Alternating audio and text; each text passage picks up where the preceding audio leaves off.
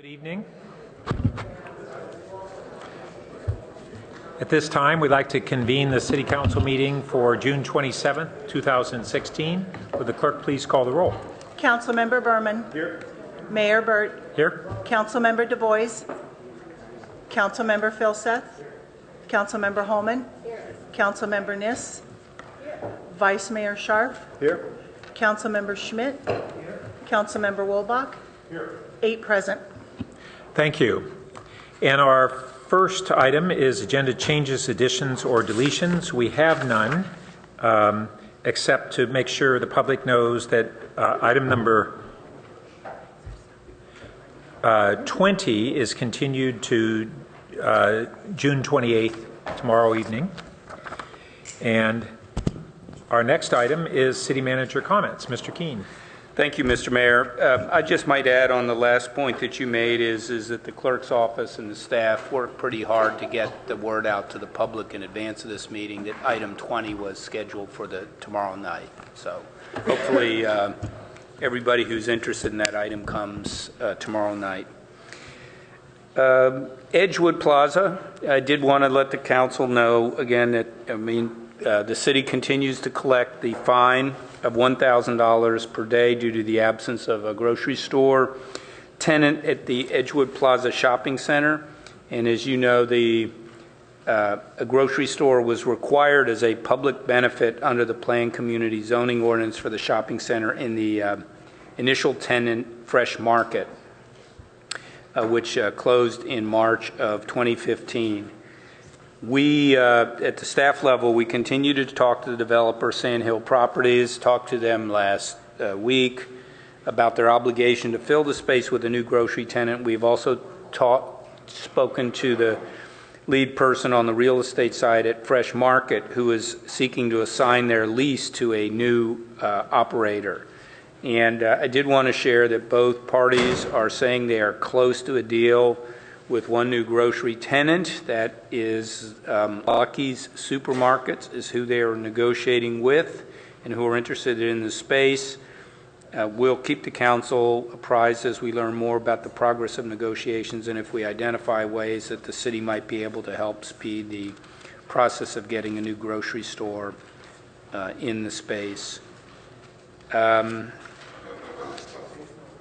Secondly, on June 8th, the Caltrans notified the San Mateo County Transit District that it has been awarded approximately $350,000 in fiscal year 16-17 Caltrans Sustainable Transportation Planning Grant funds to advance the Grand Boulevard initiative in Redwood City and Palo Alto. This project will facilitate concept planning for multimodal streetscape improvements along El Camino Real to create a roadway that is safe and accessible for all users and is integrated with proposed sustainable development and enhances modal choices by encouraging pedestrian and transit activity.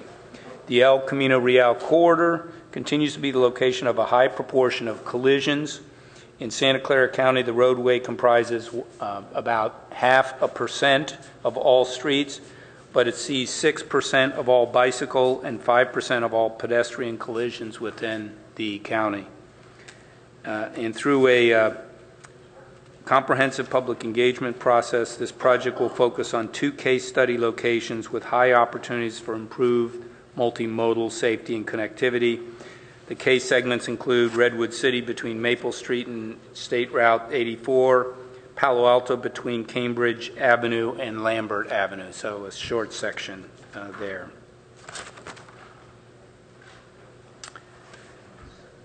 On the consent item tonight, agenda item number 3, I did want to touch on this briefly. This deals with the approval of a successor solar net metering program. I understand that many council members may have received multiple emails raising concerns from folks saying this would hurt the solar industry. The emails, to our knowledge, didn't come through our normal city.council mailbox, which may reflect the fact they're not from Palo Altans. But in any case, Many may not be familiar with our industry-leading sustainability programs and conservation-minded customer base, and I want to take a moment to just kind of recap this issue. Tonight's recommendation establishes a successor program once the current net energy metering program cap is reached, which is expected later this year. The recommendation was considered and unanimously approved by both the Finance Committee and the Utilities Advisory Commission, and is cost-based, consistent with Proposition 26, to fairly compensate solar customers without creating subsidies from non-solar customers. The proposed program continues to allow customers to net their solar generation against their on-site electric use, hour by hour, and compensates them fairly for surplus energy exported to the grid. Our staff sought feedback from various stakeholders in developing this proposal, and only one member of the industry chose to provide formal testimony. Some of this concern, I think, comes from experience with other utilities who use different methodologies. It also comes from experiences with programs in investor-owned utilities like PG&E, who are not subject to the same regulatory constraints as publicly owned utilities. The proposal tonight is designed to avoid many of the issues the industry has been concerned about in these other electric service areas. With declining solar system costs and the extension of the federal tax credit, the economics of solar will stay favorable, and staff believes the industry will continue to thrive in Palo Alto. At the same time, given the widespread conservation efforts that are characteristic of our community, the UAC discussion noted it is particularly important that customers who are unable to install solar due to various reasons not be forced into a cross subsidy.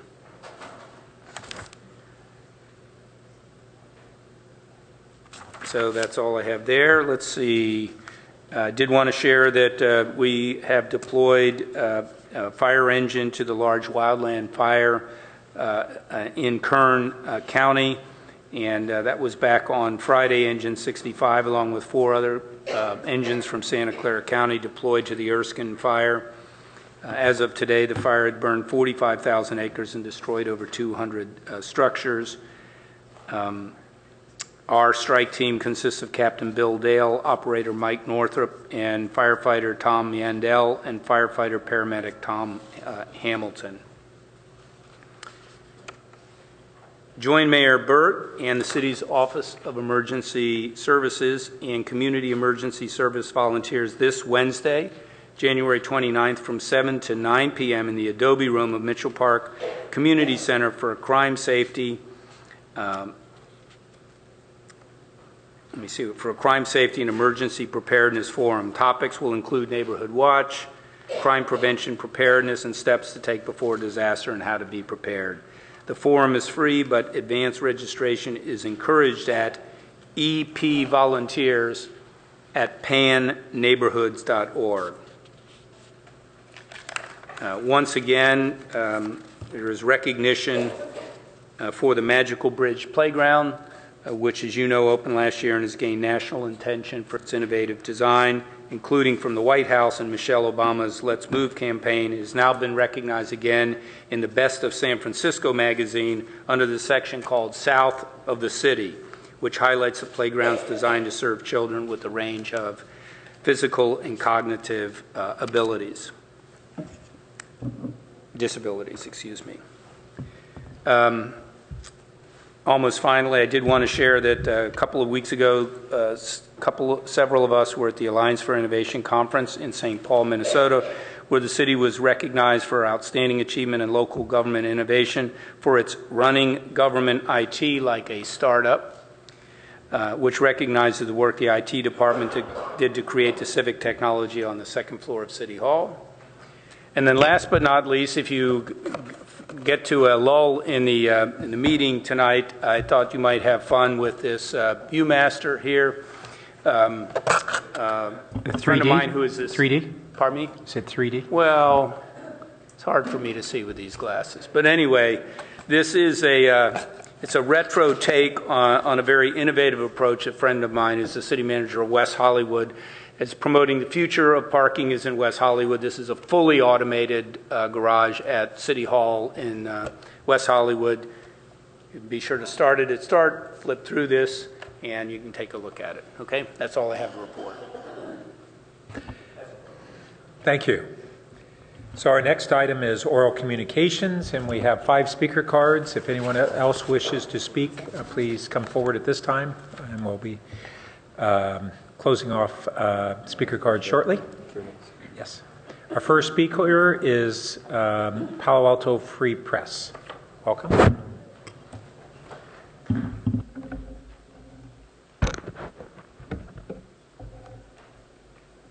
I just wanted to speak with you just a little bit about the police auditor's report that was issued, I believe it was a couple of months ago. There was a case in which a police officer was driving his vehicle at high speed without siren and without lights. And if I were a FedEx driver or a UPS driver, and if I was taking the same course of action here within the city of Palo Alto, I would be promptly arrested and thrown in jail, and most likely I would lose my job. That isn't the case that occurred here with the Palo Alto police officers, too. Okay? Now, what is really interesting is that that is a punishable fine. That's a misdemeanor. It's a $1,000 fine. But now, Michael Janonko didn't talk about these issues, and he has refused my phone calls, and he has refused my emails to discuss this subject, debate it. That's interesting. I don't know if you're aware of this or not, but California has on the books complete and total immunity of any officer here in the state of California that if he has a collision with your children, with your mom, with your dad, anybody, he has complete immunity from civil liability. It's shocking, but California is the only state that has this law on the books. So I just wanted you to be aware of that, and I can share with you the actual citation here. It's California Vehicle Code 17004-7, and it talks, Part D, it says, is immune from liability for civil damages, for personal injury, or for death of any person that is a result of a police officer engaged in reckless driving. And I have examined all the court cases in respect to this, and in each and every case, the policing agency has prevailed. It's quite interesting. It's an interesting law which needs to be changed. So I just wanted you to be aware of that. Thank you. Our next speaker is Jill Asher, to be followed by Jenny Gao.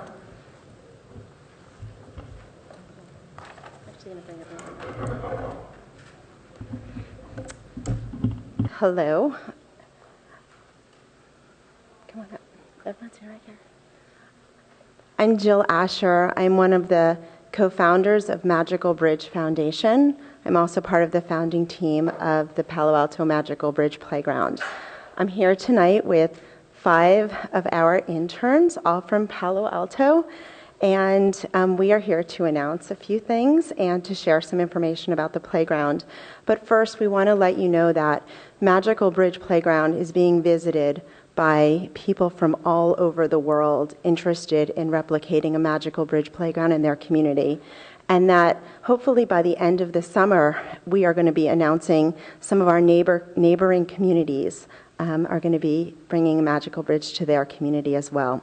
So we want to thank you for your support, your continued support, and we hope to share really great news with Palo Alto and beyond within the next month. Hello, my name is Jenny Gao, and I am a rising junior who goes to Gunn High School currently, and I am interning at the Magical Bridge Playground over the summer. Originally, the Magical Bridge Playground was just a dream of Jill and Olenka's. They wanted a space where people of all ages and abilities could play and enjoy themselves. This dream has not only been achieved and is currently thriving and benefiting people not only in our community, but also communities across the Bay Area, as Jill said. And today, I'm here to proudly announce that the playground has been awarded as the best playground in the Bay Area by the San Francisco Best magazine.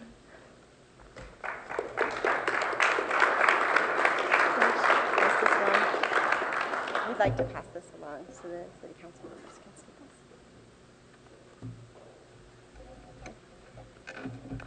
this. Hi, I'm Caitlin. I'm also a rising junior at Gunn High School, and I'm also interning for the Magical Bridge Foundation, as with Jenny and my other peers here. And I'm here to remind you all of the summer concert series that Magical Bridge Foundation is hosting every Friday evening from 6:30 to 8 p.m. And it would really mean a lot if you could spread this to to the community and your friends and family. And just to let you know that this concert series is being co-sponsored by the city of Palo Alto. So this is not just Magical Bridge putting this on. This is the city of Palo Alto and Magical Bridge. They're free, family-friendly concerts every single Friday through September 9th. Thank you. Oh, more? Hi, my name is Victoria Helmer, and I'm a rising senior at Gunn High School. I have attended schools in the Palo Alto Unified School District ever since first grade. Out of the many things that I love about the Palo Alto Unified School District, my favorite thing is the diversity. I know that Buena Vista's presence in our community improves diversity, and I think it's great that there is hope that they can continue to live in Palo Alto and improve diversity, whether it be socioeconomic or ethnic diversity in our community. Thank you. Thank you, and congratulations. And Mr. City Manager, I assume that we are posting the Magical Bridge concerts on our front page or our homepage of our website? I sure hope so, but looking to see where Claudia is. She will be down here shortly. We'll be sure that's Great. the case. Thank you all. Congratulations. Our next speaker is Victoria Hemmel. Is that right? I'm sorry. You were one of the speakers. Great. And then was Kaiten Chung the other speaker? Great. We already got all that. So our final speaker is C. Reddy.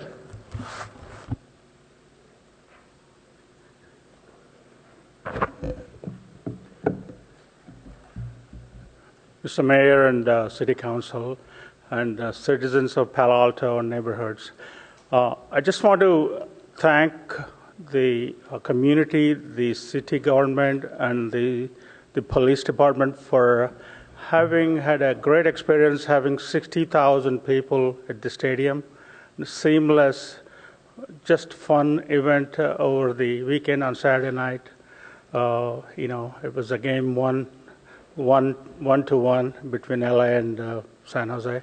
It's not easy to manage those kind of events, as well as the Friday event with Mr. President coming to Stanford. We all had a good time knowing where he is and what he spoke about, as well as Stanford holding the event on entrepreneurship. That's all I'm going to say, and I wish you all a great summer. Summer is already here, and we are thankful for your service, and we'll come back. Thank you. Bye. Thank you. So that concludes our oral communications. Next item is approval of minutes from June 13th, 2016. Do we have a motion to approve? Move approval. Second. Motion by Vice Mayor Scharf, second by Councilmember Berman. Please vote on the board. And that passes unanimously.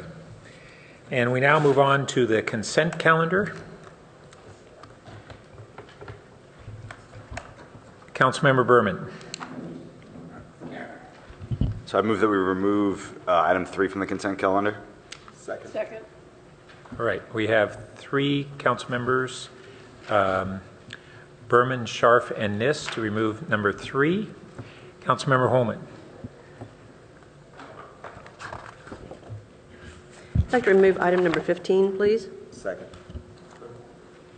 So item 15 is request to be removed by council members Holman, Du Bois, and Scharf. And so we will now, and I have one speaker on item number 3, Amanda Myers. Mr. Mayor, could I speak real quickly, just Sure. real quick as the schedule, just before the speaker comes? Item number 3, we would recommend is not time sensitive, that it will come back to the council after your break at a date uncertain. Item number 15, the contract is time sensitive, and I would recommend that I think we have to carry it over till tomorrow night's agenda on the 28th. Thank you. Amanda Myers, welcome.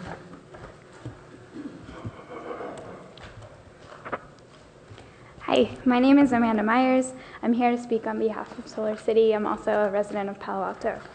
I want to thank you for removing item number 3 from the consent calendar. Solar City and other solar companies believe that this item requires much more discussion between the city and the solar community. We really appreciate the council's decision to remove this item at this time, and we look forward to working with the city in the coming months on this important issue. Thanks. Thank you. All right, so we'll be voting on items number 2 through 16, excluding items number 3 and 15. Please vote on the board. Oh, sorry, we don't have a motion to approve. Second. All right, motion by Councilmember Niss, second by Councilmember Berman. And that passes unanimously. So we will now move on to our next item, which is our first action item of the evening, which is consideration of the ad hoc committee report and recommendations, review of polling, and discussion and direction on a potential 2016 business tax to fund transportation and parking improvements, including alternative timing. I'm sorry. Did I have this wrong? Yes, we were going to do the storm drain. We revised it. Okay, I'm reading off the original. Okay, starting over.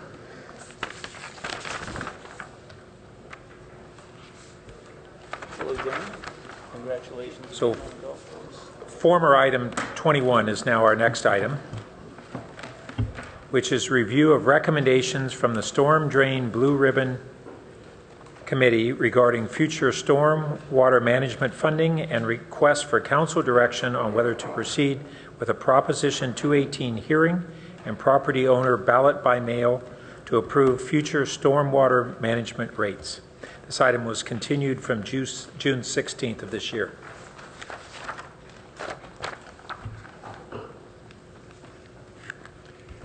Welcome, Mr. Bowl. Who's kicking it off?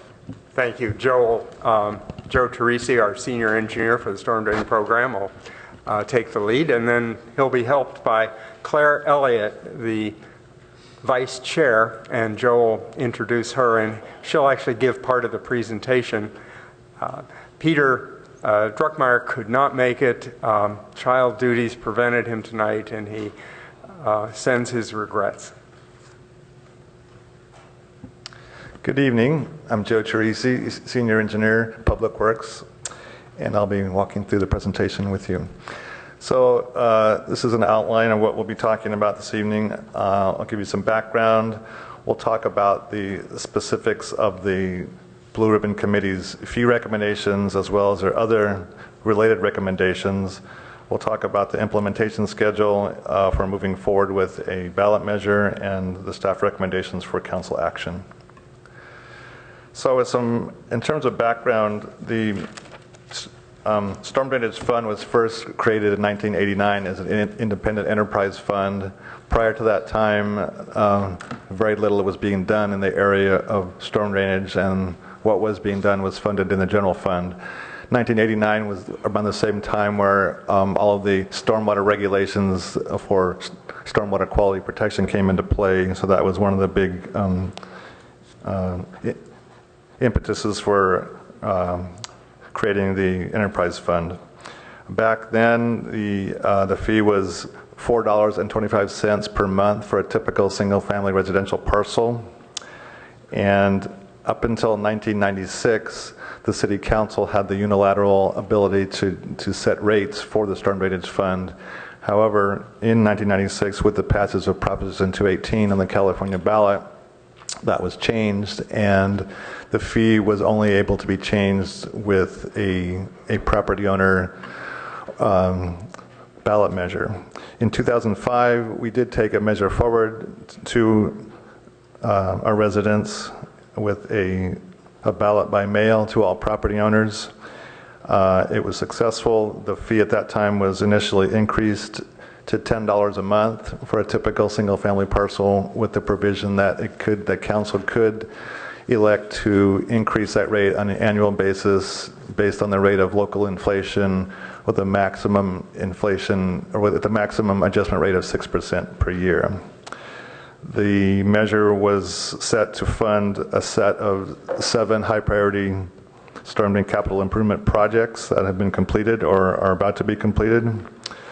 I talked about the inflationary increase. So since that time, back in 2005, the fee that you just approved as part of the fiscal 2017 budget, the fee is now $13.03 per month.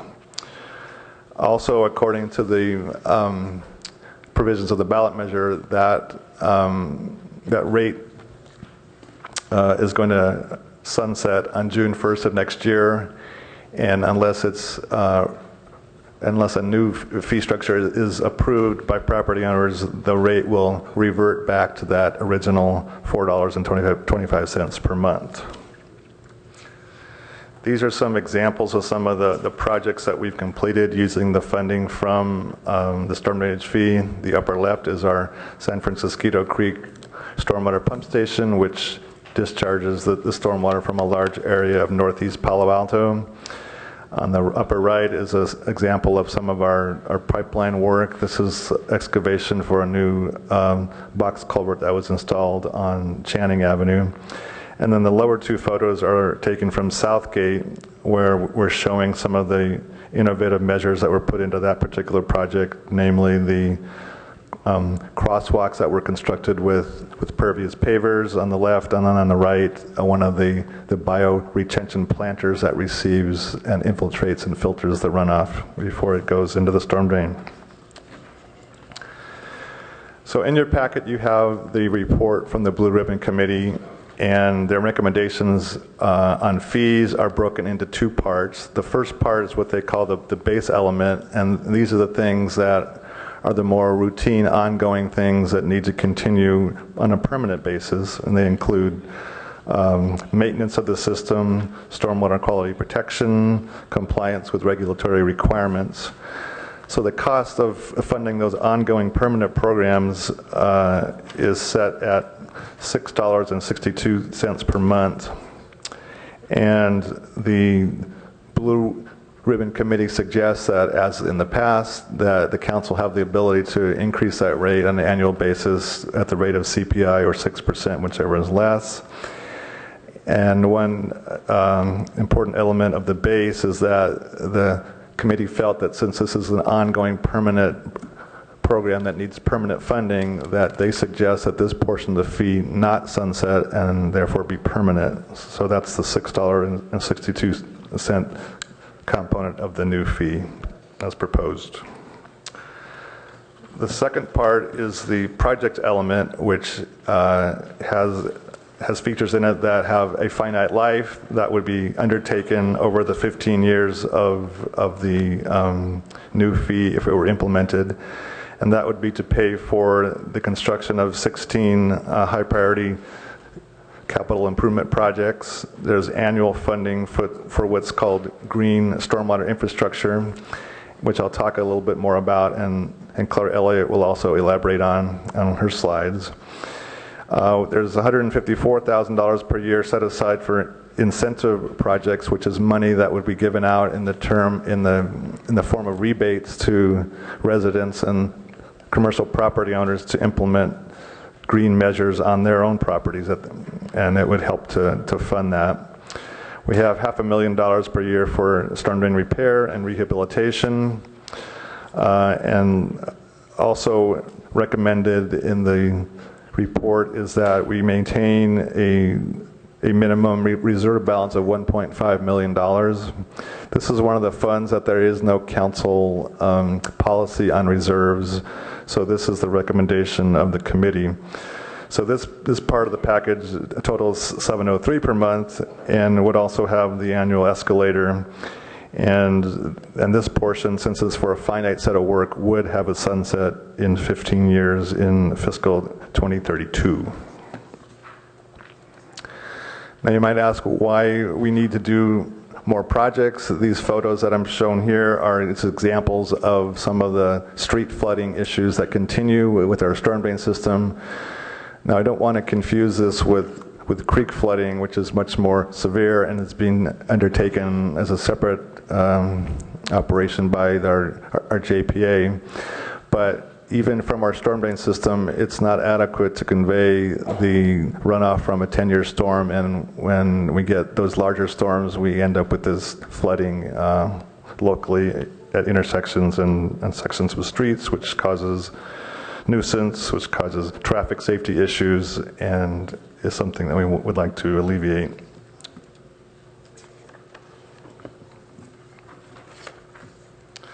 These slides show some examples of what I'm talking about when I mention the term green stormwater infrastructure. This is a new term that's come into vogue. Some also call it low impact development, but it's a whole new way of looking at stormwater as more of an asset rather than something to get rid of. And the basic concepts in green stormwater infrastructure management are to infiltrate water and filter it as it once was done when our environment was in a natural state. So these photos include a green roof. The one in the top center is a cistern where water is captured and stored and reused for irrigation. The one on the right is a recreational field that's been depressed to hold water temporarily during high flow events. And then the bottom is another set of photos from the Southgate neighborhood where, again, instead of just shunting the water into a pipeline and getting it outside as quickly as possible, we take advantage of it, we infiltrate it, and use it as an asset. So in total, the fee recommendation part of the committee's recommendation would result in a fee for a typical single-family residence of $13.65 per month, which is just slightly over what it is now. And as I said earlier, in fiscal 17, the rate is $13.03. So it's a nominal increase over what folks are paying now, and that would generate $6.9 million for the various program elements. So at this point, I'm going to turn for a few slides over to Claire Elliott, who served as the co-chair of the Blue Ribbon Storm Drain Committee. Claire? All right. Thank you, Joe. So my name's Claire Elliott, and I enjoy being part of the committee. I'm a Ventura neighborhood resident and also senior ecologist with Acterra Stewardship, soon to be renamed Grassroots Ecology. So keep an eye out for that. So I want to thank the staff, Phil Vogel and Joe Teresi, and all the other staff members that did a really wonderful job of getting us up to speed so that we understood what we were discussing. And part of the process of getting up to speed was a field trip. And you've already heard Joe talk about at least a couple of the projects. The top left is when we went to see the San Francisco pump station that lifts the water that would otherwise be below the grade of the creek into the creek. So that it doesn't back up. And then the Southgate neighborhood, which is a really impressive project and has got some of the neighbors taking on some of the, incorporating some ideas of green infrastructure into their own front yards, which is really one of the things I'd love to see happen more. And then the Mitchell Park Library project, we went to see that. That's Peter Dreckmeyer taking a picture from the other direction. And then I went back the next night. And it was, in fact, collecting water like it was supposed to be doing and infiltrating into the groundwater. So the committee worked well together. I felt like it was a good team. We had 2 members from the previous 2002 committee and 5 members from the Storm Drain Oversight Committee. And we came up with a series of recommendations beyond what you've already heard about from Joe. The timing we talked about includes hopefully having the ballot measure out in the mail in early 2017. Gives us a little bit more time to do some education of the public about why this money is needed. Also, hopefully we'll have some rain so that stormwater will be fresh in people's minds at the time. Another recommendation is that we change the fee from storm drainage to stormwater management. And that's really important, I think, because storm drainage implies it's something we're trying to dispose of and get rid of, whereas storm management takes into consideration that this might be a resource as well. And it can be a resource both in the form of recharging groundwater that you can then pump it back out of, or storing it directly in cisterns and rain barrels, that kind of thing. So we also would love to see an integrated water management plan. There's a lot of water plans out there, so this wouldn't be anything that would reinvent the wheel, but it would incorporate all the other plans and make sure that we recognize the interconnectedness of them, and that stormwater can be a major piece of water supply. So the major focus on green water infrastructure, as somebody once said about gravity, green infrastructure is not only a good idea, it's also the law at this point. So the state's municipal permit continues to have 15 requirements that have been going on for a long time, but has a new requirement that green stormwater infrastructure plan get developed. And so that we have a few years to do that, but that doesn't mean we can't take the initiative and get some of these things going sooner. In fact, Actera, or soon Grassroots Ecology, will be working with the city. We have a grant from the Santa Clara Valley Water District to do some of the more low-tech green infrastructure projects on some city property. So I look forward to getting that going. So there's a lot of ways that green infrastructure can be incorporated, and we're hoping that every time the city does a capital improvement project of some sort, that they look for opportunities to incorporate it so that it's part of the thought process with everything that we're doing wherever possible. So again, the second to last bullet, forming a new stormwater oversight committee. There's the existing one, but when we'll have a new set of fees, there'll be a new committee that we're recommending to make sure that hopefully the representatives of the community feel that the money is being spent in important ways. And then there's possibility of adding some money to that pocket by charging some fees for point sources to storm drains. So, for example, groundwater pumping into the storm drains has not been charged in the past, and there's some ways that we can incorporate a fee that will hopefully pay for things like reusing some of the water. I think some of that's already going on, which is great. And then we also recommend changing the name of our innovative projects. Yeah, so the Innovative Project Fund was started with the last Storm Drain Committee. Trish Mulvey, who I've admired for many years and her ability to get a lot done in the water management world, encouraged the city to have an Innovative Project Fund, and we want that to continue, but we're changing the name, or proposing that the name is changed to Incentive Projects, because we'd like the project it's not only private land that innovative projects can happen on, we want the innovative projects to also be taking place on city land. So instead of innovative projects, incentive projects are projects that take place on private property. And some examples there include rain barrels and permeable paving. That's my driveway there with a Prius in it with a rain barrel, and we broke up our driveway and put gravel in between, so we get almost 100% retention of water that hits that driveway. And Susan Rosenberg from the committee had these modular units installed in her yard for a cistern underground to store quite a bit of water. And then I just wanted to share that Seattle is going a long way towards these types of projects. They have something called the 700 million gallon project, and it's worth Googling it and checking it out, because that's just a small piece of the map that shows all the different locations where they've got green stormwater infrastructure already in place in the city. So I think that's something that we ought to think about for Palo Alto.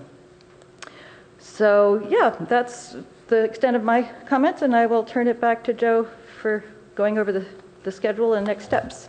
Thank you. Thank you, Claire. Up on the slide now, we're showing the implementation schedule that we foresee. We would be coming back to you after your break, hopefully adopting a resolution that would allow us to move forward with the having a protest hearing, and which would happen in October. And then after the first of the year, we would mail the ballots to property owners. They'd be due back in February. We'd be able to certify in March in time to have the fee take effect on June 1st when the existing fee sunsets. So in terms of the recommendations, the first one is to accept the Storm Drain Blue Ribbon Committee report with appreciation. And I would like to just real quickly just read the names of those who served on our committee.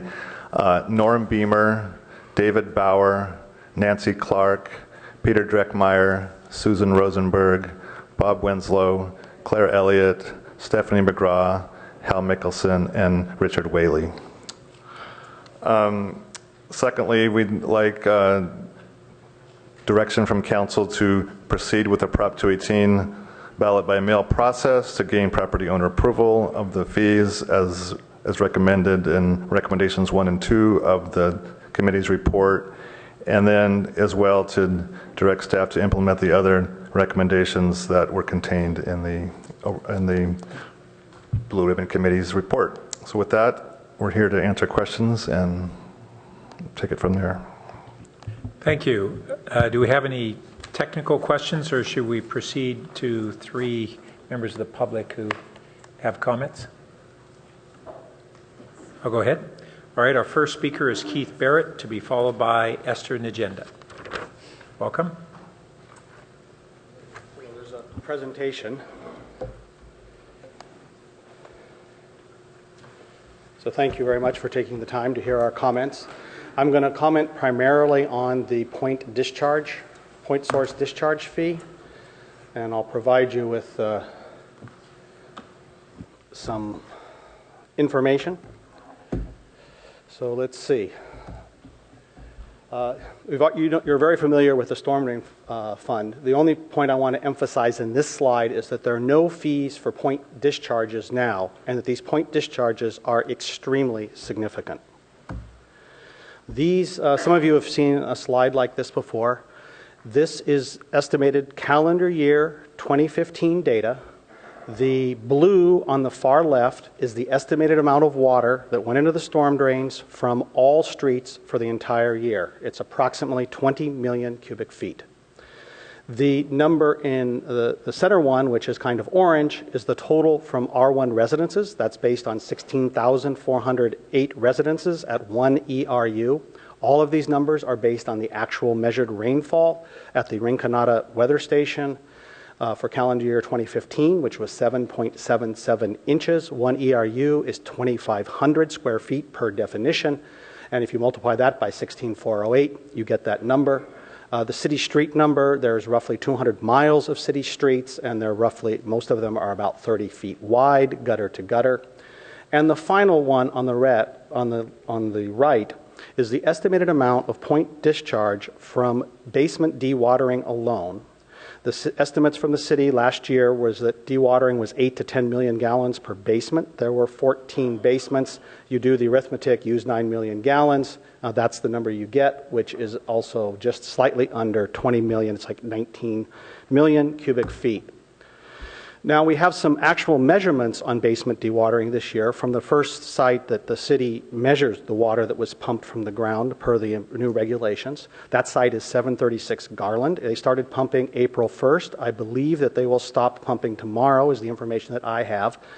And when I made this slide, I knew that they had pumped 30 million gallons. The actual number, I believe, is 30,900,000 gallons as of sometime this afternoon. That's roughly 4 million cubic feet.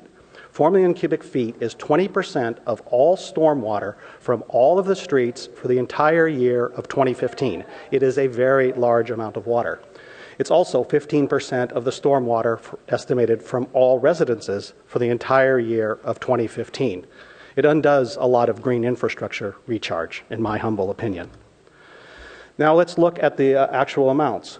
For that one lot, that one basement, it was 1,600 times the average amount of water that comes from an R1 lot in a year. That's based on 12 inches of runoff per year. So I'll let you. All right, you have a tag team? Yep, we have a tag team. All right, our next speaker is Esther Nagenda. Welcome. Well, I want to thank the Storm Drain Committee for all the work they've done, and the city staff also. Based on Keith's presentation, you notice that the point discharge are very large. It's already been, well, as the numbers he mentioned. So what we're asking is that we have a meaningful volume-based fee for point discharges into the storm drain, which is the item 14 from the recommendations from the Blue Ribbon Committee, of $33.74 per 1,000 cubic feet. This is approximately equivalent to the proposed amount paid by residences above the basic fee. No. There are some other recommendations that we have for the city, but that's our main one, and I want to point out how we came out to that number. So here it is. So we have proposed, the Blue Ribbon Committee proposes $7 for the volume-based part of the fee that we're going to pay if the recommendations and you approve them go through in the next ballot measure. So those $7 a month comes out to $86 per year. The city says that we have approximately, for a standard lot, 2,500 square feet of impervious area. And we're assuming an average rainfall in the city of Palo Alto of 12 inches per year. 12 inches. And then, so the total runoff per impermeable surface per lot for any property owner is approximated to be 2,500 cubic feet. We divide the total fee that we pay per year by the 2,500 cubic feet, and we get the 33.74 that we are recommending. So that's basically how we arrived at that figure, and we hope that you take this into consideration and that you implement something similar to that. So including the above items in the proposal, in the Blue Ribbon's proposal, this would reduce our public storm drain costs. It will encourage compliance with the Water Board discharge permit. It will provide funding for the green infrastructure, green stormwater infrastructure, which we all love. We think it's a great idea. It will provide incentives for best practices, for best building practices that minimize discharges. We hope that this fee will let builders know that it is not proper to dump so much water. And it will more fairly align payers and users. And we think it will increase the support of property owners. Thank you. Thank you. Our final speaker is Daniel, is it Sakos? Sakos, welcome. Hi, my name is Daniel Sakles. I grew up on Webster Street in Palo Alto, and today manage my mother's house as a rental property. I've been observing the practice of water table pumping in underground construction projects, and I see a lot of valuable resource, precious water being dumped down the drain. Not only is it a waste of a resource, but I'm hearing from friends and neighbors around the neighborhood causing problems on their property as it creates unusual shifts in the land and settling. Doors are no longer closing properly. Houses are settling in an improper manner. I was astonished to learn that the point sources who are voluntarily conducting this pumping are exempt from any fees that the rest of us bear. And that's frankly very unfair. I hope to see that change. Not only does it send the wrong message, if there's no fees, if they're exempt from fees, it encourages the practice of just pumping down the the water table in the region and continuing with this problem.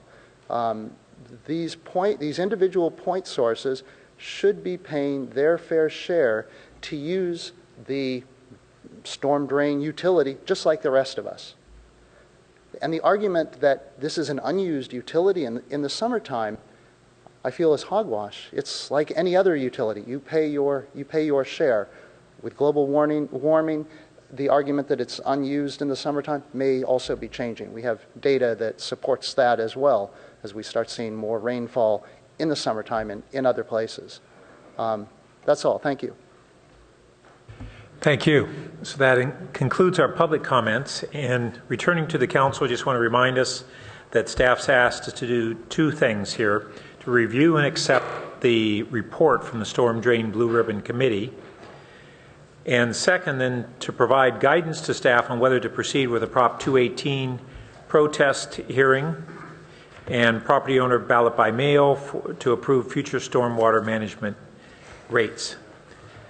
So I think really what the review and accept means that we can have discussions, but ultimately we'll be accepting the report, and then we can give whatever guidance we wish around the 218 on both the whether to proceed and would this also be guidance on any elements of the components that are still open for discussion? Is that? Well, maybe you're thinking of the third item. Actually, I'd say there's three items, Mayor Burke. So the third is to direct that the other recommendations in the report be implemented to the extent they're qualified in the report. Some of them say consider a given item, so we'd consider that. Thank you. So, Councilmember Niss. So, Mayor Burt, are you looking for a motion to simply accept the report at this time? Well, we can get a motion on the table, but we're also going to want to have whatever questions and comments to staff as well. So I'd be glad to put the accepting the Storm Drain Blue Ribbon Committee with much appreciation. I would agree with that. And then proceed with Prop 218, ballot by mail process to gain property owner approval of the proposed fee, which is recommended 1 and 2. And the others are considered. Do you want those included at this time? That's number 3. Yeah, if you want That's to direct staff include to implement the other report recommendations consistent with stated qualifiers. That is, in quotes, consider, and that's recommendations 3 through 5. Second. All right. Would you like to speak further to your motion? Simply say at this point that the Blue Ribbon Committee certainly did an excellent job. I know that we will move forward expediently on this. I know there are other aspects of this to be considered. However, I think that we should pass this at this point and go on to any of the other considerations. And Vice Mayor Scharf. Just briefly, I also wanted to thank the committee. I think they did a great job on this. I think it's really important that we are actually having a flat fee, and I thought the structure of a partial flat fee. I thought the structure of it was excellent, that we have the flat fee for the basic maintenance and operation of the storm drain, and then for the projects we have the rest of it, and that way we have a sustainable and clear process to fund things going on in the future. So I thought that was a really good job and thoughtful. I also thought the recommendations were good. And I really didn't have any problems with any of them. So, thank you. Councilmember Holman. Yes, a question. So the point of impact, if you will, but the discharge point of impact. So why is that being suggested to council that that's a consider it as opposed to implement it? And what would a timeline be looking like if we did say consider it? When would it be coming back to council for So two questions. Why consider? And if we do consider as opposed to implement it, what would the timeline be for it coming back? Thank you, Phil Boble, Public Works. So actually, the word consider in that slide was just an example. The one you're asking about is number 14. And what it actually says is the city should evaluate the implementation of a user fee for the point source discharges. So the action item for us, if you direct so, would be to evaluate. And there's a number of aspects of that, and the city attorney can amplify on that. There's number of things that need to be evaluated. First of all, we have to come up with a fee that's based on our costs. That's kind of a standard step. And then we'd have to evaluate whether Prop 218 applies. Even if it doesn't, we'd want the cost, of course, to be related, the fee to be related to our cost. So there's work to be done either way. You might recall that as part of the groundwater action that the council took earlier this year, you directed us to come back in the fall with a series of measures that we needed to evaluate. One of them was this fee. So we're already slated to come back to you in the fall on this issue of a fee.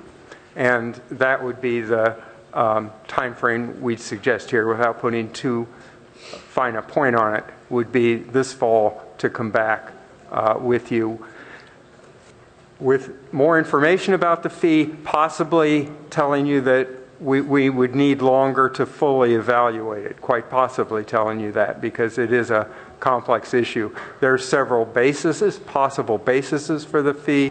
One is the fact that the storm drain is being utilized. Another possible basis that was mentioned earlier is that the groundwater is being used. That would be a different basis for the fee, and we'd have to look into that as well. And I doubt if we could look into all the aspects of that by the fall, so we'd probably be coming back to you with more information and a description of what we'd have to do to have a full evaluation of this fee, should you further direct us to do that. So follow up to that, thank you for all those details. And follow up to that is, I know this was not the fee itself, but perhaps the fee too, went to Policy and Services last year.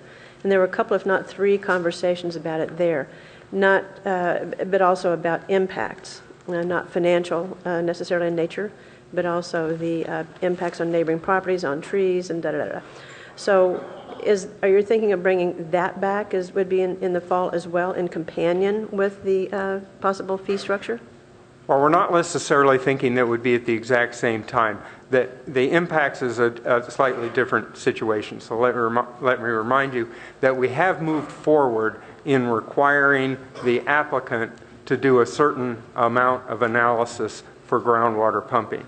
So as far as impacts on neighboring property and neighboring trees, there's a requirement that on a pilot basis we're imposing right now. So there is an impact evaluation that's going on. It's a pilot, and we've said that long term, if we're going to keep that, then it should be an ordinance revision. So we'll be coming back after a pilot period, and we're thinking that would be a full year. So we'd come back to you, but not necessarily on the same time frame in the fall, with an ordinance, probable ordinance revision that you could adopt.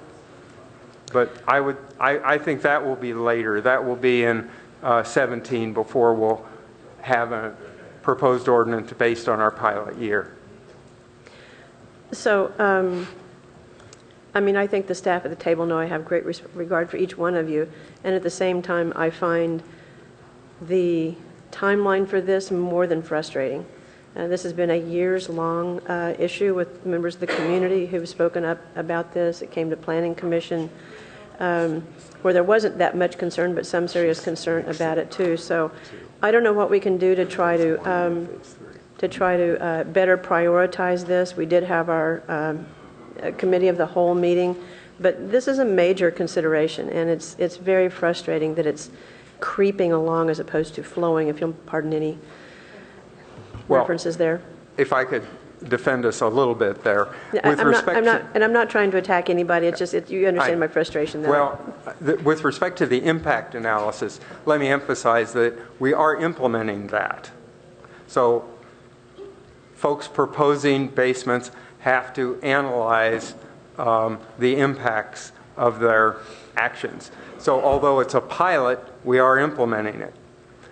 And so we're not losing ground by putting the ordinance revision off until 17. We're just saying, look, an ordinance revision is a longer process. We actually need time to analyze what occurred in the first year, but we're not taking it off the books during that period of time.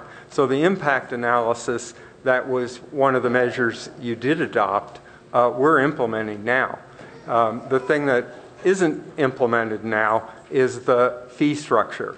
And that's an issue complicated by the fact that we have to investigate what type of fee, what the basis of that fee would be. Would it be based on the use of the groundwater, or would it be based on the use of the storm drain system?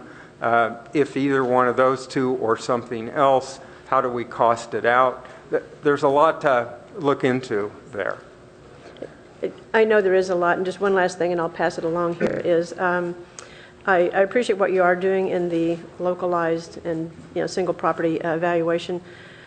No surprise to any of you probably sitting at the table, maybe more Joe than anybody else, but I'm always more comfortable when the city is doing the analysis than when an applicant's, that the city is hiring the consultant who's doing the analysis as opposed to the applicant hiring the consultant. So I look forward to a next step and hoping that this will come back in the fall with some considerations in front of us, because it's an ongoing issue. I'm sorry, there is one last question. So in the meantime, are we going to be giving basement dewatering construction permits this summer and in the fall to be utilized thereafter? And are those amendable based on any findings that we come up with or charges that we come up with? Or is that a council discretionary action that applicants should be aware of?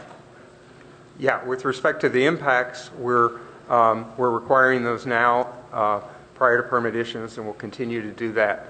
With respect to the fee, if we implement a fee program, then that would be applicable on whatever effective date you establish. All right, thank you. Councilmember Du Bois. Yeah, thanks again for the report.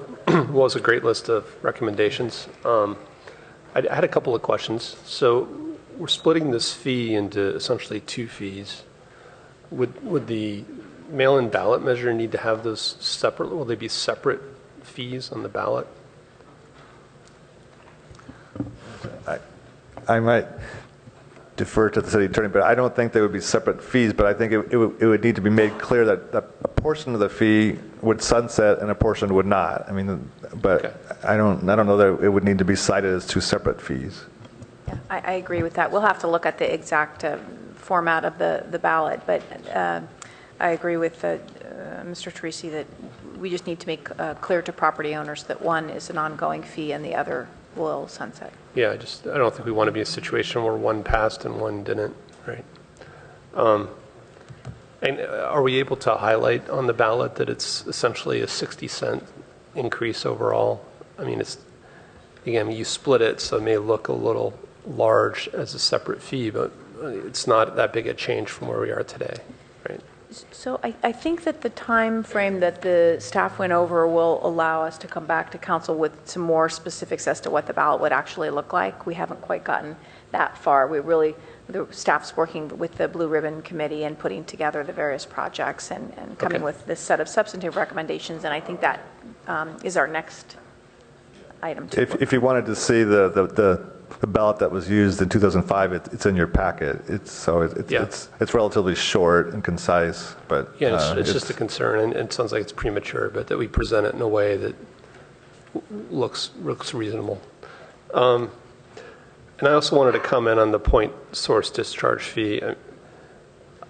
Separate from the impacts of pumping, I guess this idea of paying for the use of the storm drains themselves, the data seem pretty compelling. I don't know, do you guys have any comments in terms of kind of the amount of usage of the storm drain versus a typical home? We do a similar thing for the wastewater charges now. So there is logic to charging for the use of infrastructure like that. And we do that with wastewater. So staff is not opposed to this. We think it does deserve a full evaluation, and that's what we'll do. Okay. And I think there was a letter from the public. I mean, and maybe you partially answered it in your answer to Councilmember Holman, but would it make sense to add language today that would enable us to add the point source fee to the 218 ballot if the evaluation came back and it was supported? I mean, is there any way we can match the timeline? So maybe I'll jump in here. This is an important and significant issue. We're just learning about it, and we've had some very valuable information from the public as a starting place, but we're not at a point where we have the data developed to a cost of service level that will really allow us to put that question before the voters. So, we are exploring different types of fees that could be used to address this somewhat significant activity. And we'll continue to do that and report back in August when we come back. But right. So I'm asking, is it possible to keep it open as an option, or are you guys basically saying we don't have enough time that it wouldn't happen? I would say it still is an option to, when we come back to you the next time, we may have some more information on this. We may not have conclusive information on that, but I think we will be able to describe to you some of the options that we're looking at that wouldn't require this voter approval. So I think there's a certain feeling developing that if we miss this opportunity, we've missed a major opportunity. And so staff is going to try to look at it from the perspective of what other opportunities are there? What other ways could this fee be imposed that wouldn't require voter approval? So we'll be looking at that as well. Yeah, I think that's exactly it. If it is an opportunity, is it worth trying to hit it or not, basically? So, and one of the challenges that we face is that there is a time frame to re-up the storm water management fee. And there's some tension between a totally innovative program where we really have not worked out have consultants come on to look at the comparative cost analysis, the way you're quite used to seeing those in for our electric and gas utility. That's a fairly complex undertaking, and there's some tension between that and the time frame for the storm drain fee. Thank you guys. Appreciate those answers. Councilmember Schmidt.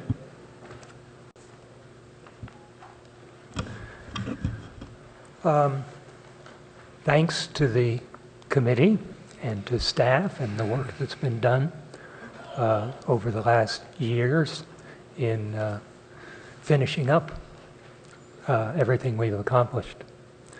I have two questions about timing. One is the point source. The numbers we saw tonight were frankly astounding, surprising. That has impacts on the storm drain fees, but also our use of water. And I think saying we'll assess and come back in a year is not sufficient. I would think it might be appropriate to come back in 3 months with just some data rather than just one house, if we have a number of them. Is this an isolated incident or is it a common incident? And what can we anticipate from allowing it? To have a broader discussion about the consequences of our water use and management practices. So I guess I would like to ask an amendment to C to just say return in 3 months with point data source. What was the amendment? An update of the use of water in the dewatering that was shown to us tonight. So we have a referral to policy and services on this issue to go through this stuff. And so I assume staff's already working on that. When they come to policy and services, we'll talk about this stuff. I'm not sure. Or are you thinking about an informational item, or are you thinking about? Yes, I so think nothing doesn't go to council. It just is an informational item that does what? the numbers tonight that came to us were so surprising from one resident. When we have 6 or 10 or 15, I would like to see similar numbers of the total volume in the storm drains and what it might mean for nearby residences. So I'm asking for a return in 3 months with data. But not to council, as an informational item that would go in a packet? Is that what you're asking for? I mean, you asked for a little data set that says how much water has been? I'm just unclear what you want. I guess I would like the numbers that were shown to us tonight said that 16 homes last year generated as much storm drain water as all residences. But Councilmember Schmidt, I think the maker of the motion or the seconder is asking what form you want this. As an informational item? I would be happy with an informational item that the council can respond. And let me ask another question. If we did have that, wouldn't it be more appropriate to have it at the end of the stormwater pumping season, whatever lag time staff needs after that, rather than midpoint in that season? Exactly. That's what I would suggest. We're more than happy to come back, but remember, we didn't have meters on the year that Mr. Bennett is talking about, the previous year. So he's made some estimates based on numbers that we've discussed with him. We don't have any better estimates. The scale is right. It is a large number. So the scale for that previous year is that data you saw is the scale is correct, the order of magnitude is correct, and all the time in the world wouldn't let us better estimate that past year. So the current year, we're going to have better data, the current water year, or pumping year, dry season. The current dry season will end in October, and a couple of months after that, we'd be able to sum it up and give you an update on that year. So do you think by year end? Yeah. In December? Yeah. So Councilmember Schmidt, are you okay with revising the time frame? You said, Phil, that you were going to have to go through a process of analysis once you have the data, thinking through fees and rules and codes. I guess having it in 3 months rather than 6 months allows council to respond to the data. He just said he wouldn't have the data readily. We'd be mid-season in the pumping in 3 months, or we wouldn't. The season of pumping wouldn't be closed. Right, but we saw some data tonight, and we'd have more in 3 months. Okay.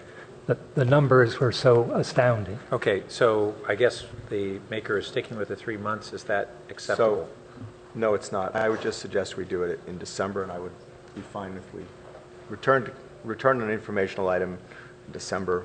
Yeah, I will make and as the that actual motion. maker of the motion, I would support 6 months. Yeah. So I will offer that as a motion. What's on the screen with the change that it would be in within 6 months. Okay, it's accepted. I accept it. Okay, great. Councilmember Berman? Let's see, sorry. I had a second time issue.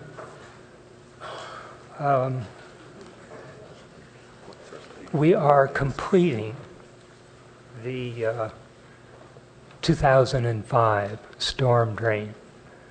And you mentioned that one of the items is still underway. Now, as I recall, there were 3 main projects that were part of that. The San Francisco pump station, the Lincoln Channing pipeline, and the Matadero pump station.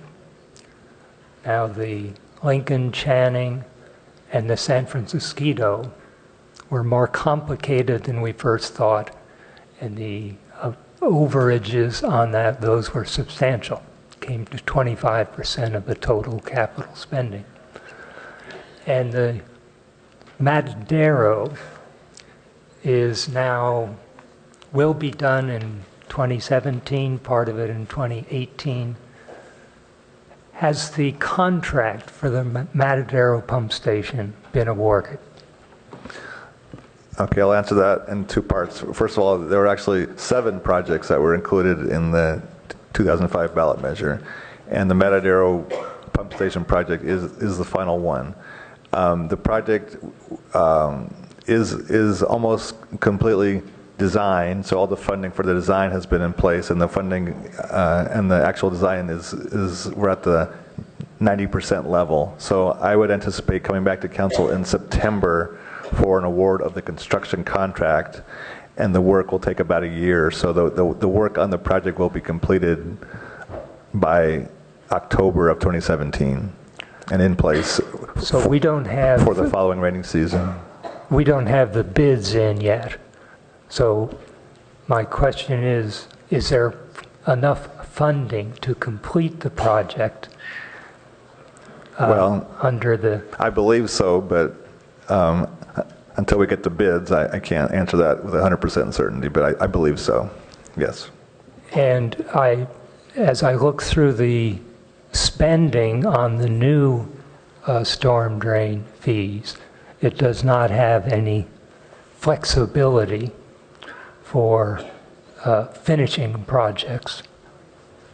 So will we be going out with the ballot in January before we know whether we have enough money to complete the old storm drain projects? Yes, we'll have that information because we'll be awarding a contract in September of this year for that work. And I would also say that the estimate for that project has already been escalated.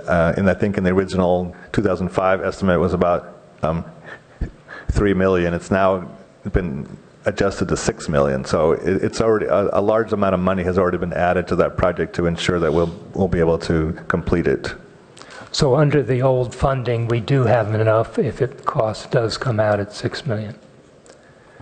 Okay, and we will have those numbers available by January. You said that. Good. Thank you. Councilmember Berman. Yeah, so I'll just briefly say, thank you to the the Storm Drain Blue Ribbon Committee, and I think this is actually coming up at a fortuitous time as, the thought towards stormwater and the value of it is kind of shifting, and so I think the change to the stormwater management, fee also makes a lot of sense, and rainwater capture and stormwater management using more on site is going to be a critical piece of our drought tolerance and the future of California, and so this is good timing. I'm excited to see it happening. I'm happy to support it, and given that we have an item coming up that I think a couple people here in the room are here to see, I'll stop there, even though this is a really important issue. So I just want to add that in addition to the comments of my colleagues, I actually think this is even more transformative than we've been talking about. The historic approach was put in a bunch of storm drains, get a big storm, have a whole bunch of water pass down and go to the bay at the same time that our creeks are approaching flood stage. And Mr. Teresi said this is a separate system from our floodwater control system, but the problem is they converge just downstream of 101. And under our current structure, and we have where we added the whole stormwater gates there, in the event of a major storm, when we have too much water flowing to the creek, at the same time we have too much water flowing out our storm drains, our system shuts off those gates from the storm drains and it backs up. And there's no solution to that other than having less stormwater go into the storm system during a major rainstorm. And we're moving from the old system of just hardscape, everything runs off in an urban environment and flows down in pipes, to returning to essentially more of a natural environment where that water is being absorbed into the ground, and it's a really big transformation here. And this is not just about our storm system, stormwater system. It is about how it helps us actually complements our creek flood control project, and how it basically adds to really a sustainable approach. And we recently adopted our plan on sea level rise. This is a component of adaptation because you just can't keep having all that water flow down concrete at the same time that we have big runoff from our storms. So I think it's great through this. The advisory committee and the staff, they both deserve a lot of credit, and this is it really complements what we recently moved in the direction of as council on our landscape guidelines, where we're moving away from landscaping that really doesn't belong in our climate setting to what does. So it's kind of rethinking how we go about having a built environment. I just want to commend everyone. Well, thank you for that great summary. I'd just like to commend our storm drain group. They probably spent 50% of their meeting time talking about the fact that we were at a turning point and we have to do things differently, and discussing this whole green infrastructure concept. And Claire and the other members were, I think, have done a great job in moving the city forward. So my hats off to them. Great. So we have a motion before us. Please vote on the board. That passes unanimously. Thank you to everyone. And Thank you, gentlemen. Thank you. Keep up the good work.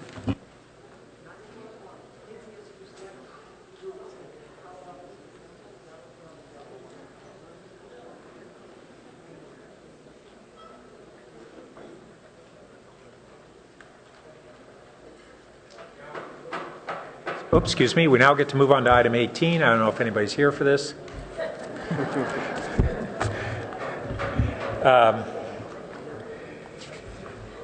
This item is approval of a memorandum of understanding, an MOU, between the Santa Clara County Housing Authority, the County of Santa Clara, and the City of Palo Alto to provide up to $14.5 million in city affordable housing funds in support of the Housing Authority's potential acquisition of Buena Vista Mobile Home Park for deed-restricted affordable housing.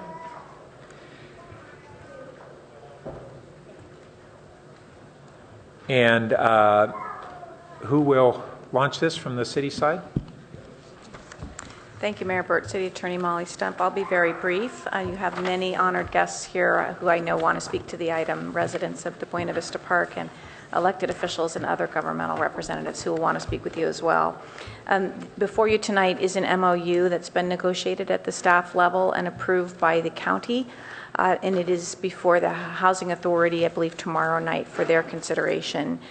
It relates to funding for acquisition of the Buena Vista site, and these are affordable housing funds dedicated for only that purpose that the council has previously set aside to assist in the acquisition of the site. This is a more specific funding memorandum that's coming before you tonight. Just want to provide one update. Since the staff report was published on Thursday, the federal district court judge did dismiss the federal lawsuit that had been filed against the city.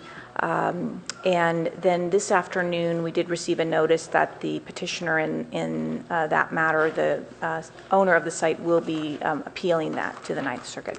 So that litigation is ongoing, but it has been resolved at the trial court level. Thank you. We're here to answer your questions. Thank you. And we have no other staff report? Okay. Well, no, Mr. Mayor, other than to be just a little less technical than the city attorney, I'm just personally excited to be on the staff today as we discuss this matter with the council. Great. So just so everybody understands, we have two recommendations before us. One is approval of the MOU, and the second is to authorize the city manager or his designee to implement and administer the MOU subject to conditions described in this attached report that we received tonight and as determined by the City Council tonight. So we'd be authorizing the city manager to basically proceed on our behalf with the final negotiations on the MOU. All right. Shall we go ahead and hear from members of the public and then return to the council? Great. And it would be great if we can have any members of the public who wish to speak to fill out a speaker card and bring it forward at this time. Our first speaker is Erica Escalante. Welcome.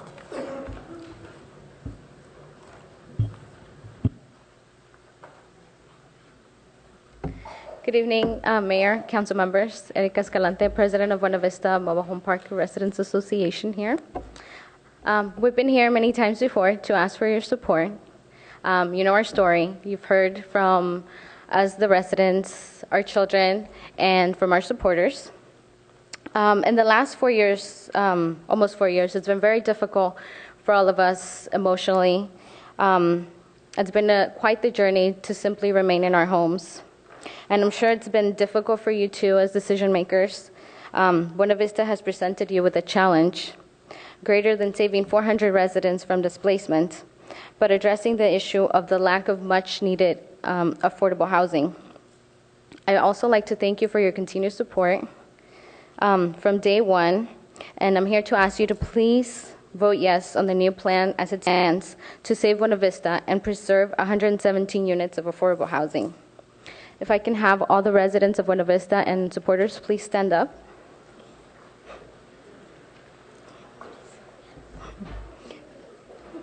Thank you. You may sit down. Muchas gracias y por favor voten sí para salvar a Buena Vista. Thank you.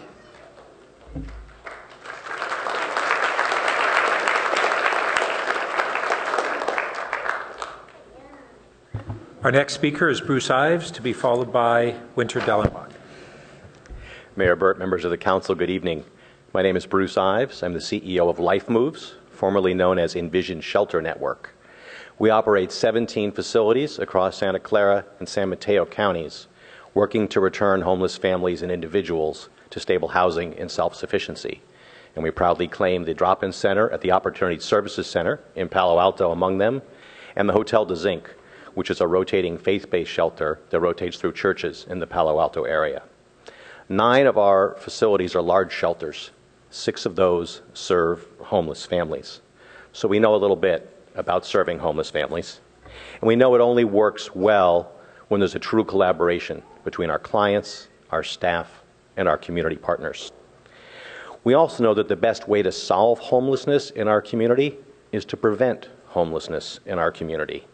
And the best way to prevent family homelessness in our community is to preserve affordable family housing. That takes collaboration too, which is why it is so inspiring to see the proposal that is before you tonight. It's a true collaboration by public sector leaders to preserve desperately needed affordable family housing in our area. What we can't afford is to have any more homeless families in our community. And we are grateful for the time and the effort and the resources that you have committed to preserving affordable family housing. We're also grateful for your leadership and your collaboration in support of families who we hope never to see on the streets or on our wait lists or in our shelters. Thank you very much.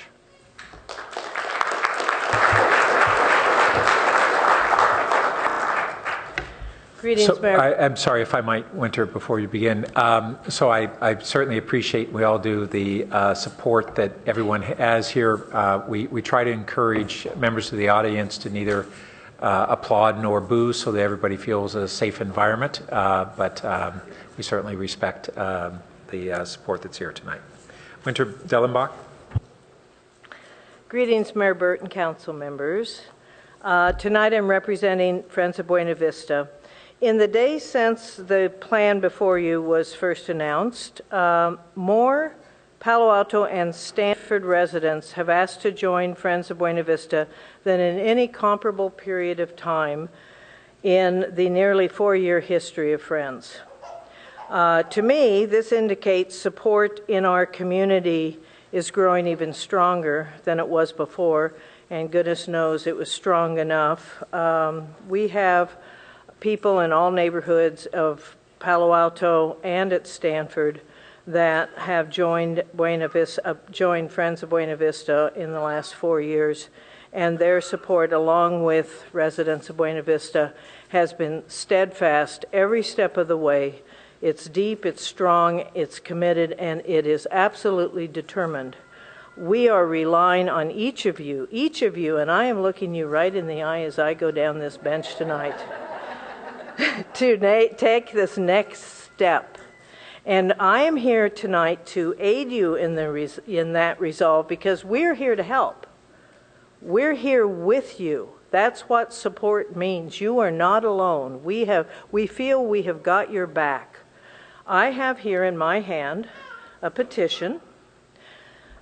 Please accept this petition, signed as of today by 2,009 people in the community, urging you to your approval of the partnership between the County of Santa Clara, your city, and the County Housing Authority that will lead to saving Buena Vista. You have received an e-copy of this as of today, and I'm going to provide a hard copy to the clerk. And we are very serious. We know the gravity of today, and we look forward to you approving this measure. So thank you very much. Thank you. Our next speaker is Francesca Segre, to be followed by Carrie Wagner. Hi, good evening, council members, mayor. I'm Francesca Segre here on behalf of Assembly Member Rich Gordon, and I am joined by Lisa Chung from Senator Jerry Hill's office this evening. And what I'm going to do is read to you a letter that has been signed both by Assembly Member Gordon, Senator Jerry Hill, and then also Anna Eshoo, the member of Congress. Ladies and gentlemen, we write to congratulate you on the emergence of a potential solution that prevents the eviction of 117 families at the Buena Vista Mobile Home Park in Palo Alto. We also applaud the willingness of the Housing Authority to consider partnering with the city and the county to acquire and improve the park. As your effort continues, we look forward to working with the Housing Authority and the park's nonprofit operator to see if we can identify state or federal funds to assist with your efforts.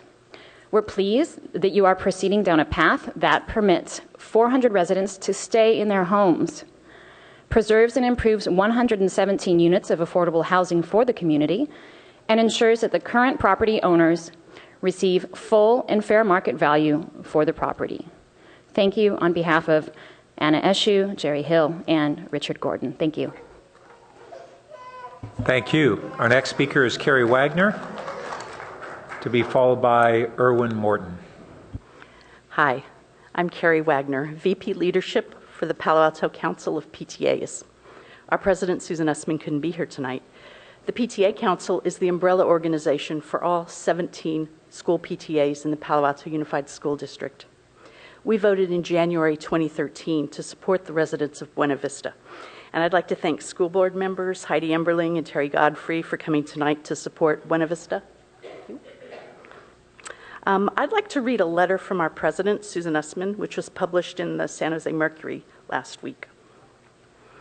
PTA, California's largest and oldest all-volunteer advocacy organization for children, is proud to support the new plan to preserve, acquire, and improve the Buena Vista Mobile Home Park in Palo Alto. More than 100 very low-income Palo Alto students and their families residing in the park have lived, worked, and gone to school under threat of eviction since 2012. These students enrich the education of every student in Palo Alto schools. 100% of the Buena Vista students graduate high school. compared to the Silicon Valley 70% rate for similarly situated low-income Hispanic families. The Buena Vista families enrich our community. They are our neighbors and our friends, and they perform valuable work in our homes, our schools, our restaurants, our offices, all over the city. I urge our community to come together to support this plan. It's signed by Susan Essman, President of the Palo Alto Council of PTAs. Thank you. Thank you. Our next speaker is Erwin Morton.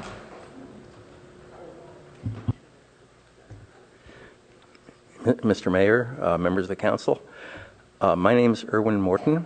I've been a resident of Palo Alto for about 35 years. I used to serve on the Palo Alto PTA Council Board. I was on there for about 20 years.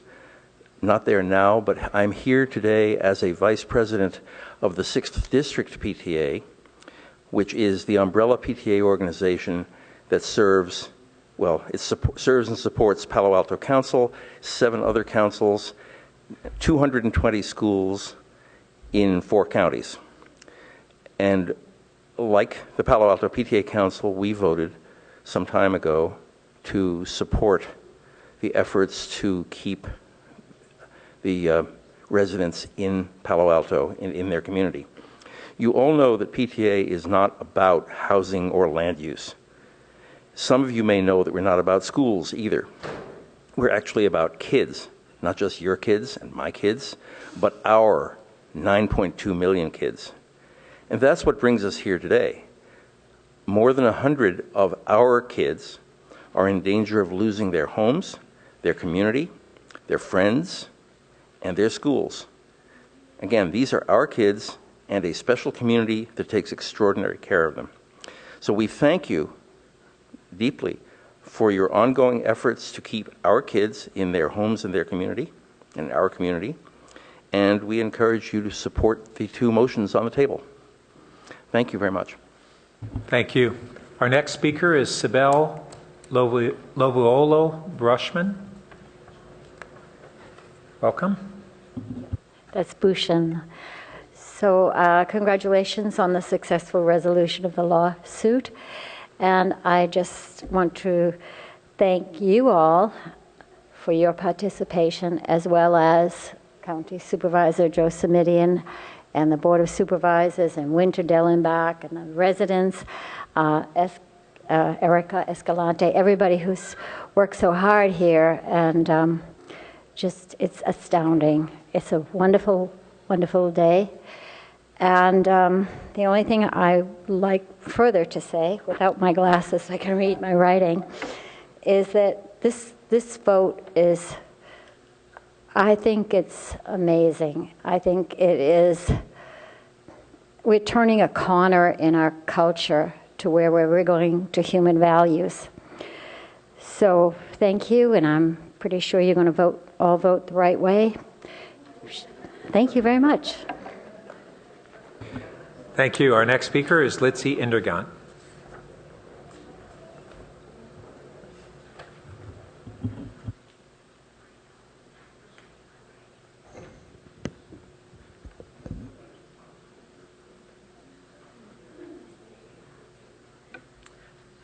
Sorry, you didn't tell me I was going to speak a little while ago, but my name is Litzy Indergand. I've been a resident of Palo Alto for about 35 years, and I am one of the few people who thought about and started the Opportunity Center of the Mid-Peninsula, which I don't think anybody I've ever met thinks that that was a bad idea and that, oh my God, we used a little public money for that. Wasn't that awful? Well, I think that now there are quite a few people, not just the 100 or so people who live there, but people who use these facilities and people who know that a lot of the people you see in the Opportunity Center would be sleeping on the street if it were not there. And I think Buena Vista is almost as important as the Opportunity Center, because I would hate to see all the people who live in Buena Vista be homeless. And if they were going to find a different place, you tell me where they would find similar living for similar prices, where their children could go to the same kind of schools they get in Palo Alto. I don't care how many people object to public money being used to save these 100 and some families' homes? I think that's far more important than anything else I can think of. So please vote to keep Buena Vista where it is and keep all these people having their homes. Thank you. Thank you. Our next speaker is Pilar Lorenzana Campo. Welcome. Thank you. Good evening, Mayor Byrd, Vice Mayor Schaaf, members of the City Council. My name is Pilar Lorenzana Campo, and I'm the Policy Director for Silicon Valley at Home, or SV at Home for short. SV at Home is a nonprofit advocacy organization and capacity building organization that's working to increase the stock of affordable housing throughout Silicon Valley communities. During Affordable Housing Week last month, two of the events that we hosted during the month was a premiere of the Elizabeth Lowe film on the Buena Vista Mobile Home Park. And at the premiere, we had a chance to meet many of the people that call Buena Vista home. We heard their fears about the closure of the park and their strong hope that they could stay in a community, which is a really wonderful place, but it's located in a place where we have very few affordable housing options. So on behalf of all of our members, I'm here today to strongly voice our support for the MOU and the action that's before you today. We applaud the city. We really applaud the city, and we commend the city for partnering with the Housing Authority as well as the county, and for being willing to invest public funds to allow these families to remain in Palo Alto. This collaborative effort that you're undertaking is a solution that isn't just for Palo Alto, but it will actually mitigate the housing crisis that we're experiencing as a county and across the region. So on behalf of all our members, I'd also like to say that we look forward to continuing to work with all of you to ensure that we have housing for all in Palo Alto. Thank you for your leadership, and thank you for the opportunity to speak before you today. Thank you. Our next speaker is Lisa Chung from Senator Hill's office. Gosh, I should have come after Litzy. Then the mic would be at the right place. Mayor Burt and Vice Mayor Schaaf, members of the City Council, thank you for giving me the opportunity to speak today. I'll be very brief. It would not be, my boss would not send me here if he didn't think it was very important, and that you have something very special to do, innovative and collaborative, and I urge you to vote in support of item 18. Thank you. Thank you. And our next speaker is Herb Borak.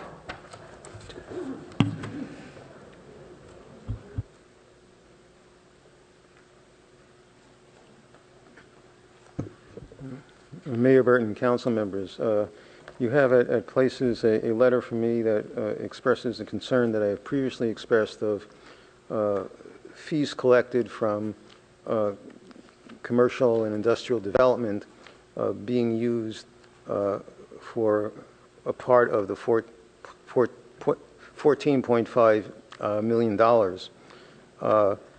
The Nexus study for those fees documented and quantified the housing needs for the new working population in those non-residential structures, and the fee was set on the basis of their housing needs rather than addressing existing housing problems or needs.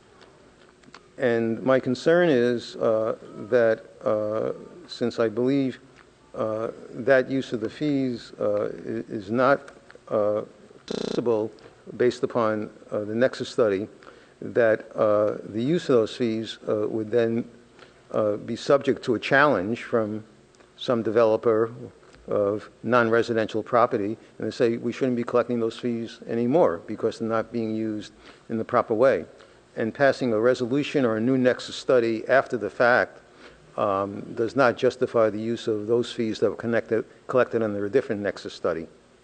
The reason why the city has the ability to spend $14.5 million is that fees were collected from projects throughout the city. And you waited for an opportunity to pool that money for this particular project. That's why I was surprised when you were discussing the 567 Mabel project that speakers were asked their opinion of whether the in-lieu housing fees from that development should be targeted in their neighborhood. I think it's the procedure that we've had up to date is the proper one, that you pool the fees and not target them from a specific development for a specific project. Thank you. Thank you. Our next speaker is C. Reddy.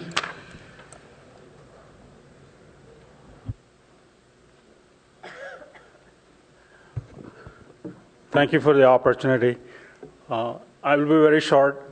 We all know about when we were going to school, there is a Maslow's theory of a pyramid. The basic part of it is biological and physical needs. It says it's basic life needs: air, food, drink, shelter, and warmth. I think I've thought a lot about, I've talked to my friends, we need to put shelter ahead of food. If we have shelter for everybody, I think we need to guarantee that. In America, mighty America has a lot of land, a lot of places, a lot of empty houses. And I think this is the beginning. If we can do this in Palo Alto, we can extend this to the state, county, nation, for everyone to have a place to sleep. Then they can, food is cheaper once you have a place to sleep. Thank you. Thank you. Our next speaker is Stephanie Munoz.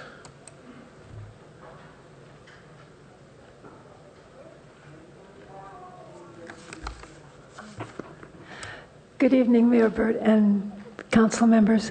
I'm really proud of Palo Alto because this story with the mobile home parks is happening all over the country, and it's very unfair. And Palo Alto and Santa Clara County are taking a stand, and it's the right stand.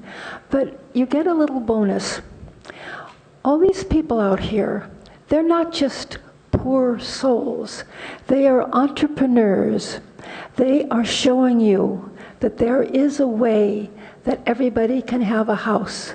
It's by splitting up the land and sharing it out in small pieces, which they have done, and they are willing to do, and we're willing to do. It's not so much that they got some kind of a bargain.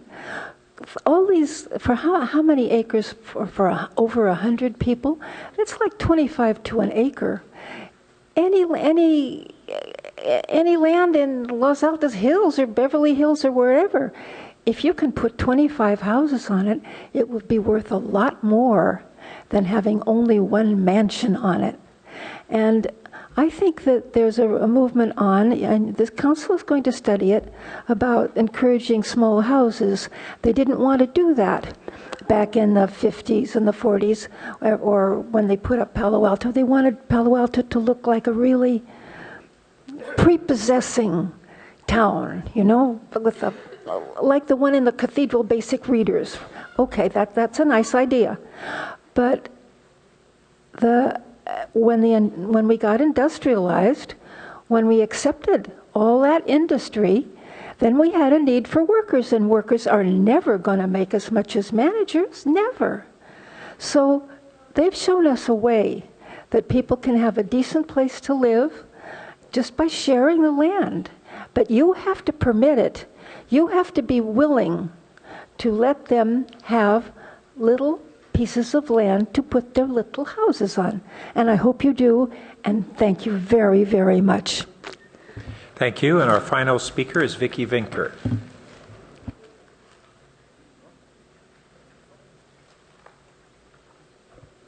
Good evening, Mayor Burt, Vice Mayor Scharf, and members of the City Council. For 13 years, I've been very proud to be on the board of the Law Foundation of Silicon Valley and the Fair Housing Law Project.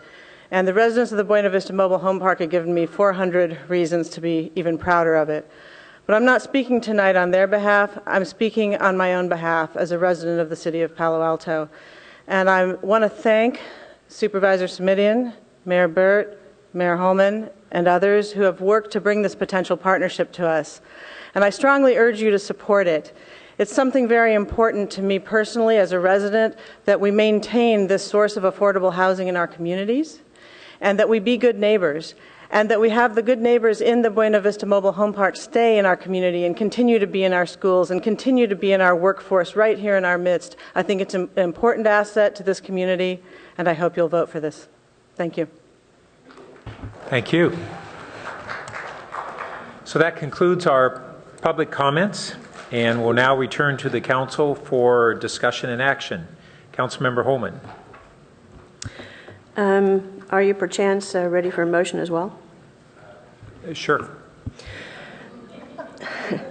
So I think tonight is an example of what hope, intention, and action can create. That's what's brought us to this point. And with that, and then I'll have a couple comments afterwards. With that, I'd like to move the staff recommendation, which is one, approve the attached memorandum of understanding with the Housing Authority of the County of Santa Clara and the County of Santa Clara relating to providing funding for the Housing Authority's potential acquisition of the Buena Vista Mobile Home Park in an amount not to exceed $14.5 million for a period June 28 to 2016 through June 28, 2018 for the purpose of affordable housing. I second it. Two, to authorize the city manager and two, authorize the city manager or his designee to implement and administer the memorandum of understanding subject to conditions described in this report and as determined. And unless the city attorney and Mr. Mayor say that this is not allowable and anticipating what the support is going to be, I don't know that this has ever been done before, and I don't know if we can, but is it possible to make what would you call it? I lost the words here. So have us all at once make the same motion, a unanimous motion, or a simultaneous motion at the same time. Can we do that? Let's just keep it in spirit. All right. Okay. Well, sorry for stumbling over the words, but so we have a second? Second. Okay, so I think Councilmember Niss had already done so. Did you want to speak further to your motion? Yeah, please. Well, I think, as I said, like what intentions can accomplish and hope, and the community is grateful, I believe, and speaking for myself, I'm very grateful to the actions of Supervisor Simidian for picking up the banner and working on this on behalf of the Buena Vista Mobile Home residents, and for the Friends and Winter Dellenbach for all of your efforts. But mostly, I have to say that I am very indebted and admiring of the residents of Buena Vista Mobile Home Park. And Erica Escalante, perhaps chief among them, because during this whole period of 4 years of great stress, of great anticipation and anxiety, you have conducted yourselves with the most gracious behavior. You've been most gracious and most courageous in the face of a very, very trying time. My ongoing gratitude and admiration to you all. You set a great example for the rest of us in this community. Thank you all.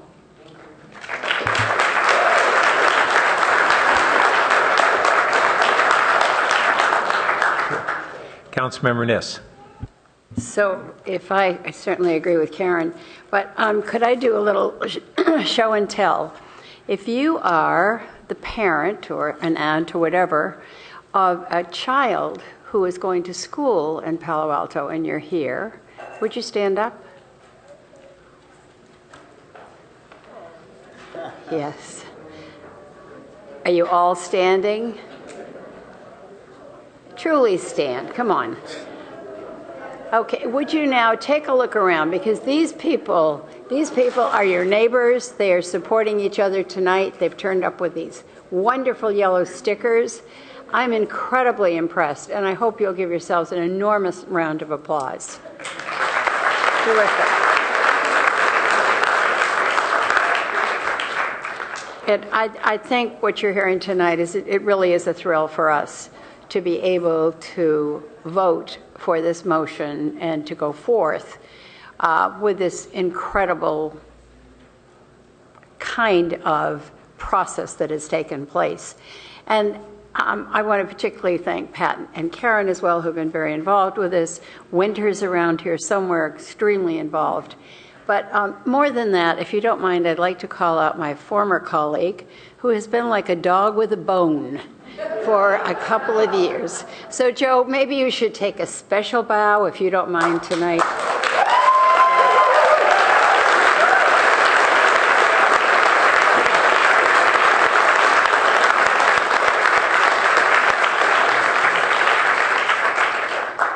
I've worked with Joe for I hesitate, yes, a number of years. And I think that this has taken the kind of perseverance that probably has had his staff working day and night. I know that other people on the staff at the county have said to me, are you aware of what Joe Simitian is doing? And I've said, probably not as aware as you are. But the results that we see tonight indicate hours and hours of determination and dedication. So, Joe, I know this does embarrass you, believe it or not. I understand that. But I think that we're unusually fortunate tonight to have this kind of process and this kind of outcome take place in our community. Thank you all. Thank you. Councilmember Wolbach. We're going to be taking an important action tonight, but I want to encourage a bit of sober reality as we move forward. Let us not assume, despite the joy I'm reading from the audience and many on the dais tonight, let us not assume that the future of Buena Vista nor the futures of the Buena Vista families are fully resolved. We're not completely out of the woods yet. Keep our hopes up and keep working, but we're not done. And further, let us not fool ourselves and let us not deceive each other by presuming anything done at Buena Vista will be anything close to a systematic, structural solution to the problems of affordable housing, displacement, overcrowding, and homelessness in Palo Alto or in our area. Many Palo Alto residents outside of Buena Vista have already been priced out of our community, some to neighboring cities and some much further away. Many others from our community are on the verge of being priced out still. The housing crisis, which is destroying our community and our region and harming our national economy, is bigger than this. We cannot take this action and consider our work complete. This is but a small step towards addressing one of our most existential crises. If we stop here, we will indeed have endeavored to help an important part of our community. But if we stop here, we will have failed to address the deeper issues of inadequate and overpriced housing in Palo Alto and the region. As with Buena Vista, and so with the rest of the city, let us remember what makes a community. People are primary. Buildings are secondary. We know improvements are needed at Buena Vista. The buildings which provide homes for so many important members of our community at Buena Vista, the buildings may change. The primary objective is keeping the people here and keeping our community together. Thank you. Councilmember Berman.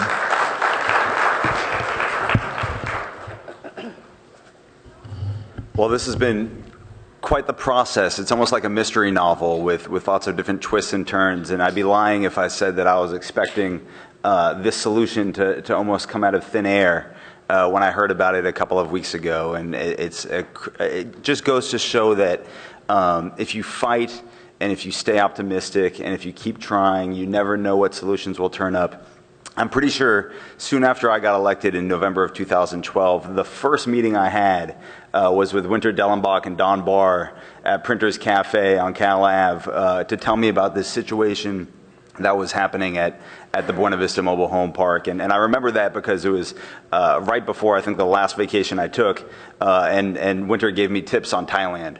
And it's been so much hard work and heartache at times for the community, and I'm excited that there's a potential solution. This isn't a done deal, but it's an incredibly promising turn of events. But I do want to emphasize kind of the comments that my colleague Corey Wolbach made. We did a show of hands earlier. Let me get a show of hands. How many of you know a friend or a neighbor or a family member that's been priced out of Palo Alto in the past couple of years? So that's, I'd say, 80% of the folks in the audience. And so I want to issue a challenge to everybody here today. Don't stop being an activist.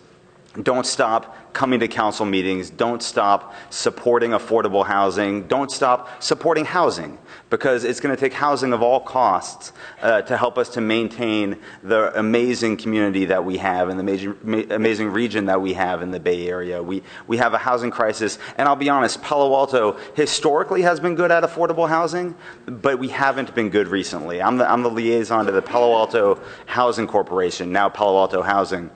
And I've asked the city manager to plan a study session with them in the second half of the year, because Palo Alto Housing has started building affordable housing in Mountain View and in other communities. And they're not currently looking in Palo Alto. And so this we've achieved, we're here today because of a creative solution and open minds and open hearts to how we can house people in our own community. And I want to challenge everybody here to maintain that creative spirit and that openness and that positivity towards affordable housing, because we need to continue to support folks that are being priced out of our community, which we all know. So thank you to Joe, thank you to everybody else who continues to advocate and come and email us and invite us to posadas and everything else. But this is just hopefully the closing chapter of this effort, but there are a lot of efforts in the future that we need to really stay diligent about. Councilmember Du Bois. Yeah, I just wanted to say it's my sincere hope that the Santa Clara Housing Authority can reach a deal with the Gisser family. I think there's really an opportunity here for a win-win-win. Clearly a win for a lot of you in the audience, and that the residents can stay and the property will be preserved as affordable housing. I want to point out that it's a win for the city and the county, and that we're being able to make significant investment. But at the same time, with this MOU, we are limiting our legal liability and capping that investment so it has some certainty for the city. And the money that we're using is committed to affordable housing.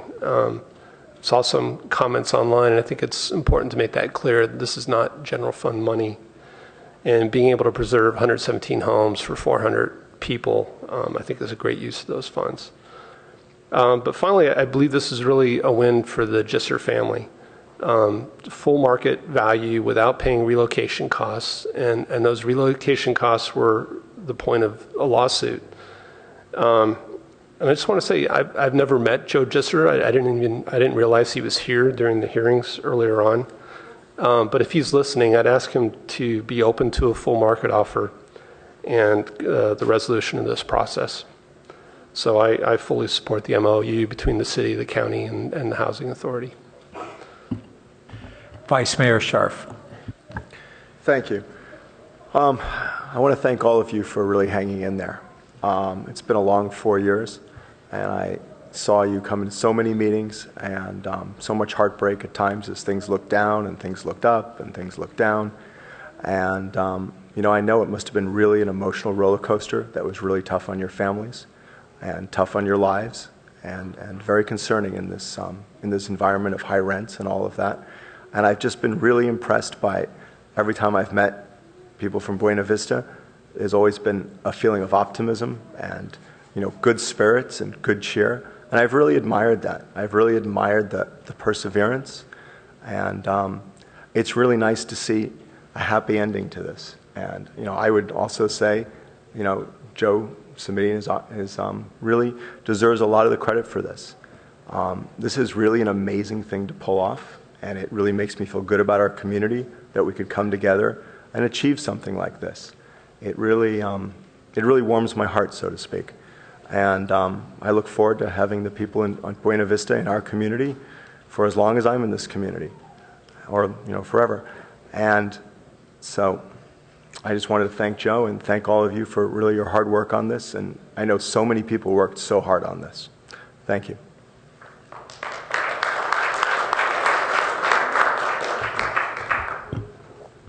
Well, I want to echo my colleagues' comments, and I also want to say that in addition to the leadership that we've had from County Supervisor Simitian, we've really had a collaborative effort by the staffs of the City of Palo Alto, the Housing Authority, and the Santa Clara County, the support from our state elected officials, as we heard tonight. This has been a broad support. And ultimately, it's a support around our values. And these are values that Palo Alto holds, and ultimately they're American values. We believe that, as you do, that opportunities, equal opportunities for our children to have the best chance in life to fulfill their potential through our education system and our community are really values that we hold together as a community. And so I want to say that you help us live up to our values, and we hope that we will help you live up to yours. So on that note, are we ready to vote? Please vote on the board.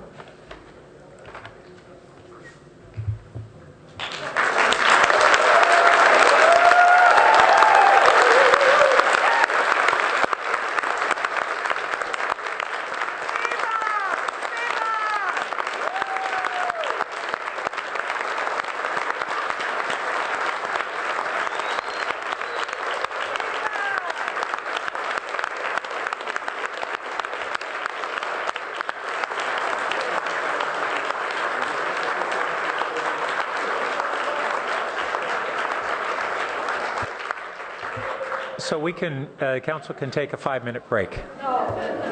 Job well done.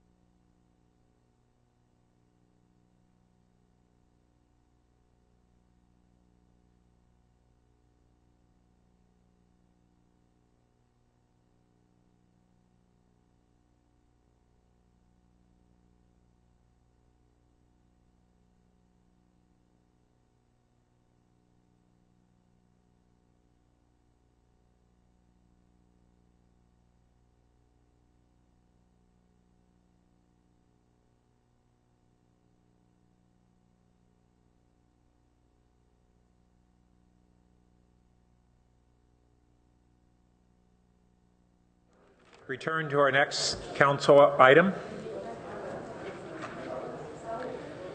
which is a continuation of the public hearing to hear objections to the levy of proposed assessments on the Palo Alto Downtown Business Improvement District and adoption of a resolution confirming the report of the advisory board and levying assessment for fiscal year 2017 on the downtown Palo Alto Business Improvement District and possible council direction on next steps.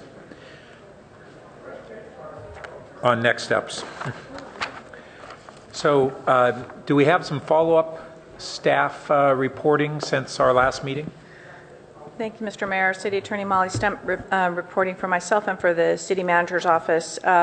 Just to follow up, subsequent to the Council's direction, the City Manager's Office and myself met with the Downtown Business Improvement District twice.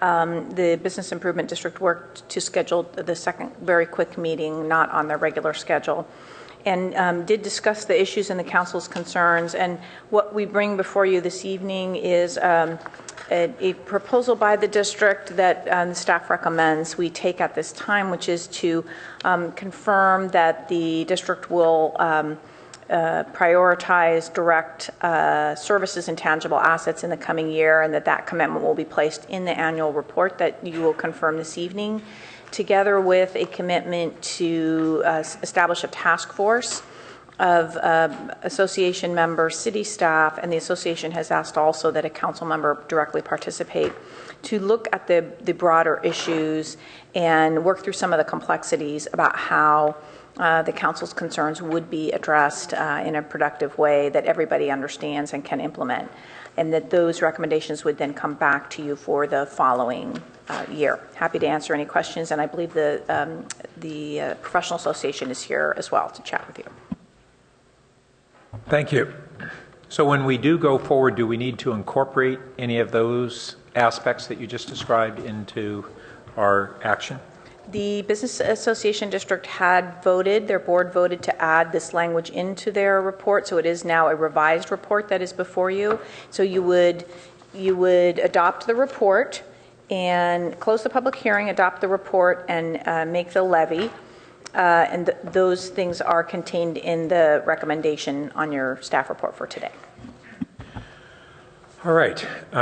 So we can now close the public hearing that was continued from our last meeting and return to the council. So, and we can, if council members like, come forward with a motion at this time or have discussion first. Who would like to proceed? Councilmember Scharf, Vice Mayor Scharf, excuse me. I appreciate all the hard work that I know the city attorney and staff did with the bid in coming to this, and I appreciate the bid incorporating this language into their report, and I think this is a good first step, and I'll move the staff recommendation. Second. Motion by Vice Mayor Scharf, second by Councilmember Du Bois. Would you like to speak more to your motion? No. Councilmember Du Bois. Yeah, I'll just say that I think we raised a number of concerns at the last meeting. Appreciate the discussion and the incorporation in the report, and I think it's reasonable to, take the year to look at those issues and come back a year from now with some ideas around those things. So, thank you. I don't see any more lights, so if that's the case, we can vote on the board. So that passes on an 8-0 vote with Councilmember Berman not in the room. And that concludes this item. Thank you all. I'll vote.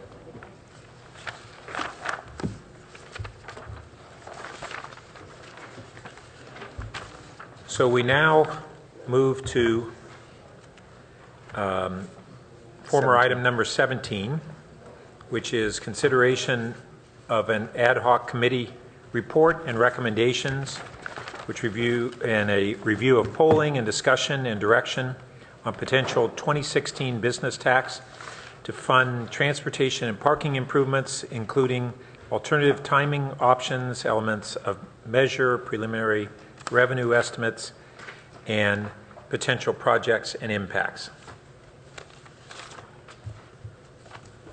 So, Mr. Keene, did you want to proceed there? Yes, Mr. Mayor. And I'm going to ask Claudia to assist here also, as I was not at the person at the last committee meeting. And I do know that we've got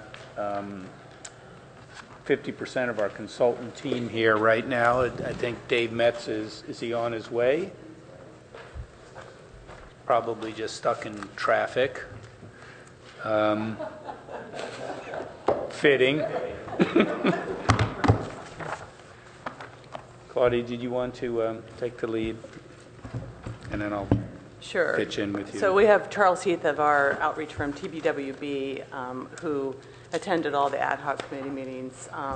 So Dave Metz from our pollster firm, FM3, went through the second round of polling.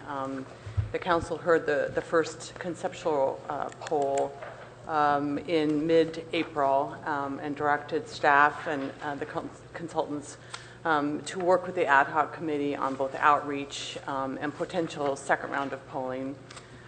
So Charles Heath can just talk a little bit about some of the outreach that we've done in a very, very compressed time frame. We did some in-person meetings, which he'll outline, and then we also did post a survey, an online survey to both small businesses and the medium and large businesses that are registered in the business registry, with some questions to inform the ad hoc committee's deliberation and process, and to get some feedback from a broader spectrum than we could really do in a very compressed time frame. So that's part of the staff report, as well as the results from the second poll.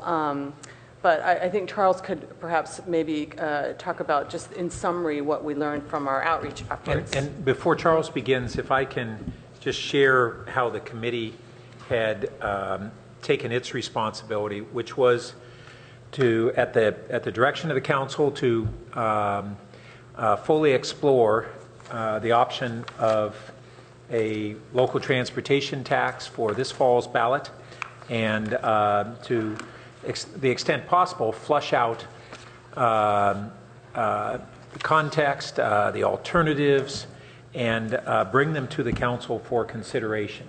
And other than a couple of places where we had strong consensus by the committee, we didn't attempt to take majority and minority votes on items. If we didn't have consensus, we said that we think that we should defer to the council as a whole, but what we wanted to do was be able to frame a set of alternatives and pros and cons for the council to consider. So I think that's most of all what we're going to be going through tonight. Charles? Thank you.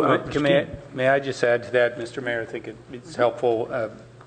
I think it's good to do this a little bit in advance. We can sort of sandwich around what Charles is saying, and we got an update that Dave is just across the street.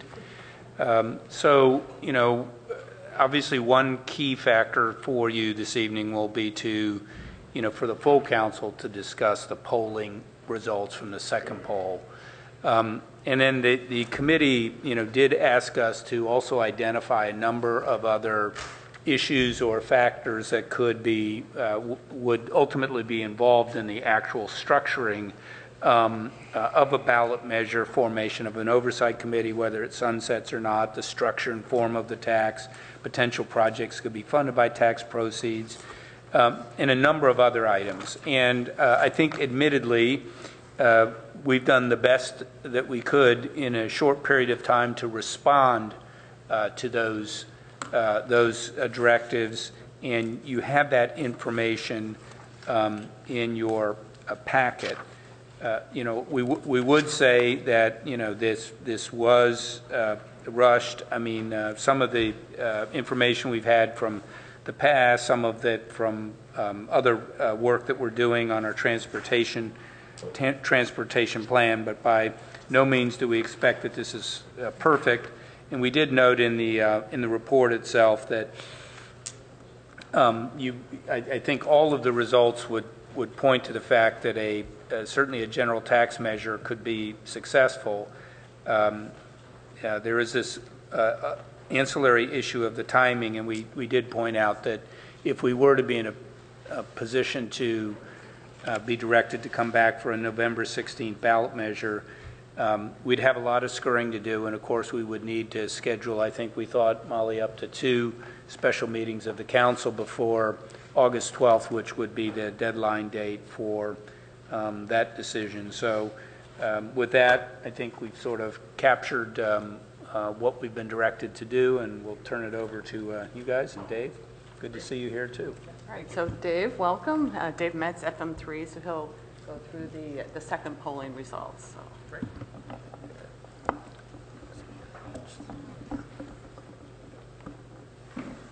All right, thank you all very much for the opportunity to be back here tonight. I'm going to walk through some of the key findings from our follow-up survey that was conducted over the course of the second week of June. Unlike our first survey, this one was designed to dig a little bit more deeply into some of the specific direction that we got from the council after presenting the results of the first poll. We tested draft ballot language and a much more specific policy concept in this poll. Matched it up with a set of pro and con arguments, including some suggested by members of the council, and determined what the outcome was after voters heard some of that back and forth.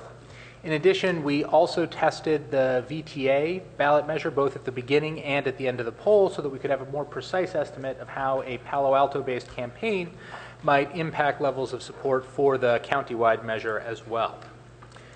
So the methodology of the survey is identical to that of the first survey that we conducted. We did 400 interviews with likely voters in Palo Alto who are considered likely to vote in November based on their past voting behavior on both landlines and cell phones.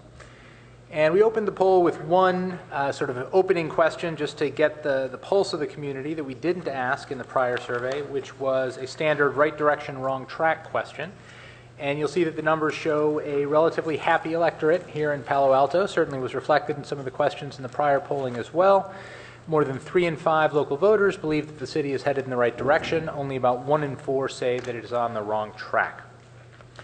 So with that preamble, we went directly to an exploration of the potential ballot measure concepts. And as before, we started by giving people a little bit of language about the VTA measure. We'll get into that a little bit later, but because that measure is a county measure and would appear first on the ballot, we wanted to make sure that all voters who were responding to a Palo Alto specific measure were doing so with an awareness of the VTA measure's scope. So here's the language we then presented for a Palo Alto specific measure. We described some of the key transportation purposes to which the money might be put. Noted that it would be a $50 to $100 per employee business tax with exemptions for businesses with up to 10 employees, generating up to $5 million annually. And working with your city attorney, we designed the language to meet the legal standards for a general tax. And as you'll see, oops, let's see if we can get back here. As you'll see, the results were quite positive. 65% indicated they would vote yes, 28% indicated that they would vote no.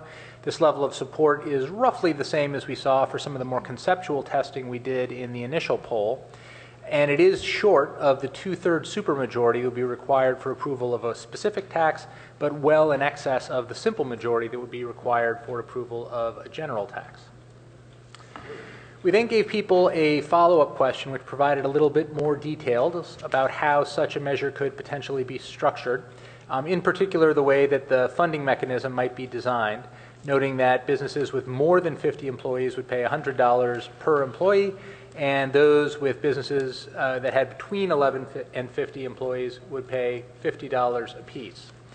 That essentially led the support that we saw based on the first ballot question to hold stable. We had 67% telling us they would vote yes, 29% telling us that they would vote no. As we shifted to talk a little bit more about the ways that money could be used, we offered voters one fundamental choice and asked them which they would prefer: to focus on funding alternatives designed to reduce the number of cars on the street, or to focus on improving traffic flow by expanding road and parking structure in the city to accommodate more cars. And there was no clear majority preference in this question, although a sizable plurality, 48%, indicated that they thought the measure should focus on alternative transportation, compared to 30% who thought that it should focus on accommodating more cars. There were a relatively sizable subgroup who declined to make a choice there. 12% told us they thought that both should be a focus of funding from the measure. So after gauging this initial support, we then dug in a little bit more to see how voters would react to pro and con arguments and how that initial nearly two-thirds support we saw might change with more information. 65% initially told us they would vote yes. After we went through a series of arguments in favor of the measure, that proportion went up to 72%. And then after we went through opposition messages, it declined again to 66%. But ended up in roughly the same place as it started, with 66% saying they would vote yes, 30% saying that they would vote no. So here's a little more detail on the nature of the messages that we tested on each side of the debate. This first slide highlights some of the key messages in favor of the measure that were tested, and these are presented in the order in which the respondents ranked them, in terms of how convincing they were as a reason to vote yes. So you'll see at the top of the list a message which talks about having businesses pay their fair share to improve transportation services, and noting that Palo Alto is one of the few cities that does not charge a business tax. Talking about keeping streets safe by taking traffic flow out of the neighborhoods, and also helping to retain shoppers in the city by providing transportation infrastructure that will make it possible for them to shop more easily. A parallel argument about making it convenient for employees to work at local businesses as well. As we move down the list, you'll see a range of messages that smaller numbers of voters rated as being highly convincing. Many of these that you see toward the bottom of the list are ones that are focused on the mechanics or the process involved in how the measure fits in with the city's transportation planning and the VTA measure, and those overall were notably less compelling reasons to vote yes. Not things that voters necessarily objected to, they just didn't see them as strong reasons to motivate a yes vote. So here you'll see the ranking of those messages in terms of the proportion that rated them either very or somewhat convincing. The dark green bars are the very convincing, and the top testing message on the list here, as you'll see, is the only one that exceeds 40%, which is the threshold that we usually look to for messages that we consider to be highly effective arguments in favor of a measure. And that's the one that talks about the lack of a business tax and the notion that this would be a mechanism for having businesses pay into improvements to transportation infrastructure.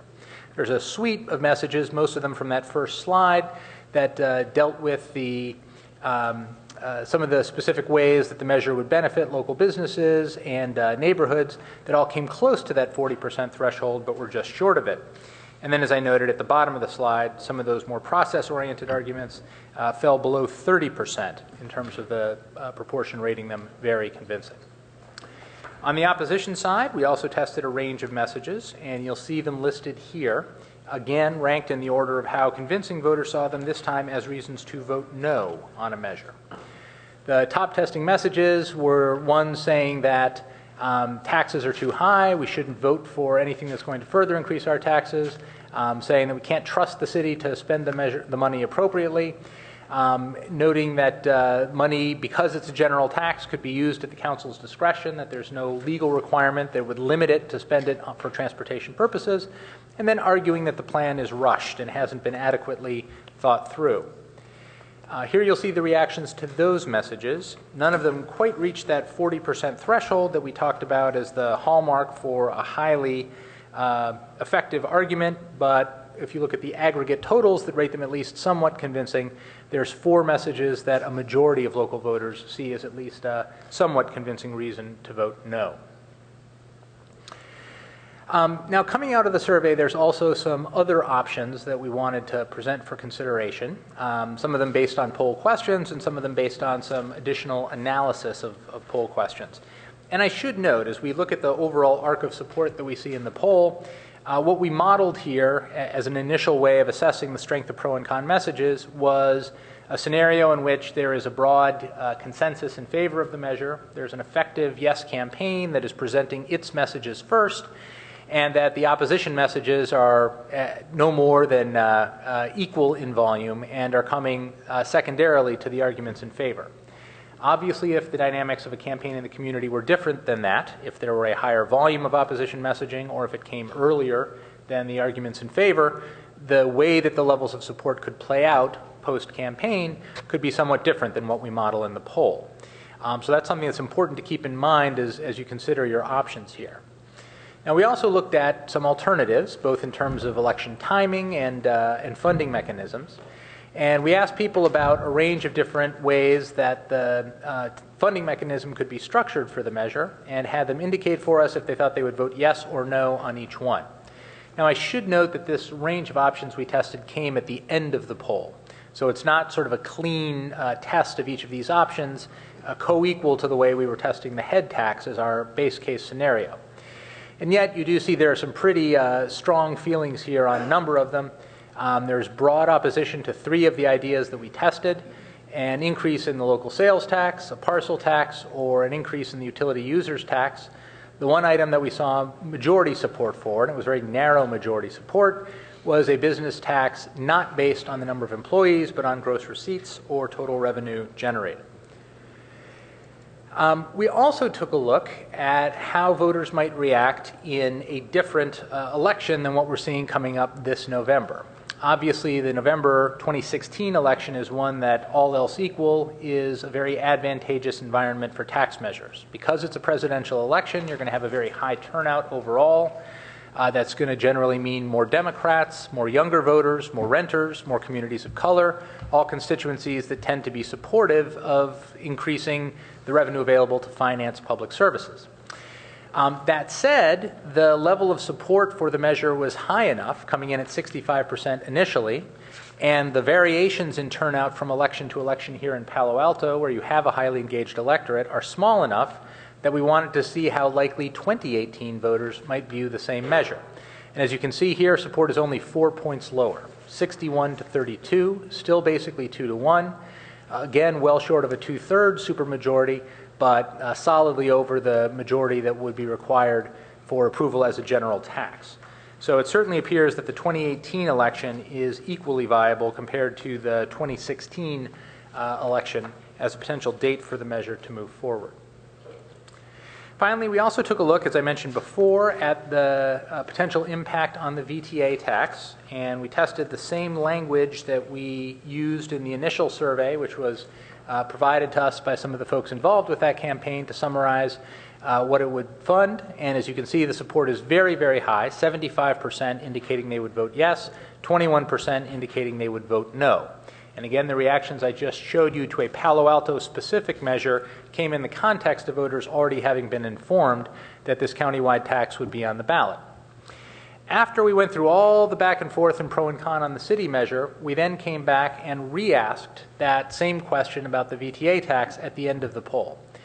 And as you'll see, we still had a 2/3 majority that indicated they would vote yes, but it did reduce the overall support for the VTA measure by 6 points, from 75% down to 69%. I would also note that all of that decline essentially came from the proportion who told us they would definitely vote yes, which dropped from 43 down to 37, while the definite no increased by almost the same proportion, 4 points. Obviously, nothing that changes the broad support that voters in the community have for that tax, but it does suggest that the debate about a local measure would shave some votes away from the VTA tax.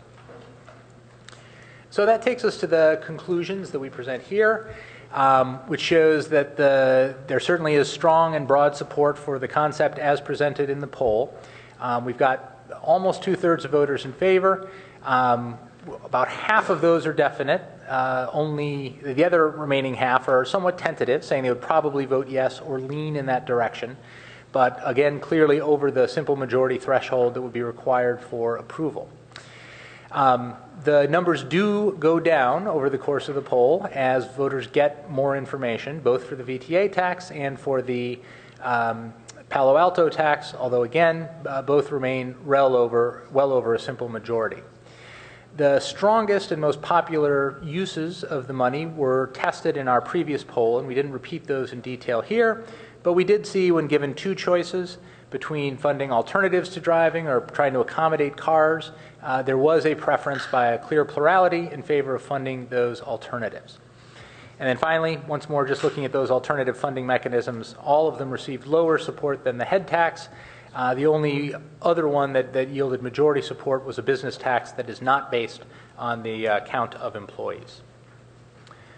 So I will pause there and happy to answer any questions.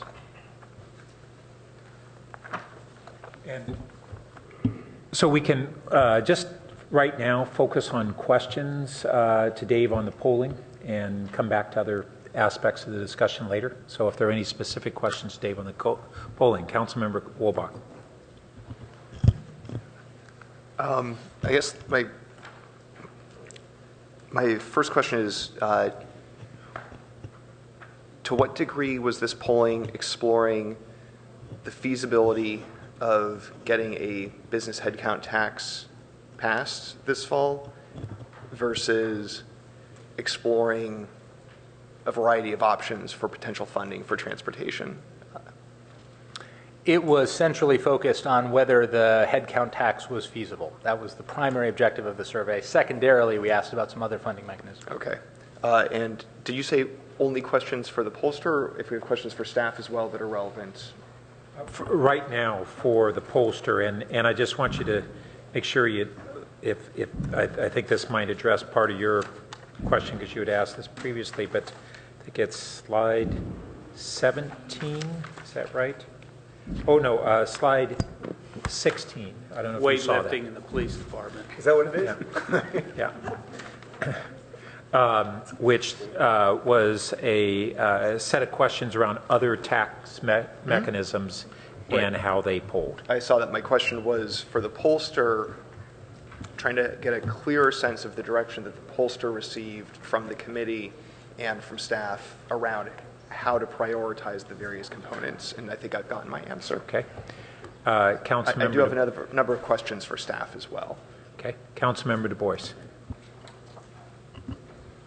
I don't know if I'm missing a slide, but the questions about the head tax versus the gross receipts, could you compare the responses between those two options?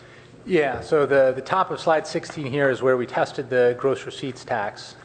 It was the only alternative mechanism that we saw half of voters willing to support, margin of 50 to 45. The head tax, obviously our initial support based on the ballot language designed for that was at 65%. However, this is not an apples to apples comparison.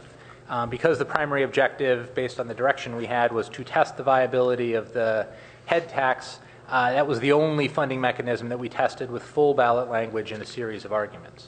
And so while this gives some relative sense of how voters might feel about alternative mechanisms, none of them were explored in the same depth as the head tax, nor were they subject to the same detailed ballot language that we presented for the head tax initially.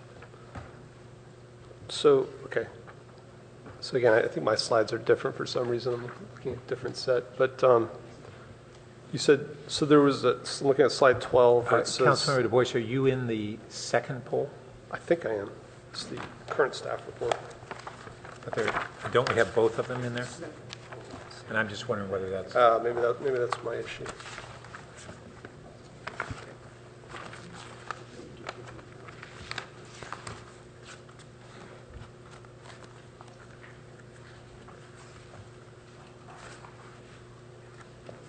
Here it is. Yeah, so I was looking at a slide that was saying 57 support for the headcount tax. Was that either the first poll or is that was after? I think that was the first poll. So it actually went up between the first poll and the second poll? Yes, although the nature of the question we asked was different. So this was the language we tested in this poll, which was a draft 75-word ballot question. In the first poll, we tested a shorter, more vague conceptual statement. So would that be more comparable to the gross receipts question? Or is that too hard to Yes, but say? even there, even in the first poll, it was tested more comprehensively than the way the gross receipts tax was tested. Okay, thank you. Vice Mayor Scharf. Thanks. A couple of short questions. The first is the county has put a housing bond on the ballot, and we obviously didn't have the information to poll for it.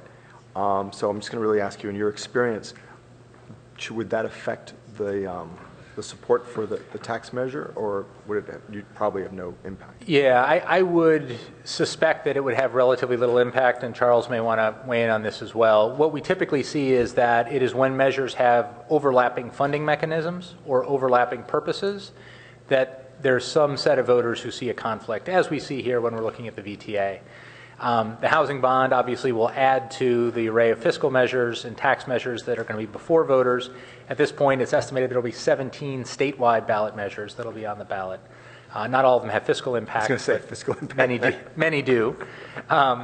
So it sort of adds to that list, but I don't see anything inherent about it that would lead to a conflict. No, I think that the impact between the VTA measure and this measure is much more germane to making a feasibility discussion. And you probably told us before, but what was the margin of error in the poll? 4.9%. All right, thank you. Councilmember Niss. Don't have a lot of questions since I was fortunate enough to sit on the ad hoc committee, and so Dave, we've interacted a lot with both of you, in fact, so thank you.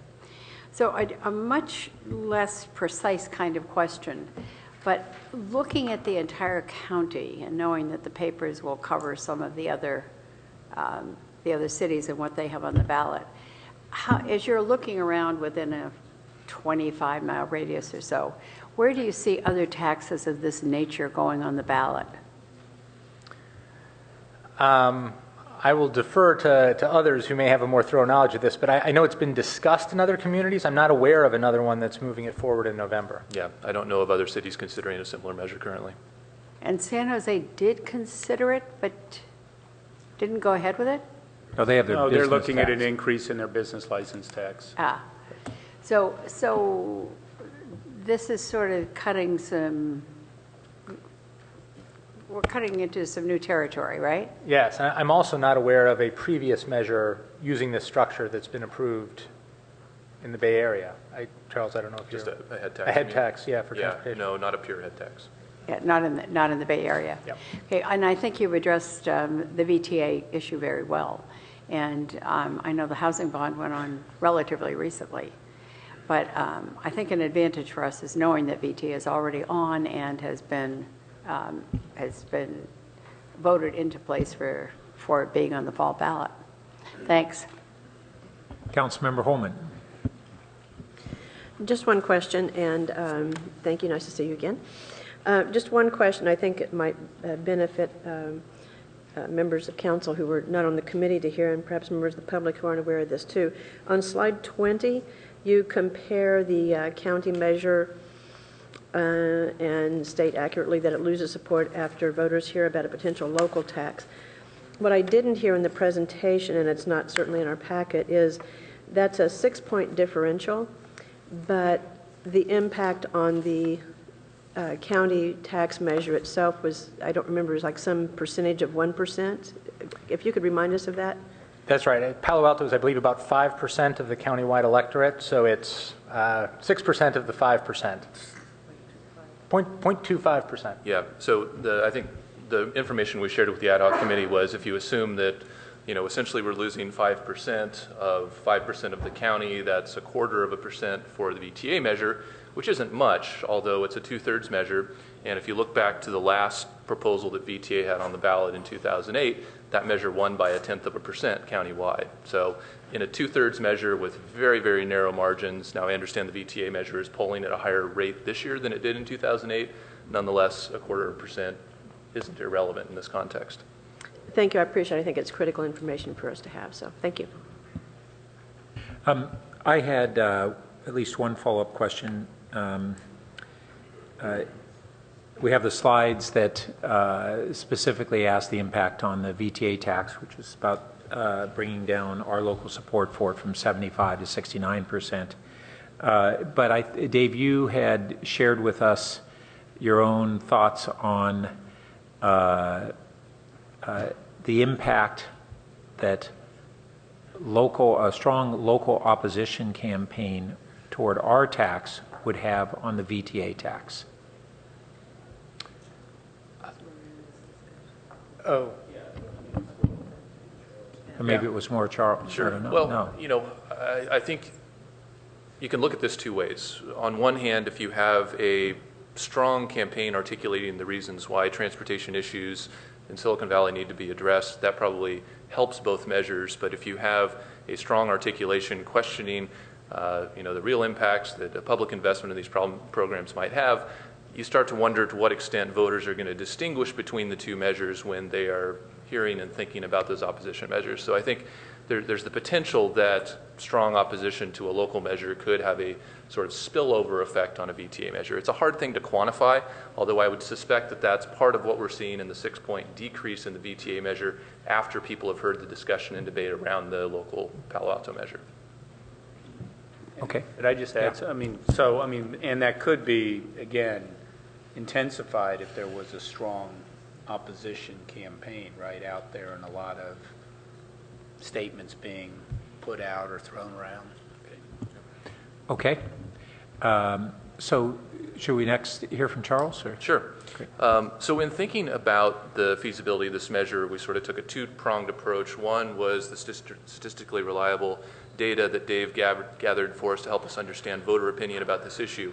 We also wanted to reach out to some key stakeholders, in particular the business community, to understand how they would view this proposal. So through a couple of the mechanisms that Claudia described earlier, an online survey, also a meeting with the Chamber Board of Directors, and a meeting with the Stanford Research Business Park, we sought to float the idea of this proposal and get some feedback.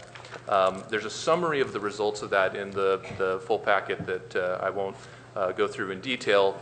If I were to characterize the high-level takeaways from this, I think we heard acknowledgement that there is a parking and transportation problem that needs to be addressed. I think we heard a general willingness from the business community to contribute to that problem. I think where we heard concern, it was around the timeline under which this proposal is being developed, some of the specific details of the proposal in terms of how it would be administered, the tax rate, the exemptions that would be applied, sort of the nuts and bolts of how the measure might work, and then also, of course, the potential impact that this measure might have on the VTA proposal. So based on that and based on our reading of the poll results from FM3, we recommend 3 potential options to the ad hoc committee. One is to move forward with the November 2016 election, understanding that there is some vulnerability. We see some softness in the support as measured in the polling, and we've heard some concerns about the timeline under which this is being developed, which we think could potentially motivate an opposition campaign. Now, the data here suggests that there is a chance the measure would succeed in the face of that opposition, but it certainly presents a risk. Another option would be to consider a 2017 special election. The primary downside to that scenario is that it removes the opportunity to structure this measure as a general tax. If we were to go forward in a special election in 2017, it would have to be a specific tax requiring a 2/3 vote, although the additional time would give us the opportunity to try to refine the plan, some of the administrative details related to the plan, develop more consensus around the potential use of funds, and take away some of the primary negatives that we're hearing around this proposal. The third option would be to proceed with this proposal, but targeting a November 2018 election. As you heard from Dave, there's only a marginal decline in support in the lower voter turnout that we expect in the gubernatorial general election. That measure could be structured as a general tax requiring a majority vote and would afford us the time to conduct the outreach to hopefully build the broad consensus that would neutralize some of the opposition that we're hearing. So those are the 3 options that we brought back to the ad hoc committee to think about.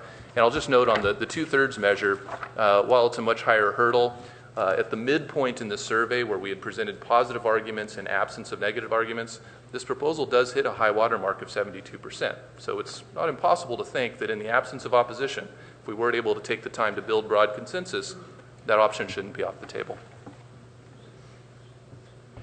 Thank you. All right. So do we have any questions on the outreach? Councilmember Wolbach. Yeah, actually, I just wanted to make sure I was clear. How much was the TMA involved in this outreach? Well, there were certainly members of the downtown TMA that were part of the conversation that we had with the Chamber Board of Directors. And then folks participating in the Research Park TMA were part of that meeting as well. Okay, and as far as the discussion around, that I saw in the staff report about where the funding priorities would be. Was the TMA and the Stanford Research Park TDM working group, were they very involved in that? As it relates to the specific kind of projects? Where the money would go. Yeah, I don't think we really had time to get into that in depth. Okay. But I think some of the questions around the administrative details and how this would be structured get at that. They were wondering how would this funding relate to existing TMA funding, and to what extent would this supplement or supplant existing funding? Okay, and Mayor Burt, as I mentioned earlier, I have a couple of questions for staff before we go to the public, and would now be an appropriate time to ask those questions? Let's continue with the questions just on the outreach, and then we'll come back for staff. Okay, Councilmember Holman. Just one question about outreach. We discussed at committee the possibility and feasibility, given the timing of this, to be able to do some outreach with residents in the community, and perhaps you'd like to report on that. Sure. So we reached out to the Neighborhood Association group and asked them if we could organize a broad-based town hall type meeting. There wasn't ample time in this timeline to do this prior to this meeting, but I think if the direction were to move forward with a measure either this year or subsequently, we could certainly organize that and involve them more broadly. We really have been relying on Dave's research to give us a sense of what the broader community feels about this proposal, and I think we can take that more to a qualitative level from a quantitative perspective if this does move forward. Relying on that, and then of course the polling was done among residents, so right. Voting public, so thank you. Councilmember Du Bois. Yeah, so I found the business survey really useful. I'm glad you guys did that. It was kind of striking, I thought, the difference in the project list between what was in this earlier part of the staff report and what the business community was saying. There's no page number or question number, but question on the highest priorities for use of funds question. Was that totally open-ended, or were the bold parts multiple choice? Those choices were offered with an other category where they could offer additional options. So there were a lot of parking garage responses. Yes. It's too bad that wasn't one of the choices. We don't really have a good sense of what percentage wanted more parking. If you look at the respondents, they were heavily weighted towards retail, restaurants, folks that you would expect to be concerned with parking issues. So I think that's part of it. And I do want to stress that the business community survey is not representative in the same way that the polling is, right? This is just simply a representation of who decided to respond, not controlled for business size or type of business or anything. I appreciate that. So did you email the entire business registry? Everyone on the business registry. Yeah. Okay. So yeah, won't put too much weight to these percentages because of that, but it certainly seemed like a major category that if we do it again, we should include as a choice. Yeah. Okay, so now we can return to questions for the staff. Councilmember Woolbach. So first question for staff. As we were looking at this, and clearly this hasn't been fully fleshed out yet, but if we did move forward with something for this fall, if a company's if a company is already contributing and participating in a significant way with either the SRP TDM working group or with our TMA, would they receive any sort of a discount or incentive or waiver from the tax we're considering? So, Councilmember Wolbeck, I mean, we did not have the opportunity to get into that discussion in any detail. I think if you hear from folks in the research park, for example, they'll probably be able to give you more impacts as it relates to that, just given the nature of some of the established relationships that they have. Now, for the most part, for the downtown TMA, the contribution base to the TMA is slight right now. So this would only affect a couple. This issue right now would only be present for a couple of businesses, I think, at this point in time. You know, in other words, what does this mean about our current contribution? Right. Well, I guess my question is, in the way this would be structured, would it be set up as basically like a stick to encourage people to become more active in one of these broader TDM efforts? That, you know, if you participate in the TMA or the Stanford Research Park TDM working group, you get a discount or you get some kind of a waiver, so that there would be, you know, an either or rather than hitting them twice and reducing the interest. I mean, I saw this on, actually there's no page number, but there's this question, you know, does your business currently contribute to the TMA? And if yes, if Palo Alto businesses paid a transportation tax, would you continue to voluntarily contribute to a TMA? And the number of businesses that said yes was slim to none. So that's why I'm kind of well, following up on. I think that, again, I mean, particularly if it was in the near term, I mean, we'd be really hard pressed to define in relation to structuring the tax itself how all those kind of what ifs work. That being said, it has seemed that one of the primary intentions of the council for pursuing a tax like this would be to provide a funding stream that could definitely invest in and supplement TDM measures that in many ways we've got some big gaps in how we provide that funding now.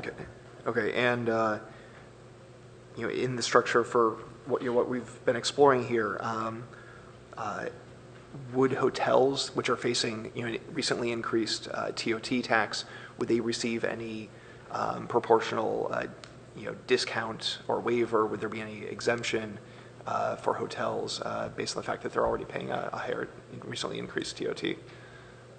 Was that part of the discussion? I don't think we had that discussion. That's more of a question directed to the committee in terms of what they discussed. Yeah. The staff is not structuring this. The committee was moving those directions. Based on the committee's discussion, was that part of the discussion, and was that also part of the discussion in the outreach to the business community? Okay. We didn't get to that point.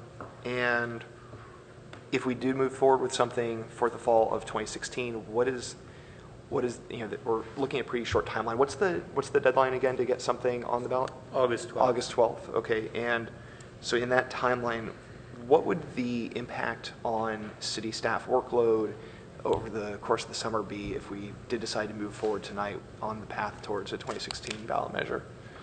I don't know if there's, I don't know if that's easy to quantify or qualify, but I'm curious what that would look like for the staff over the summer.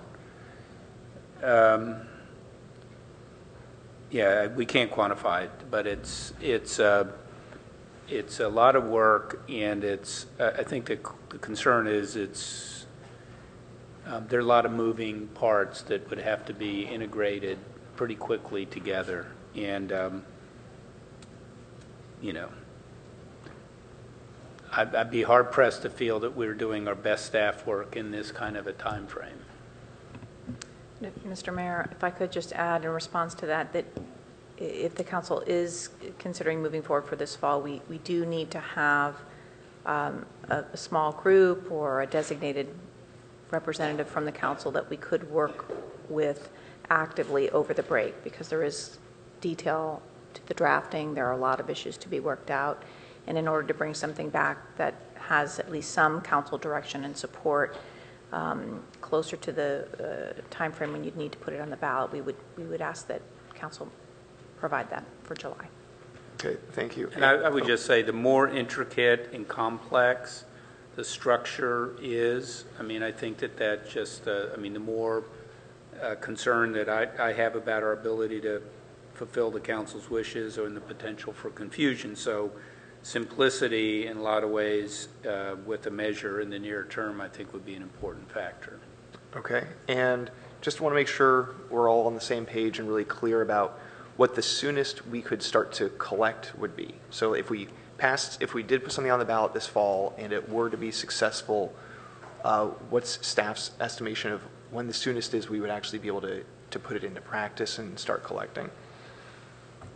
So again, we're flying a little bit blind here, trying to base our estimates on the efforts it takes. It's taken us just with the business registry, other startup issues, the fact that this is a tax, which I think will have a kind of fiscal responsibility on our part to do it right, to work through issues with folks. Our estimate was that in a November 2016 election, the accurate start date in our view would be January of 2018. Now, that would be the date for when the tax goes into effect. You can often even have delayed time periods to actually start collecting the tax and collect it back to a particular date. And we did make the point in the staff report that if the council were to choose another date, say 2018, there is definitely, in addition to outreach, the possibility to direct the staff to develop the structure and the implementation schedule prior to the election itself, counting on the fact that the poll numbers that you have would be there. And we estimated an effective difference of a 2-year delay in a 1-year difference in the time period for collecting revenues. So 2 years has a practical impact, at least as far as the revenue stream, of 1 year. Again, these are, end of fiscal year fast estimates by us. Okay, and one more follow-up on that. If we were to move forward with or continue to explore a November 2017, which would be a specific tax rather than a general tax measure, and again, flying a little bit blind here and understanding that there are a lot of variables and unknowns, but if we were to explore a November 2017 measure, does staff think there's any chance we could have the effective date for that be January 2018?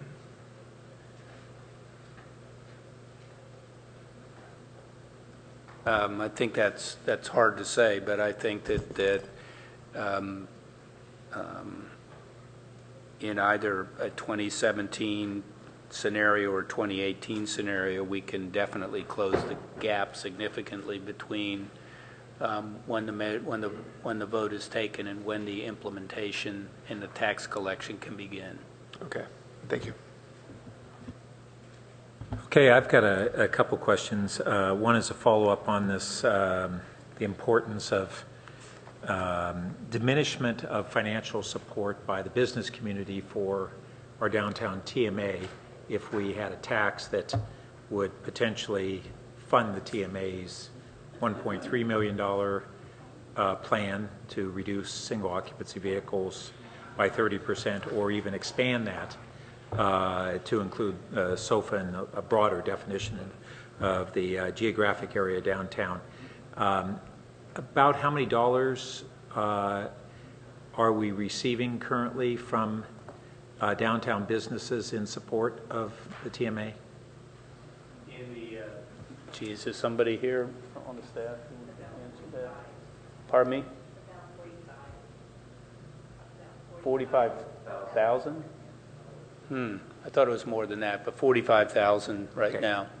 So 45,000 out of a $1.3 million plan or something like that. Okay. And then how much, one of the concerns that was raised actually by the Weekly was that this would be the totality of our, or the business, looking for the business community to pay for the totality of our transportation programs or solving our traffic problem. So can you share with us any of the dollar amounts that we're approximately that we're spending or categories on our various other transportation initiatives, both currently and what's coming up with the advanced signalization system and the bike share program, the whole myriad of things that we're doing?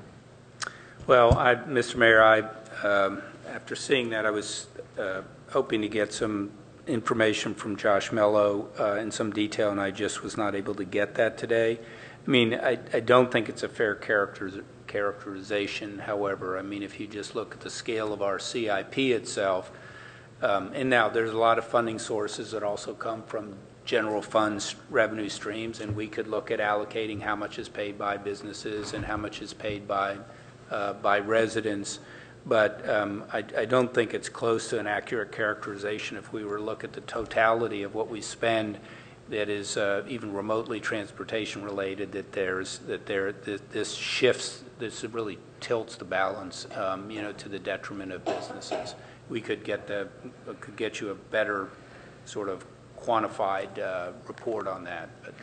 So then finally, on the kind of the perspective structure of this, where we had the first 10 employees exempt, employees 11 through 50 at a half rate and full rate above that, the poll, to simplify matters, didn't go into that explanation. It just said a company of 1 to 10 paid nothing, and a company of 11 to 50 paid the half rate. But I want to make sure that it was what my recollection of the committee discussed repeatedly in the presence of members of the chamber and others who were there, was that the tentative intention was that a company that, say, had 51 employees would pay nothing for the first 10, half rate for 11 to 50, and then for the 51st employee and beyond there would pay the full amount. Is that what everybody understood as not a decided recommendation, but what we were using as the tentative discussion? And Mr. Mayor, I'll say that we have here, I haven't gone through it in detail, but we have our transcripts, and so I'm prepared to go through the transcripts and cite. Well, I think we clearly had discussions about those matters.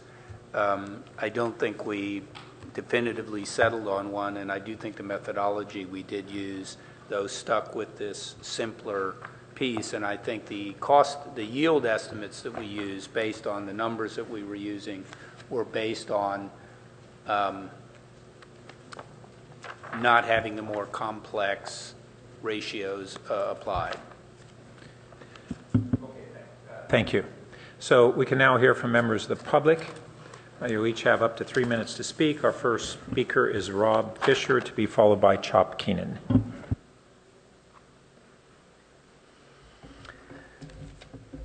Hi, good and evening. if any other members of the public wish to speak, they need to bring their cards forward at this time. A lot of what I have to talk about tonight, there are going to be mostly questions for you to think about.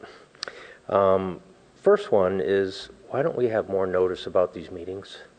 Why is this meeting, my understanding was planned on Friday for today. Then the meeting went from 5:45 to a 7:45 time slot. The business community, this is about us. And if you're going to tax us, the least you could do is give us the opportunity to be at these meetings and give us enough notice to plan our schedules. Some of us start our day at 5 in the morning, and that's not your problem, that's our problem. But we would love to all be here tonight, but as you can see, there's only a handful of people here. My next question is, if this is about traffic and parking, why does the city promote street closures?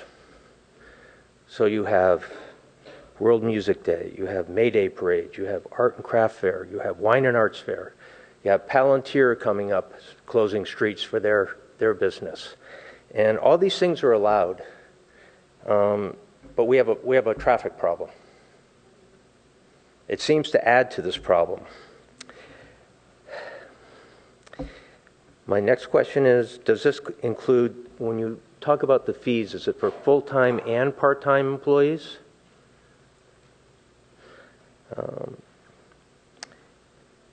And another question is, why don't we have parking meters? You want to fund, problems for transportation? Most of the cities around here have parking meters. You go to San Jose, they have parking meters. That was a comparison that was brought up tonight by the council. Burlingame has parking meters. My next one is, if the money goes to a general fund, there's no guarantee as to how this money is going to be spent. So why not, if you're going to do this, earmark this money to be spent appropriately for what you're asking it for?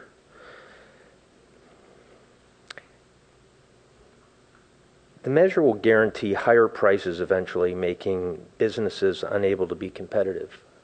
Okay, we've had an increase in minimum wage. We have the Obama tax. We're cutting out parking for employees at a reasonable rate. I want you to think about what it is that you want for your city. Okay, you want quality people. You want quality restaurants. You want quality retail. You can't keep taxing us until we can't afford to be here anymore. Why do we keep building more parking garages if we have so much traffic and we're bringing, is that it? I'm done? Okay. Well, anyway, I have more questions, but my last thing is that you said that all the businesses were notified on the business registry. I have to take, I wasn't notified, and I think I'm one of the larger employers in this town. So my guess is that there are a lot of other people who haven't been notified. Thank you. Our next speaker is Chop Keenan, to be followed by Herb Borak. Good evening, Mayor and Council. I hate to pop Dave and Charles's bubble because the number one item there was fairness, so I thought I'd give you a little history on fairness. It goes back to why don't we have a business license tax in Palo Alto? I hear that constantly, and that was the kind of the fairness question. Everybody else has one, and the answer goes back to 1987, when the city held a vote on a 5% utility surcharge, and came to the chamber and to the Stanford Research Park Council and said, would you do a 5% surcharge and support that if we did not have a business license tax? And the answer was yes, notwithstanding that business pays about 70% of the utility surcharge revenue. The Stanford Research Park and El Camino area currently pay a transportation tax of $11.64 per square foot. Just more taxes. The Stanford Research Park has a TDM already. Do they get taxed on top of that? It's sort of like these details, where everybody was great for high-speed rail until we thought about that little detail about getting across high-speed rail that was $1 billion. Retail is struggling everywhere. You heard that from Rob. We talk about protecting the 1% golden goose and then turn around and impose the $15 minimum wage, which is fine unto itself, but then on top, a head tax. Maybe try one and then maybe the next. See how it goes. It's a blank check, general fund. We had the blank check TOT tax, promising parking structures, and we haven't seen anything on that. The mayor asked how much downtown's paying for the TDM right now. It's $45,000, but out of $1 million, it's really $45,000 out of $100,000. The city's got a budget of $100,000 to kick it off. Currently, there's a citywide transportation tax of $33.54 per net new trip. The business registry was a sign-up sheet for the business license tax as predicted. The data generated has proved to be absolutely worthless. Downtown Parking District has tried to engage staff and council on a revenue source for a downtown TDM. Rob talked about it. It's parking meters. When you start hearing a lot of anti-business rhetoric, you forget about the unintended consequences of point of sales. So it's so easy in America today to move your sales office out of Stanford Research Park, as an example. So the net number, after you raise $6.5 million, I guarantee you is going to be zero or negative. Because people, they just act that way. We got a new Mercedes dealership. They're going to hit the road. That was $2 million a year. And SAP's request for Hana House to do a liquor license for their events turned down. They withdrew that. SAP brought 3,700 new jobs to town. You don't like that, but not one person from the council or staff was there for their grand opening. These are messages. So thank you for your time. Thank you for allowing me to run over a little. Our next speaker is Herb Borak, to be followed by Bill Ross.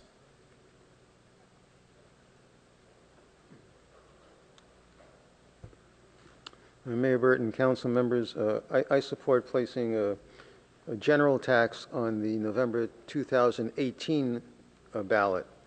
I believe you should wait until then so that you can complete and approve a comprehensive plan that will determine the development potential and the land use element, business and economics element, and housing element of the comprehensive plan, and that would have a transportation element that would be consistent with that level of development, and that would have programs that would need to be funded by a tax. The policy question of the level of development and the transportation programs needed should come before having a vote on a tax.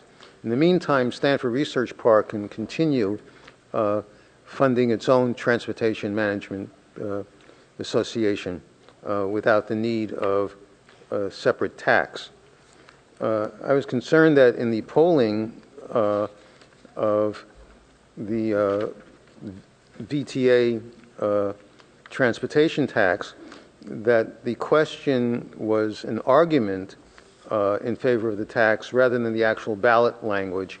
What is missing in the polling question was BART.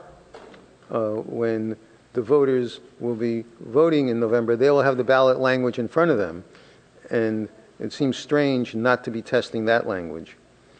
In addition to the housing bond measure that will be on the ballot, there will also be up to 4 statewide funding measures. And it would seem reasonable to have polling questions that would show the voters all of the taxing measures that would be on the ballot so that they could get a more accurate idea of how they would vote. The consultant said it's only similar measures that might create a conflict. For example, 2 transportation measures. But another 2 measures that might have a conflict are 2 Palo Alto measures.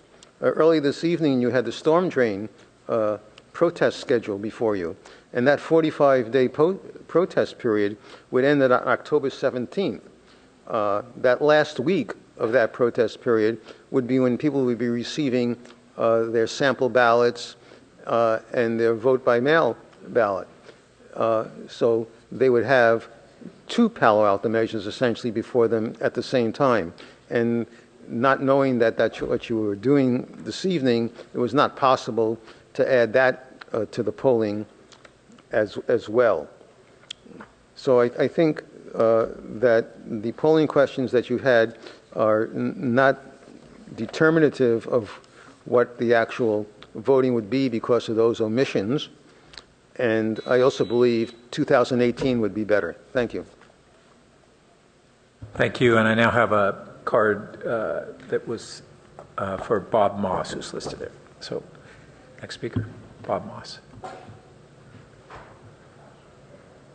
Go ahead.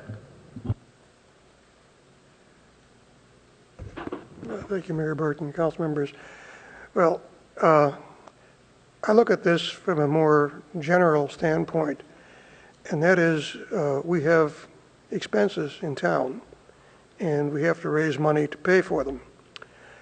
And before Proposition 13, businesses paid 60% of the total cost of property taxes, and residents paid 40%. Since Proposition 13, that's flipped, and businesses pay a little under 40%, and the residents pay over 60%. So the businesses have been getting a break in overall taxes. Now, Palo Alto is one of the, I think it's 4 cities in the state of California that does not have a business license tax. And we have problems with traffic and parking. All the surveys I've seen in the last 5 or 6 years list those as the 2 biggest problems. And they're not caused by residents, they're caused by businesses, because we have so many people who work here and come in from out of town, and they drive, the vast majority of them. So we have to have some approach to raising money to solve some of the traffic and parking problems. And I think the approach that you have before you tonight is probably reasonable. I don't think it's the very best that's possible. I think it's a realistic approach, and I think we can move it forward. Now, one of the things I find interesting is we keep hearing if we had parking meters, it would be much better.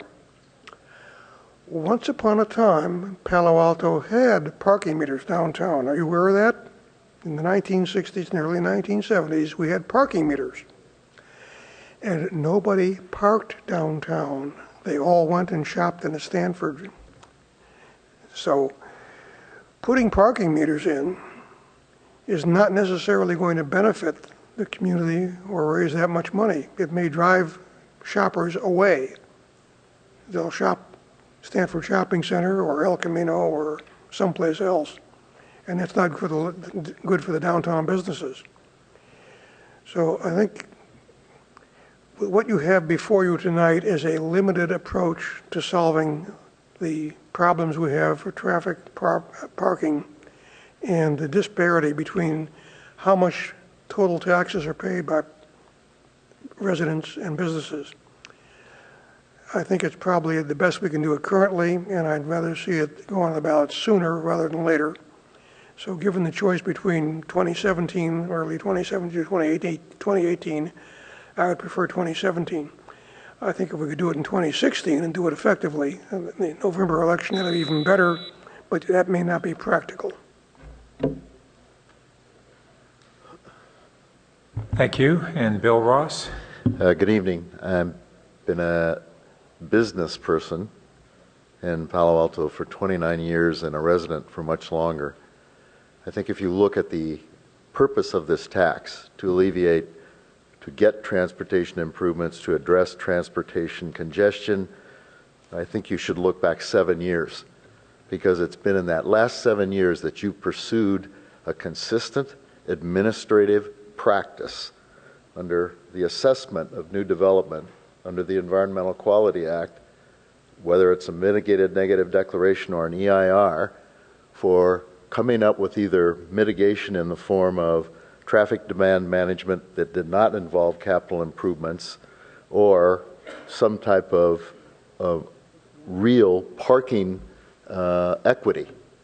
And the result has been that you've deferred what should have been real hard exactions, lane exemptions, intersection improvements, traffic signalization on El Camino, under the guise of TDM being weak and failing to address the cumulative traffic impacts.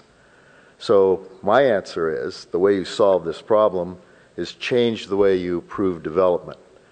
Assuming that's not going to happen, and you can come up with the examples one after one. 2209 El Camino, 3159 El Camino, 2180 El Camino, 441 Page Mill, 1050 Page Mill. They're all the same. It's a paper mitigation measure. All right, if you're not going to do that, I'm surprised that you didn't address an assessment for traffic improvements. Instead of a tax, an assessment would have one benefit, that it would be applicable to non-governmental agencies. If we're talking fairness, first of all, I'd say, why should long-established businesses have to be taxed for the problems that have been created for new development? But why should just businesses be taxed without credit for all the impositions that Mr. Keenan noted? Why not make it applicable to government too, which an assessment would affect? I think that would be a lot more saleable to the residents that are going to vote than something that comes back and is just employed on business. I think there needs to be much more analysis on this, and I think you'd get a much more vibrant public comment if the notations of the first speaker were noted. More notice is deserved for something like this. An assessment can be reviewed periodically and would be tied to specific improvements, thereby bypassing the argument about return to source with an uncommitted general tax like you're going to do. Also, it requires less of a percentage for approval. Thank you. Thank you. Judy Kleinberg, to be followed by Simon Sintz. Thank you. I'm speaking on behalf of the Chamber of Commerce. We believe the process for developing the proposed local business tax measure has been rushed and is seriously flawed. Unless the processes which resulted in the creation of the RPP and the TMA, which did involve the business sector and which the Chamber supported, the business community has not been a part of this process. Your supposed outreach to the businesses has been woefully inadequate, and your emailed survey of businesses was done over a holiday weekend. I received mine at 5:01 a.m. on Saturday morning of Memorial Day weekend. Mostly it was to business admins who wouldn't have opened it, or it landed in a spam folder, and so it resulted in a very, very low response rate. I checked with many of my chamber members. They didn't even get it. And the reason they didn't get it is because somebody in the back office who writes their checks and is on the registry might have gotten it and ignored it. The list of possible projects has been developed without the input of the business community to determine whether there's any real benefit or value to the business sector in supporting such a measure. You need time to evaluate the impact such a tax would have on specific business types, such as restaurants and hotels, small businesses, medical offices, and the business sector as a whole, as a matter of fact. A headcount tax poses a special danger to the viability of retail and hospitality businesses that the city has said it wants to protect. As a general tax, there's no assurance that the funds wouldn't be spent on another project that might be considered a higher priority by a future council. With two other tax measures listed, slated for the fall ballot, the VTA tax for transportation improvements, which the Chamber has endorsed, and a county affordable housing parcel tax, a third tax might jeopardize the success of those measures and possibly doom all three. The smart way to tackle the traffic congestion relief would be to bring together all the stakeholders in developing a comprehensive strategic plan for the whole city with specific projects supported by real data and following the outcome of the hopefully successful VTA tax so we know what that's going to be for and how much money we'll be getting. The Chamber has repeatedly said that we are willing to work with the city as one of the many stakeholders that should work together to develop solutions to traffic and parking challenges, to arrive at solutions that are sustainable, supportable, and benefit residents and businesses. The old adage that form follows substance should apply here. You need to determine the substance first and then decide what form it should take to fund everything. This just might be the perfect time to bring back the Palo Alto process. Let's take the time to figure it out. Thank you. Okay, Simon Sintz, to be followed by Peter Stone.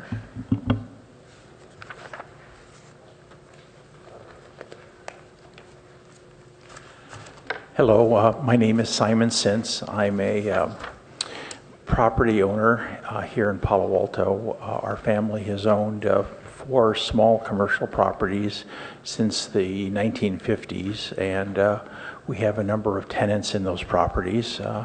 And for the most part, those tenants are small businesses, and most of their customers are people that are residents that live in Palo Alto. Also, as it turns out, doing a count of the 4 the business owners, so we have 4 of them actually are Palo Alto residents and like being in Palo Alto because they're literally close to home. I'm very concerned about the city's process here, as Judy Kleinberg was talking about just a minute ago. Actually, I think it's better said to be lack of process in regards to the business community. the city manager said something to the effect of that he would be hard-pressed to say his staff was doing its best work, given the time frame allowed here to get this pushed forward to this coming election. And I would hope that you would take seriously his reservations, and also the reservations of a business community that really has not been involved in this. You would never think of putting a tax measure on the ballot that would affect residents without getting them very closely involved in how it would work. Why would you do something different to the business community that is very crucial to not only the revenues the city collects, but also to the services that Palo Alto residents depend on? Thank you. Thank you. Peter Stone, to be followed by Annette Ross.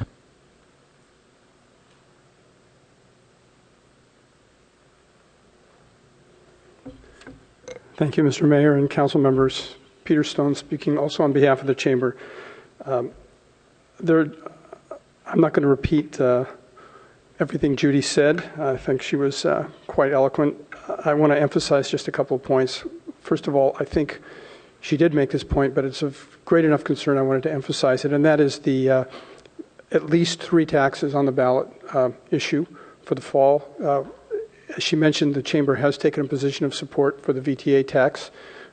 We think there are many well thought through, specific and significant benefits to Palo Alto and the region from that tax, and I would hate to see its passage jeopardized by creating potential confusion among Palo Alto voters, either thinking too many taxes, I'm just going to vote no on all of them, which we know is a common voter response to overly complex ballots with revenue-raising measures on them, especially when, in this case, you position 2 transportation taxes, one of which is for Palo Alto specifically, and the other is, who knows, for BART, who knows what it's for.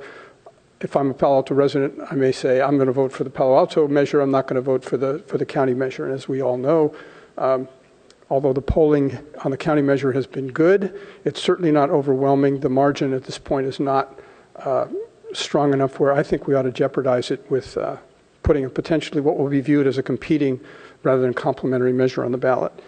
The other point I wanted to make, which has also been addressed, but again I wanted to emphasize it, is the serious lack of involvement of the business community in formulating this proposal. When it was first discussed here at the council, I think almost all of the council members indicated they thought it was important that there be outreach to the business community. That it was important to have input from the business community. The survey was not meaningful for the reasons that Judy outlined. There were some interesting comments, but they were essentially amounted to a few anecdotes. They certainly don't represent anything from the business community. And I have to tell you that there is zero support for this in the business community. I haven't heard any business person say that they would be willing to support this measure if it's on the ballot this fall. Thank you. Thank you. Annette Ross, to be followed by Jessica Lynham. Good evening. I hadn't intended to speak tonight, but when I heard the pollster say that they reached out to all the people on the registry, I wanted to tell you that's a concern because I'm on the registry and I was not contacted for this survey. I bet you that's a bigger problem than you might know, so you should be relying on good information. The other thing about the poll is there were 2 lines regarding fairness, and I just wondered what the 2 fairness issues were. If one of you could ask him that and we could get that answer. Thank you. Thank you. Jessica Lynham, to be followed by our final speaker, Carl Guardino. Good evening, Mayor and members of the council. Jessica Lynham on behalf of the Palo Alto members of the California Restaurant Association. I've been changing my talking points due to the fantastic comments from the public, so I just want to point out a few facts. The restaurants within this community pay amongst the highest in the bid rates. This is on top of the registration fee of $51, and now the city wants to add a head count. In addition to the fees that Mr. Keenan pointed out, my members who have very low profit margins cannot afford such a head count tax. That's because my members have higher head counts than any other industry, or have longer operational hours, and there's more service that needs to be provided to a customer than any other industry. This could be the straw that broke the camel's back to the restaurant community here, and that's not something that anybody wants. You have already pointed out as a council that you do not want formula retail. Well, the only industry, or the only businesses within my industry that can afford a head count tax will be formula retail. So you can't have your cake and eat it too at this point. Furthermore, the subcommittee was told to look at all funding streams by the council's direction. And sitting in the subcommittee meetings, there was blinders on. And that can be shown in the polling where business headcounts was drilled into the pollsters. And the final questions in one of the polls was other funding streams. Why wasn't that up front? Why wasn't that front loaded? As a result, the consultant did say that a general tax, and what was stated in the subcommittee, that a general tax can have a resolution to earmark the funds. Well, those funds can be changed. My members are writing essentially a blank check with no promises, an extremely high blank check that they cannot afford at this time. It's very rushed. There's been no stakeholder process. Very small meetings with the chamber groups with just their board is not outreach. That's meeting with a couple individuals. I don't even have the ability to have a lot of my members attend tonight because they're still cleaning up from the rush hour of a Monday night. So don't rush this. Don't create this sausage from the dais tonight. Let's have a robust conversation, not during small subcommittee hearings, during times of the day where my restaurant members cannot attend, during the lunch hour or the morning rush hour. Let's try and do a proposal that everyone can live with, and that would fund the projects you guys want to create for the city. Thank you. All right, now we'll return to the council. Oh, sorry. Had one more. Carl? Wasn't trying to cut you off there. Mayor Burt, don't worry, I won't need therapy for that. I appreciate Mayor Burt and members of the council, so many of you working with us in such a collaborative process these past 3.5 years towards a traffic relief and road repair measure that is now on the ballot for November 8th on a 12-0 unanimous vote by the Valley Transportation Authority. And Mayor Burt, Vice Mayor Scharf, so many of you worked so diligently on that.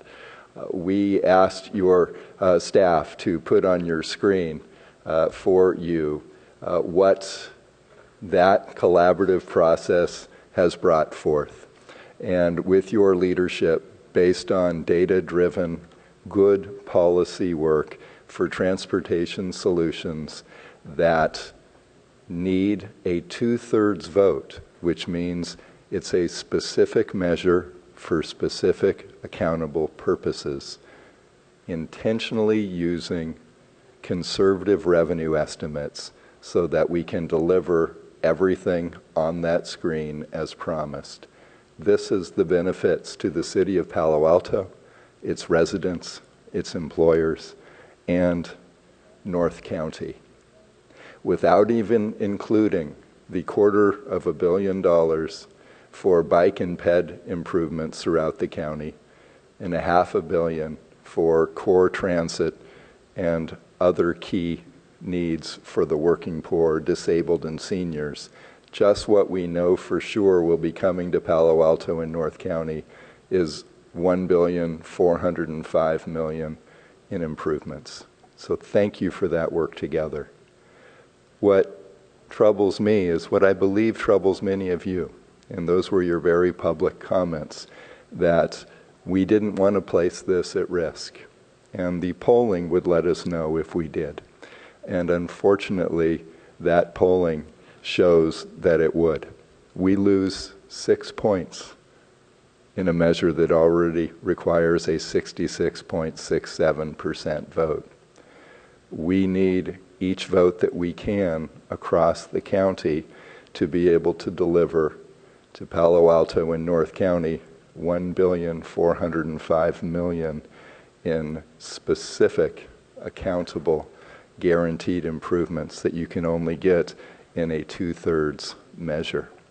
A general purpose tax, as we all know, can be changed by any time, by any council, on any council night, over the nearly 2-decade process.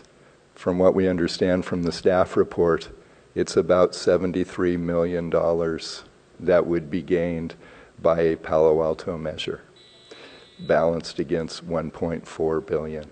So we hope we'll continue to work together on a countywide measure this year with guaranteed funds for North County and Palo Alto. Thank you, Mayor and Council. Thank you.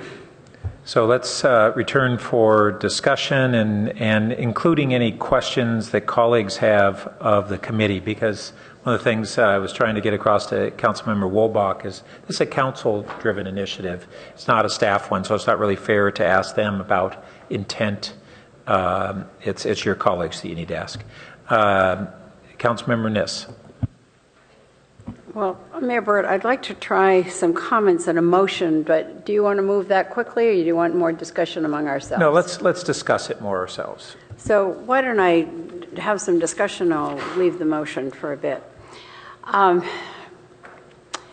Several weeks ago, you know that we were asked to look at the possibility of this tax that could be used for long-term transportation solutions and traffic issues in our community. And our ad hoc committee, which included Pat, Karen, me, and Greg Scharf, has met several times. You know that the polling has been done. Both Dave and Charles are here tonight. Thank you both for coming, and we know your work, and we know that it's good. The interpretation is very helpful, and I know you had to do this quickly, so we appreciate your doing that as well.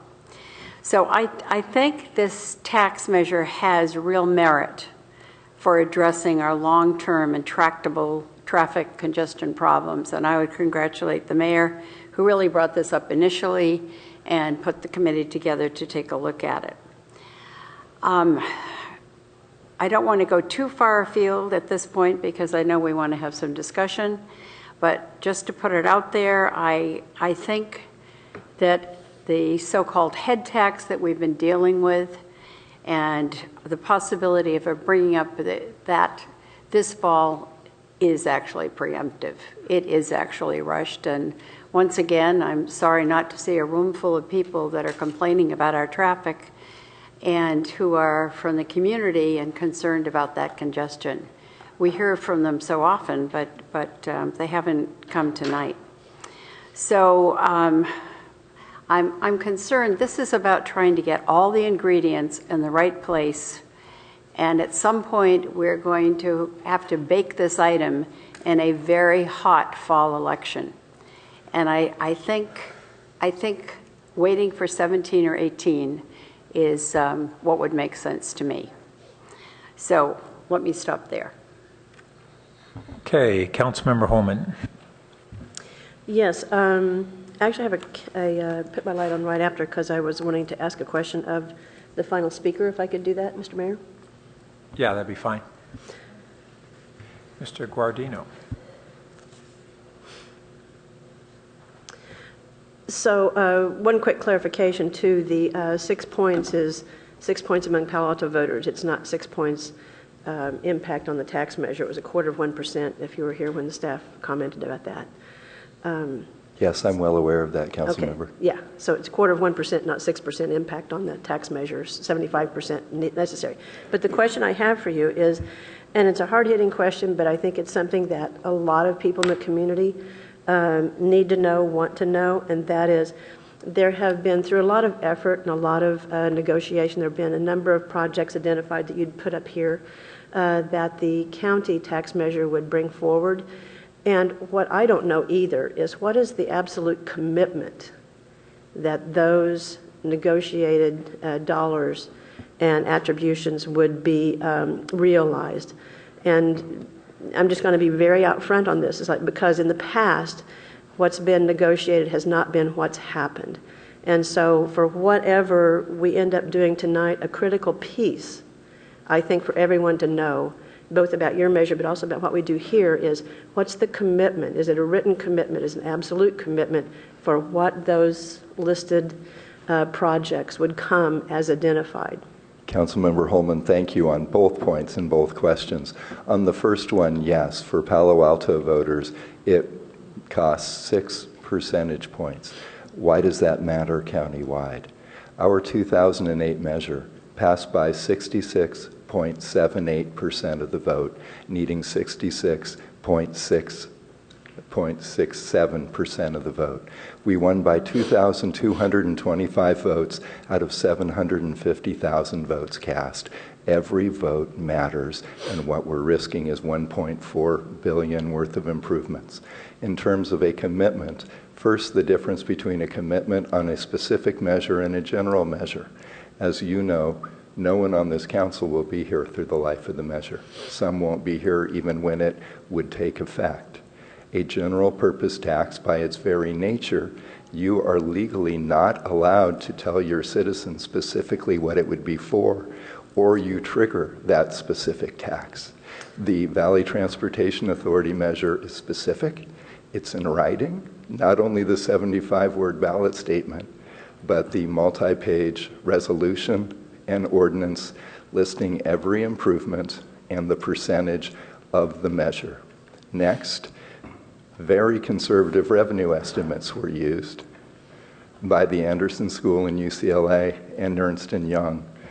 Not only did they not exceed the $6.5 billion in those conservative revenue estimates, at our urging, they stayed $200 million below that conservative estimate to make sure that everything promised, written in the resolution and ordinance, can be delivered. So thank you for the excellent question and the chance to clarify that. And because, as staff knows, I'm a detail person, so it can and will be delivered? Yes. Okay, great. Yes. Thank you. I appreciate your enduring the question. Thank you for all your work over the years on this. Okay. And the tragedy is we all want as much traffic relief as possible. We just don't want to jeopardize it. We were hoping the poll results would be different, but they're not. Thank you. Thank you. Councilmember Berman.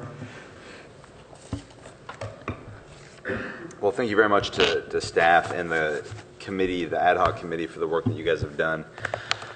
When this first came to council, and I was just looking for the date, and I can't remember, it must have been early March, because the first ad hoc committee was March 24th. I had expressed a concern that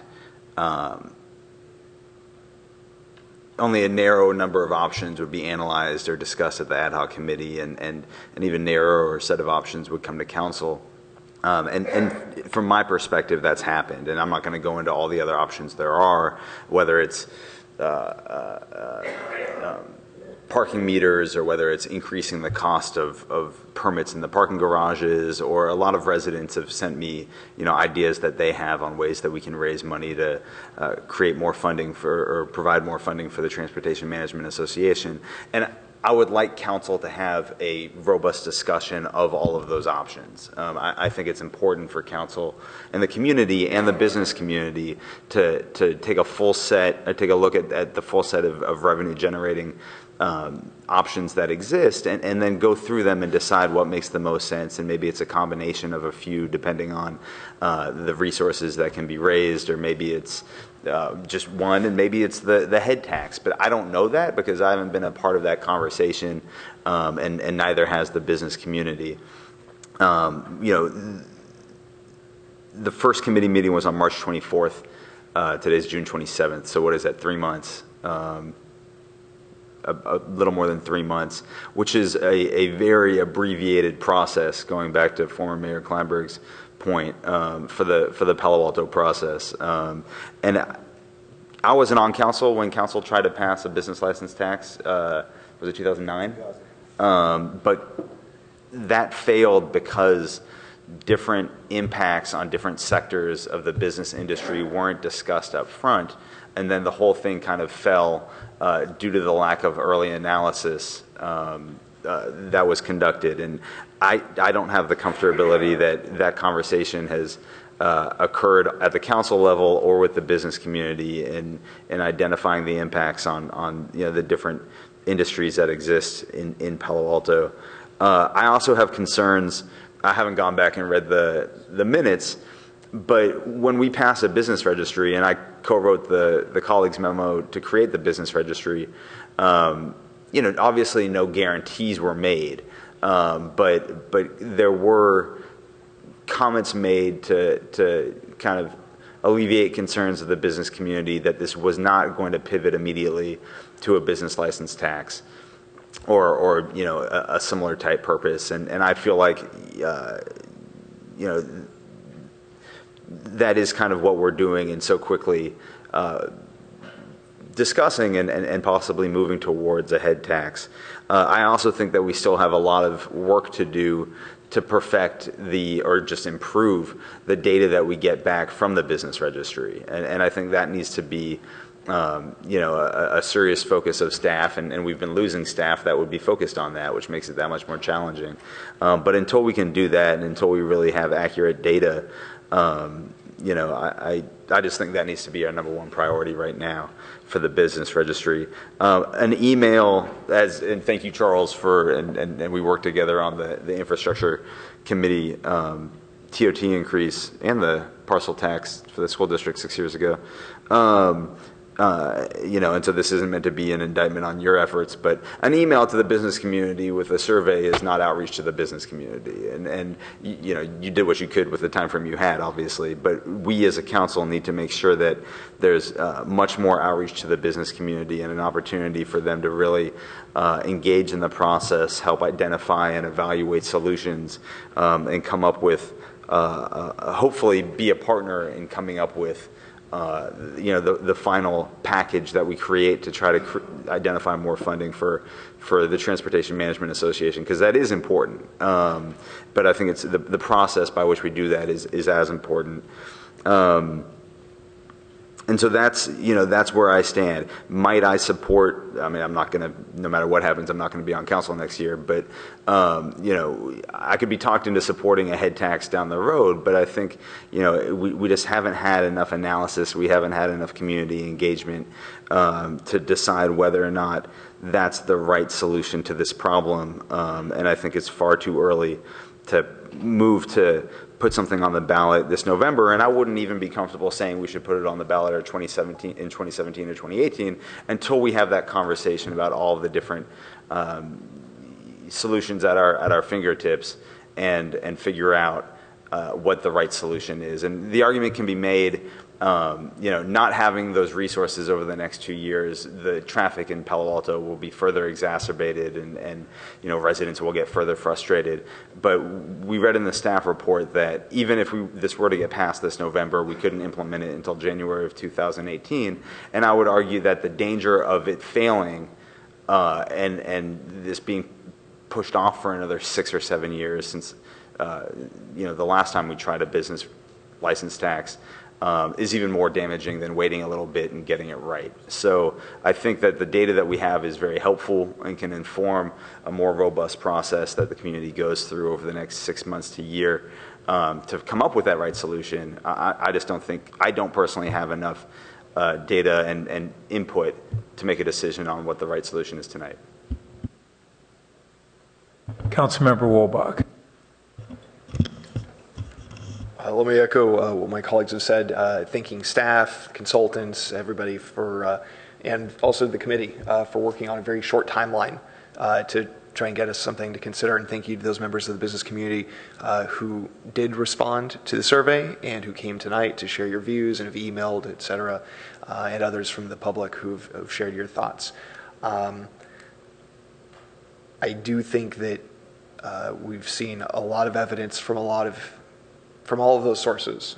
I felt it myself as a council member. I think we've heard it indicated by staff. We've heard it from the business community. We've heard it from some members of the public that this feels very rushed.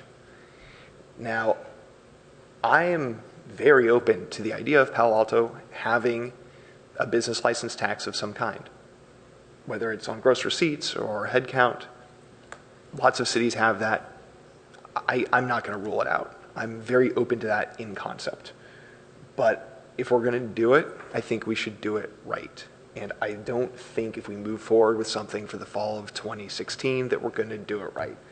I think we're either going to set it up to fail at the ballot, or if it does succeed, we're going to find that we've passed something that we didn't spend enough time working on the details, and it ends up being bad policy. So it's either bad politics or bad policy or both, neither of which I can feel comfortable about. I don't think that's why we're here, is to push bad politics or bad policy.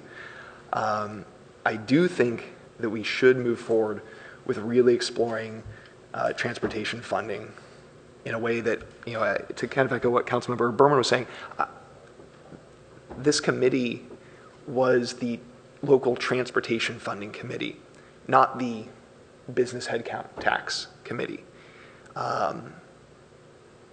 As a local transportation funding committee, they had, I felt, a broad mandate, which was quickly narrowed.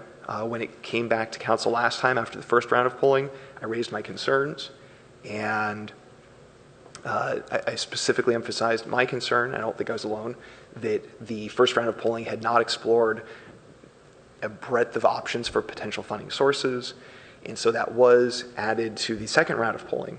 However, the way it was added as question 13, the last substantive question on the poll, is a good example of something that you want to try and avoid unless you have a particular goal in surveys, which is called priming, where you prime the mind and the thinking of the respondent to the survey. This is what's done in push polls, right? You get them thinking about one thing, and then you ask them about something else, and their response to the something else has been primed, has been changed by them having answered 12 questions leading up to that about option A. And so that's how it was phrased. It was a whole survey about a business headcount tax. And then, by the way, some people think, in question 13, some people think that this isn't the right solution. Here are some other solutions. What do you think? Well, no real surprise for anyone who's studied polling science. When you organize a poll that way, that's the result. And this is why I was asking the question earlier about how our consultants interpreted the direction they got. And I think they did a great job with the direction they got. But I don't think that we as a council, and I don't think that the committee was clear enough, or maybe we just didn't have the time and we're too rushed to really call for and explore a broad range of funding options on equal footing in the surveys. And that's my concern. So we did it, there was a question, yes, but the way it was framed was, it was framed to fail. And I'm worried that this whole measure will be framed to fail again as politics at the ballot or as policy. If we do move forward, and I'm still open with moving forward, I think we should move forward for either fall of 2017 or fall of 2018. I think we should still keep our options open about what the funding source would be. I'm still, again, comfortable with exploring the idea of a business license tax, whether it's on gross receipts or on head count. But I think we need to do it right. I think we need to pull together, whether it's a blue ribbon committee or a stakeholder committee. We need to make sure that everybody's at the table. That means the city, it means residents, but it also means Stanford Research Park, TDM Working Group. It means Stanford University, Palo Alto Unified School District, the TMA, maybe a couple of the larger businesses and employers in town as well. Get everybody together along with the city and with residents. So it's not just business heavy, but you have good balance, but you have everybody's ideas at the table, so that all of the nitty gritty details and potentially creative solutions can be thought through. And I would envision 3 areas for this kind of a committee to focus on. First, really, what do we want to prioritize with our transportation funding? Secondly, how much money are we going to need? And third, then, what kind of funding source do we want to use? Of course, they'll come back to council, and we may end up moving forward with something similar to what we're discussing tonight, but we'll have a lot more benefit of community input. We'll have taken time to work through the details, and we'll have really, in a fair, equal footing way, explored various parallel options for a revenue stream. And I think that is the way to move forward. So I have a couple other comments and concerns, but I think I've said enough and we've heard a lot of the concerns. But again, just to summarize, I'm okay with moving forward, but that means we got to do it right, and that means we can't do it this fall. Councilmember Schmidt. Yeah, I want to thank the survey. Very helpful to have 2 rounds and more specific questions. And thanks to the work of the committee. It was nice to have 8 hours of work done by others with us being able to get the benefits. I'd like to make just the case why I think a tax election in November 2016 makes sense. Tax on employees for transportation needs. Why? Are we rushed? I don't know. I've been sitting on this council now through the last 3, 4, 5 years. I can't tell you the number of hours we spent dealing with traffic, parking, congestion, density, quality of life issues, exploring and trying to deal with it in a variety of ways. They're with us, and I think we need to focus and move forward. Transportation funding makes sense. Why? Well, there's some basic issues about Palo Alto we've got to confront. We have 3 workers in town for every employed resident. It means a lot of people are coming into the city every day. Traffic, parking. Every time we have a new proposal, we go through a parking analysis, traffic analysis. And I think clearly there are 6 to 10 critical intersections in Palo Alto that will have an F rating very soon. If you add in local freeways and freeway on-ramps, you can add another 10 segments to that issue. We have traffic issues, and we can't blame our neighbors because none of our neighbors have that 3-to-1 ratio. So we have some clear goals. How do we deal with traffic? And one way we've been talking about now for 3 or 4 years is cut car trips. Try and deal with car trips. Now we have a VTA measure on the ballot. And most business people say, oh, let's support the VTA. Let's not undermine the VTA. Well, there's one critical thing about that. It's a sales tax. It means it's a regressive consumer tax. Lower middle class people spend a lot more of their salary, a much higher share on consumer goods. Services aren't taxed. Property isn't taxed on that. So it puts business in a little funny position to say, oh, we want the VTA tax, but none others. Yeah, let's have a consumer tax, a regressive consumer tax. I think there are a lot of business people around town who say, we need to do something about traffic.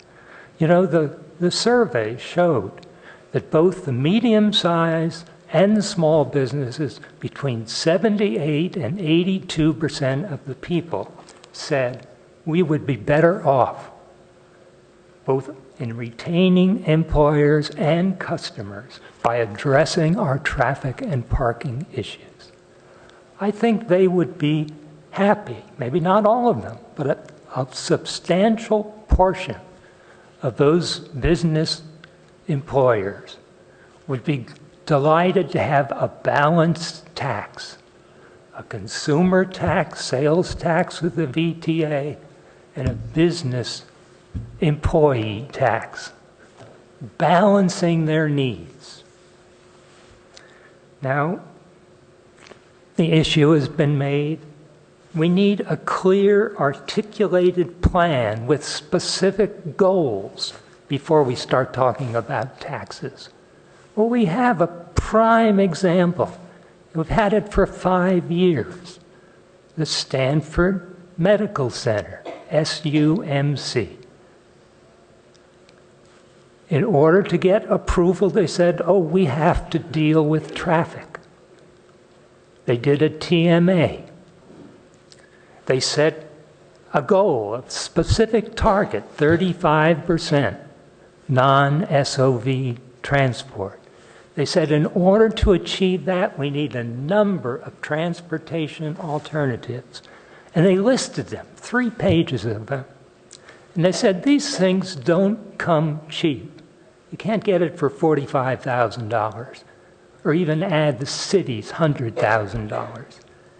They have pledged $2.5 million to attain their goals for between 5,000 and 10,000 workers. $2.5 million per year. That's a lot of money. Yet, if they don't achieve it, they've agreed to a substantial fine. Each year they don't meet their goals. So there is a clear, articulated plan with specific goals. And I think we're talking about the same thing. If we get revenue from a business employee tax, we can fund those organizations, a downtown TMA, Research Park TMA, California Avenue TMA, RPP. We can meet the county funding for grade separation. There's specific things we can do with that money that would make a difference. And the biggest difference it would make for employers, for the 78 to 82% who say, I can do better for my employees and my customers by having a transportation system that works more effectively. Why don't we do that in November 2016?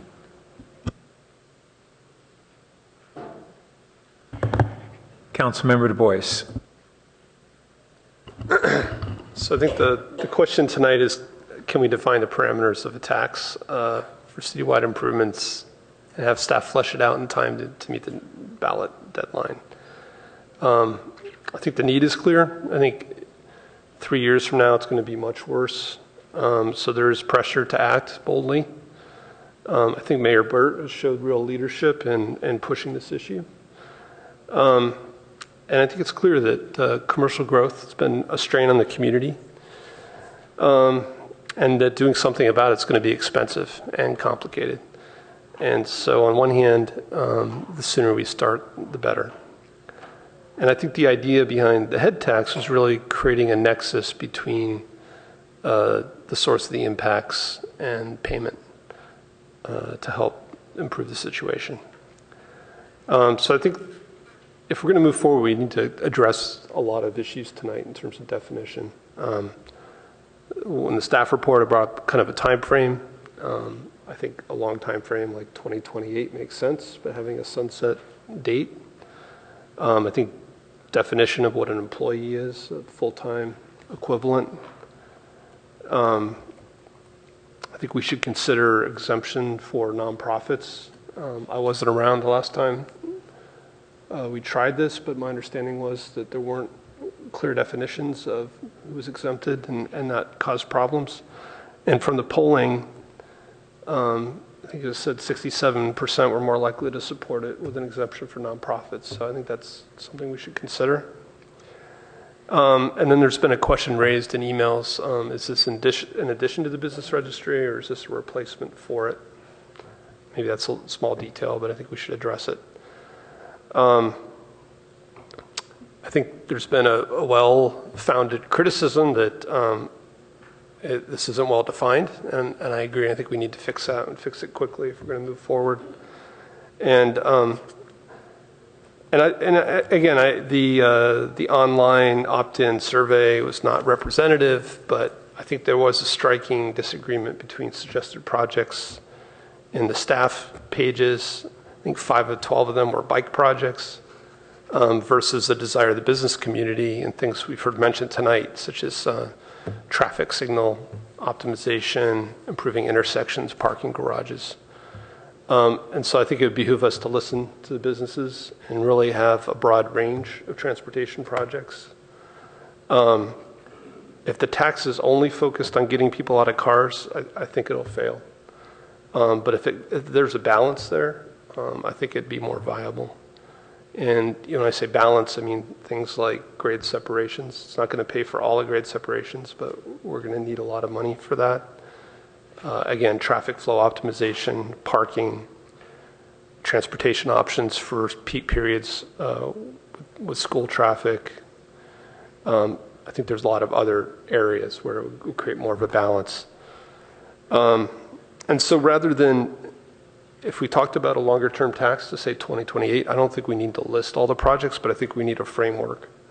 And again, I went back and looked at San Mateo's Proposition A. I think it's a pretty good example of a transportation tax. And again, they established a percentage of revenue that go to certain categories and allowed projects to apply or had projects fill in over time. And so if we included categories like parking, signals and intersections, local streets, grade separations, ped and bike, and alternative, relief TDM programs, and we quickly work through this and assign some percentages to that, I think it would give some meat to it. It would say how we're going to spend the money. And again, it would let people know that we were going to address different categories of problems. We've identified traffic and transportation as a priority this year. We've done some things, but I think we've done very little in terms of new parking or really improving the flow of traffic. And I do have faith in the voters of Palo Alto that if we articulate a plan that makes sense, that they will support it. But time is short. So in summary, rather than see a list of specific projects, I think we should define a measure to allocate tax revenue. And it should meet the needs of both businesses and residents. And we should define pretty sharply definitions, criteria, exceptions. If we don't do this election, I'd still like to see us get started now with the idea of targeting 2018. And that's kind of where I am on the issue. Thanks. Vice Mayor Scharf. So I agree a lot with what Tom said in terms of wanting to get this process started and wanting to move forward. But I'm reminded of when in 2009 when I ran, first of all, the business license tax was on there. And one of the things we ran on was infrastructure. We had this supposedly $500 million backlog in infrastructure. There was lots of discussions about it. How would we ever solve it? And I remember when I got on the council, I really wanted to tackle the infrastructure process. And, I talked to Larry Klein about it, and I said, Larry, we were on finance together. How do we get this going? You've been on council forever. I think you've been on council longer than everyone added up together at that time. And Larry said, well, the first thing we need to do is we need to define the problem and figure out how we solve it. And we need to put together a blue ribbon task force, and we need to come up with what are the actual projects that need to be done. People throw out numbers of 300, 500 million. We need to know what needs to be done, how much money it's going to take, and we start from there. And once we know what the projects are, how much money they're going to cost, we then need to come up with a funding plan. And we did. We came up with a funding plan, and as part of that funding plan, we came up with a TOT tax. And there was unanimous agreement on council that this was the way to go. It wasn't some people thought we should do it, some people thought we shouldn't do it. Everyone thought we should do it. The only disagreement was, frankly, whether or not it should be 15% or 14%. That was the only real substantive disagreement amongst council. And I think these are real issues that we need to solve. And I think if we rush forward, and that's been the hardest lesson I've learned in the last, 7 years on council, is my natural inclination is always to try and rush in and fix the problem and not go through the Palo Alto process, which frankly I find frustrating, slow, cumbersome, takes far longer than I'd ever like. But anytime we ever try and short circuit that process, there's this era, there's defeat. It always falls apart. We need to bring everyone along. The community expects it. So I think we should definitely move forward tonight, but not on putting it on the ballot in 2016. I think that it is way too rushed. And frankly, that's what polled. 2/3 of the people thought, it's a rushed plan. And I think that's the tension on the council. I think we'd have unanimous support for moving forward if we took a step back and said, how do we do this in a way that garners that unanimous support on council and garners the support in the community? If we move too quickly on this and we put it on the ballot, I think it has the smell of disaster. The Weekly vote a very strong editorial against this. When people put the ballot and put the tax in 2009, and I'll just pause for a second and ask a question. In 2009, did we do any polling on the business license tax? We didn't do any polling. So we did no polling. So what we're looking at here is we're looking at soft support. That's what the pollsters told us.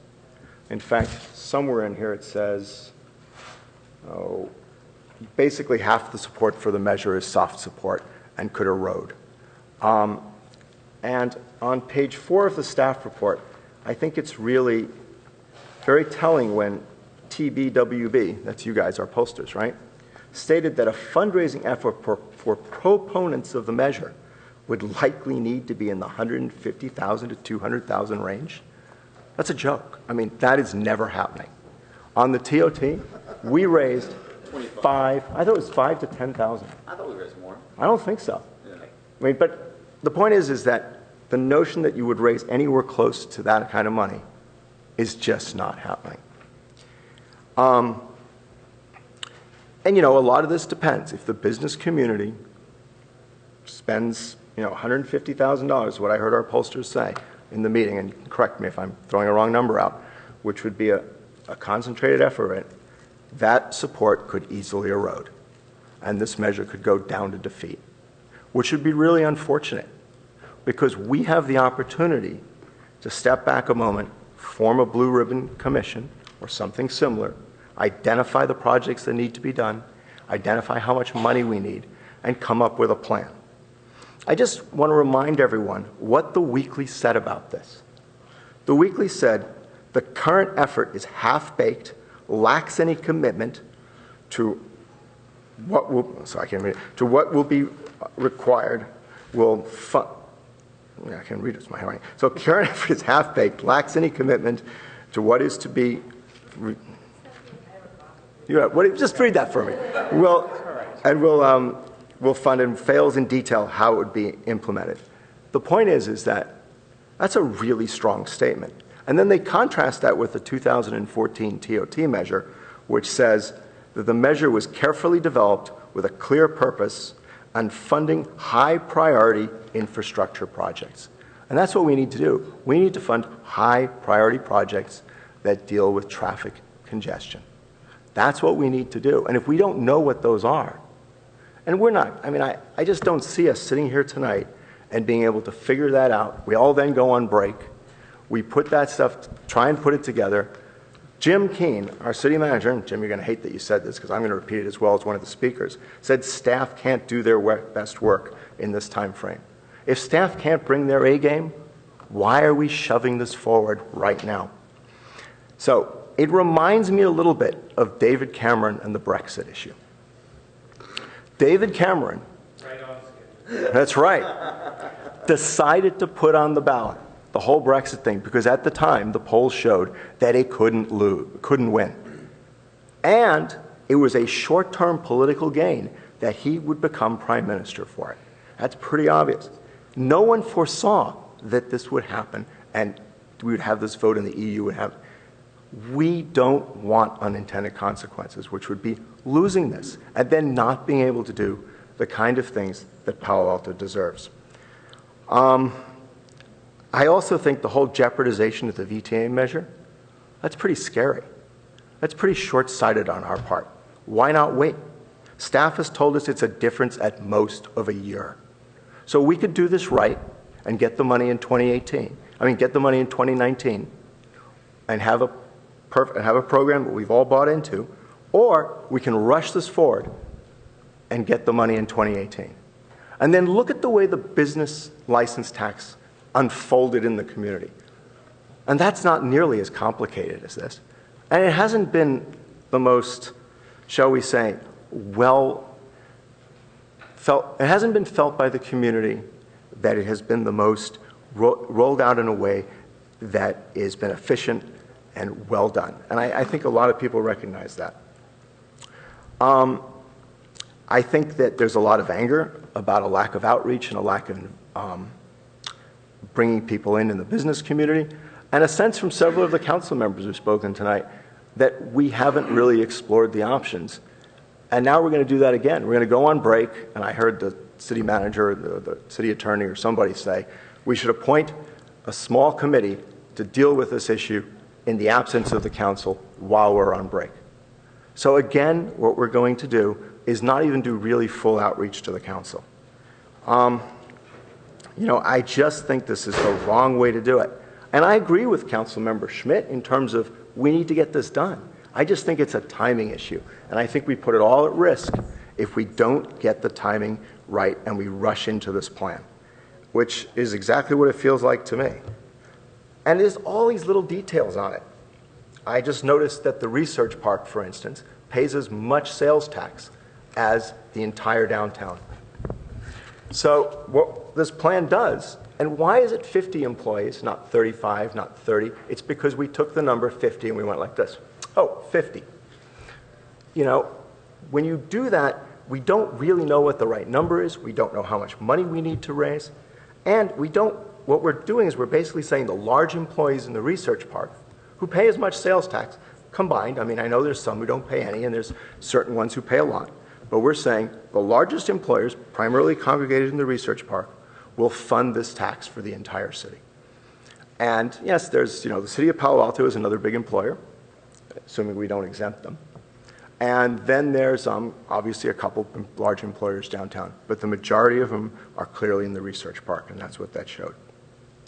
So I think putting a measure on the ballot on a close vote in council, where it's controversial, where you have a strong editorial from the weekly, where we're told that it could take 150 to 200,000 in a positive campaign, in a fundraising effort to get it passed, and there's soft support for it.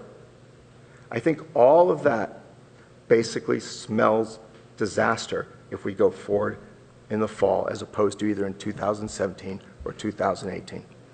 Thank you. Okay, so not surprisingly, I'm going to wade in. So first, I think there, from the outset, have been good arguments for proceeding and for looking at a later date for consideration of this from the outset. Oh, all right, Councilmember Holman, I'll let you go. Sorry, I put my light on a long time. Light wasn't on. I put my light on a long time ago. There may be some issue with this light, but anyway, thank you for that. So sitting here listening to my colleagues and members of the public and being on the committee, we've heard many of the same comments from members of the public before that we heard tonight. So where to start? There are any number of entry points that one could begin commenting on this. My wish is that we could go forward with a tax this year. That would be my wish. I appreciate that the staff has done due diligence. I appreciate the consultants working in such a short time frame. But I don't think it's been for naught. I think we've learned a lot. I think we have learned a lot that we can use going forward. Just to get it out there early, my preference would be to work towards getting something on the ballot in 2017. And here's the reason. Even though that would take a two-thirds majority vote, if we wait till 2018, we are not going to start any improvement projects from such a tax until the mid of 2019. That is 3 years. And what do I base that on? It's like there were some comments made earlier, but just to go back to a conversation that happened at committee, because there were a lot of minutes, and I doubt the council members have had a chance to go through all of those minutes. But if we pick a time, if we get a measure approved in 2016, November, it's going to be mid-2017 before there really is any action that takes place, because you can't anticipate what the vote's going to be. So Contractors, consultants aren't going to be hired. Staff isn't going to be hired to manage any projects.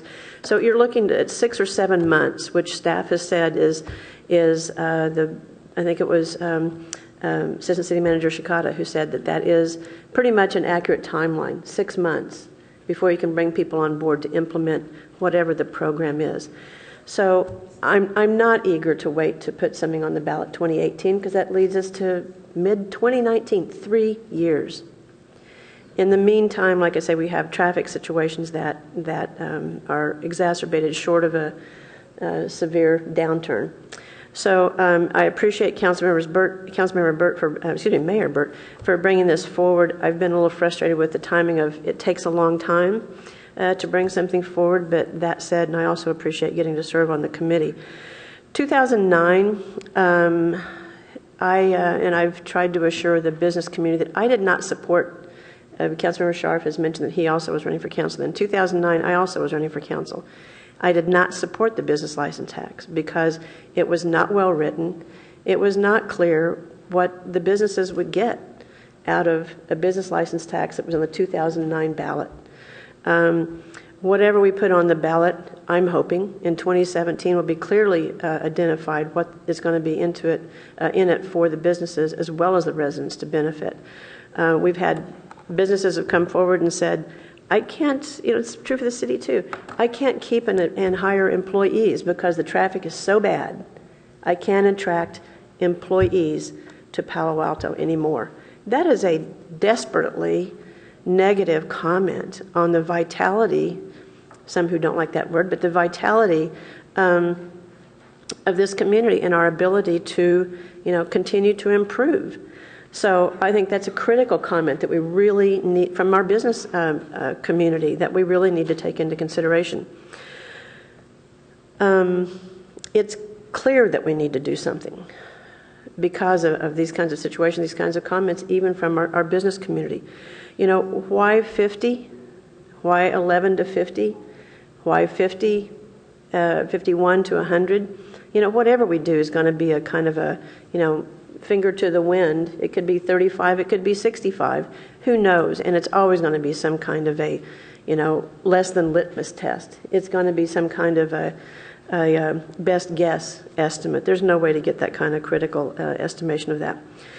I was interested if staff had any comment on the comments of Bill Ross, who has left, about what an assessment might look like rather than a tax, just a curiosity on that. I also agree with whoever, and it may have been he, that said, our TDM programs are, they're pretty flawed. They aren't very easily enforced.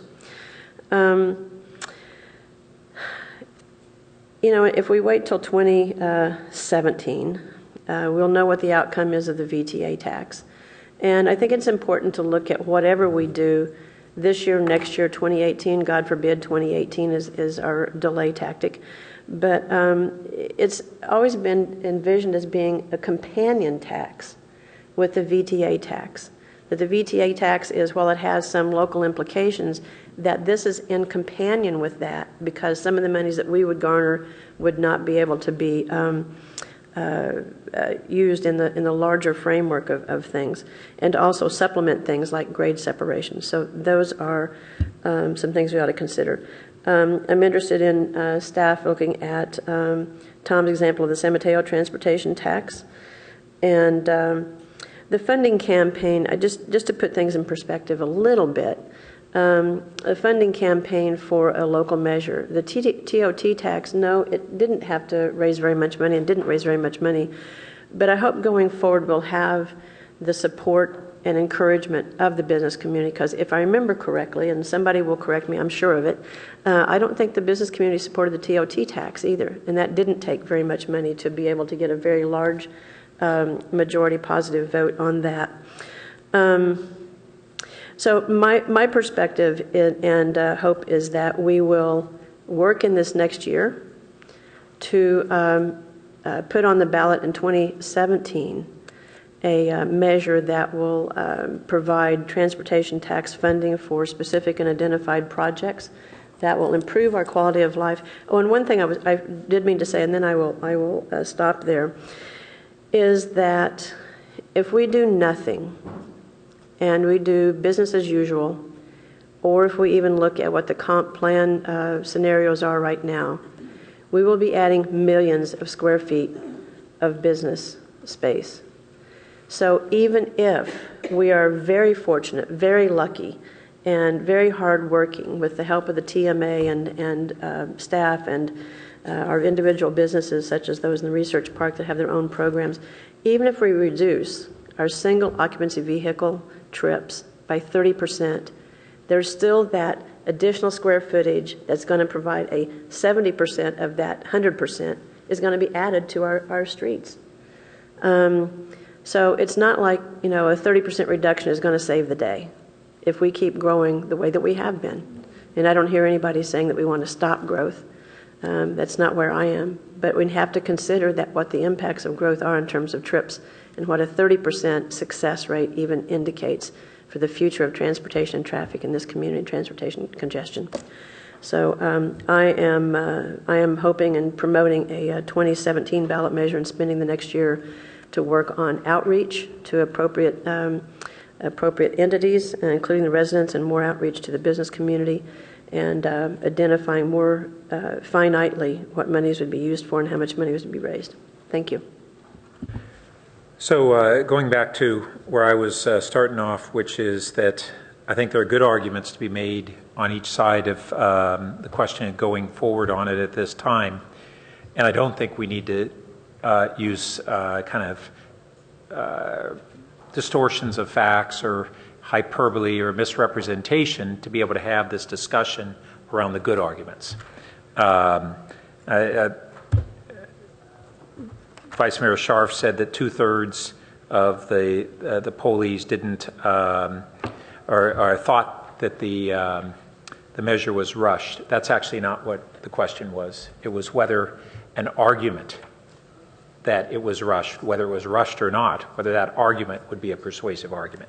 That's an important distinction. And the city manager earlier didn't say that his response on the quality of staff work was in response to Councilmember Woolbach's questions about whether something more complex could be done, and his response was that if it was a more complex measure, it would be trying on the staff's ability. I think, frankly, either way, it'll be trying, but that's not what he had said. And this notion that somehow it's a flaw that we have tentatively looked at 50 as the number at which a business would pay full share. Well, that argument could be made no matter what number is picked. That's just an argument that you would use if you want to defeat whatever comes up. It reminds me of when we had the last business license tax, and we had extensive outreach to the business community. I had some concerns about that tax, frankly, because it was before we had made reforms to our own city government on pensions and benefits.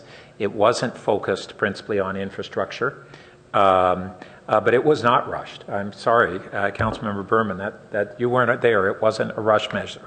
What actually did happen is it was kind of a whack-a-mole.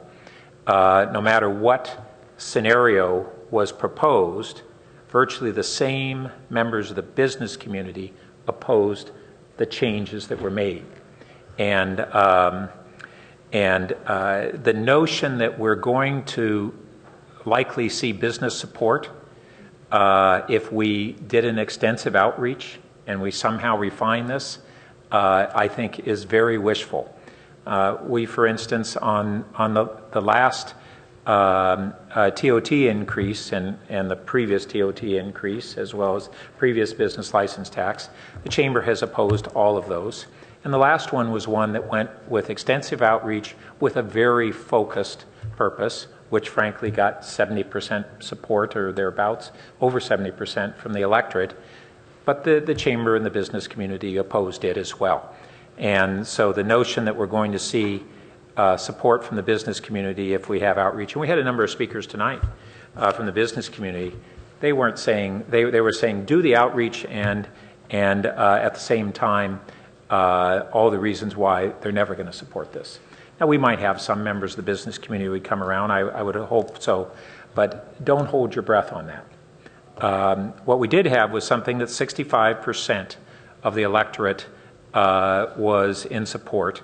And even though some of that was soft, there was also an additional 6% that was undecided. So that's a pretty good number. So for me, at the outset, when we began this process, I stated that I thought that there is a real need for this in our community, local funding for additional transportation measures. And, you know, the weekly, I got to say, this is the most half-baked editorial I've ever seen from the weekly. And one of the arguments was that the business community would bear the full burden of funding for transportation measures. That's not true.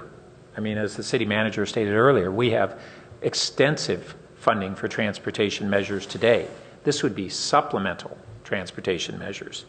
It also misrepresented the dollars per year per employee that was the tentative formula. I went back and found 3 references for this in the minutes of the committee, where we talked tentatively about 1 to 10 employees, the first 10 employees in a business being exempt, 11 through 50 at the half rate, and for a business with more than 50, only after 50 employees would it be at full rate. So instead of the $5,100 per year for a business of 51 employees, under that formula it would be $2,050. So the weekly was off by 150% in their calculation. That's pretty sloppy work. But that wasn't an explicit recommendation of the committee. That was what was tentatively discussed several times. In the end, though, I'm back where I was at the beginning, which was I stated when we began this process that I was very interested in it, but I did not want to jeopardize the VTA measure. And I agree with Mr. Guardino's analysis of the importance for the North County and West County of the VTA measure, and frankly, the way the measure is set up for the grade separation dollars to be divided between Sunnyvale and Palo Alto grade separations, and the Palo Alto has the majority of those separations. This is a very important measure for the future of Palo Alto transportation. Councilmember Holman was, making the point that it swings 6% of the Palo Alto vote, about 1/4% of the county vote, according to the polling that we did. I don't know if that's like 1,200 votes or thereabouts, somewhere in that ballpark. But that's in the absence of a strong oppositional campaign to this measure. And at our last committee meeting, I made the statement that after we heard that characterization that a strong negative campaign against this measure would potentially spill over against the VTA measure, what we really have is the business community who would be willing to sink the VTA measure to kill this, or to not even kill it, on a futile effort to kill it, because we start with 65% of the electorate being philosophically supportive of it. But that's where we stand. And I don't count on the business community coming around. I would like nothing better than them to prove me wrong over the next year or two, but I don't count on it. But I think that we have 65% of the voters supporting it philosophically now. I suspect that number will be higher in 1 year and higher yet in 2 years. I suspect that if it is higher, it'll be because the business community will be having even greater trouble recruiting and retaining employees. We'll have greater trouble getting customers to downtown. For all those reasons, I think it's really short-sighted on the behalf of the business community to not understand why this is in their benefit. So a business of 60 employees under the scenario structure that I described, the cost impact per employee is 3 cents per hour. That's really going to sink the business community. So we can hear all those complaints, but the impact is overstated, and the benefit goes back to the business community. This is really where it is different, and frankly why I was only interested in this measure if it was dedicated for local transportation, not for general fund purposes, but to solve a local problem that is generally created by the business community. As Councilmember Du Bois stated, that's the merit of a head count. It goes back to a correlation between the taxation rate and the number of employees that are roughly correlating to the problem. So I think that there are a bunch of good reasons to go forward with it. Also, that the chamber claimed that if we went forward with this, we'd never get their support, their voluntary support for the TMA. We had a great meeting on the downtown TMA a week ago, got back the plan that we as a council had said, give us the plan for really achieving the goal. What's it going to cost? And it was $1.3 million a year, excluding SOFA. So including SOFA, it'd be more than that, probably a little over $1.5 million. And they could achieve that 30% trip reduction for that. But we're not going to get that in voluntary contributions. We may, and if we don't go forward with this tonight, which I think in the net I'm not going to support going forward because I don't want to jeopardize the VTA measure, and because the threats from the business community to wage a full-scale opposition against what would be an anemic pro-campaign, because there's no funding for it. The business community can outspend the residents on this by 10 to 1. And that's what they basically have indicated their willingness to do. And so we eventually will need to do this, and we'll look at how to do it. I think the other thing that's short-sighted is not only would this benefit the business community, but through their opposition, they're going to further polarize, they already have, I believe, polarize the relationship between the residents and the business community. It's really short-sighted. But that's the mindset that they've chosen to take on this, and we have their position, and we've seen from the polling that we have virtually 2/3 of the residents who think otherwise. Those are my main reasons. Oh, and the other reason that I'm tipped toward pushing this out is that staff has informed us that if it was voted on in November 2017 or 2018, the lag between the vote and the implementation date would be reduced over what it is now. I'm skeptical that we would want to go with a specific tax in 2017 because I just don't think a specific tax would survive an opposition campaign that we're going to be outfunded on. The reason that the county VTA tax can go on a 2/3 majority is because the leadership group has been able to round up the business community and all sorts of other sectors in support of that, and even then it's very narrow. And as we heard last time, it passed by 2,000 votes in the entire county. So that's a tough road to hoe, especially with the history of our business community opposition to these kinds of things. So I will be supporting having this continue to do the work on this for a prospective 2017 or 2018 measure. I think the work that we've done the last 3 months is good groundwork, and its effort well spent. I don't have a problem with, in future polling, expanding consideration of other tax measures. And even though the argument that we may have seen these responses slightly weighted as a result of preceding questions, I think at the same time it's wishful thinking that these other tax measures are going to poll anywhere near as well as the head count did. But I'm open-minded to it. So I think it's time for us to move on to a motion. Councilmember Niss, you wanted to ask to take a crack at it? Let me you've all been extraordinarily articulate tonight. Whether you are, I felt a little like I was in one of those debates that are taking place on NPR, where everyone is extraordinarily persuasive. I think one of the things Bob Moss, who's leaving, and I know he won't hear me because he has difficulty hearing, but he does. He will explain it to you. You just turned around. Bob, did you? Come on back. So one of the things Bob said tonight, which reminded me of my own father, was you got to be practical. And I think that's what I heard tonight. You got to be practical.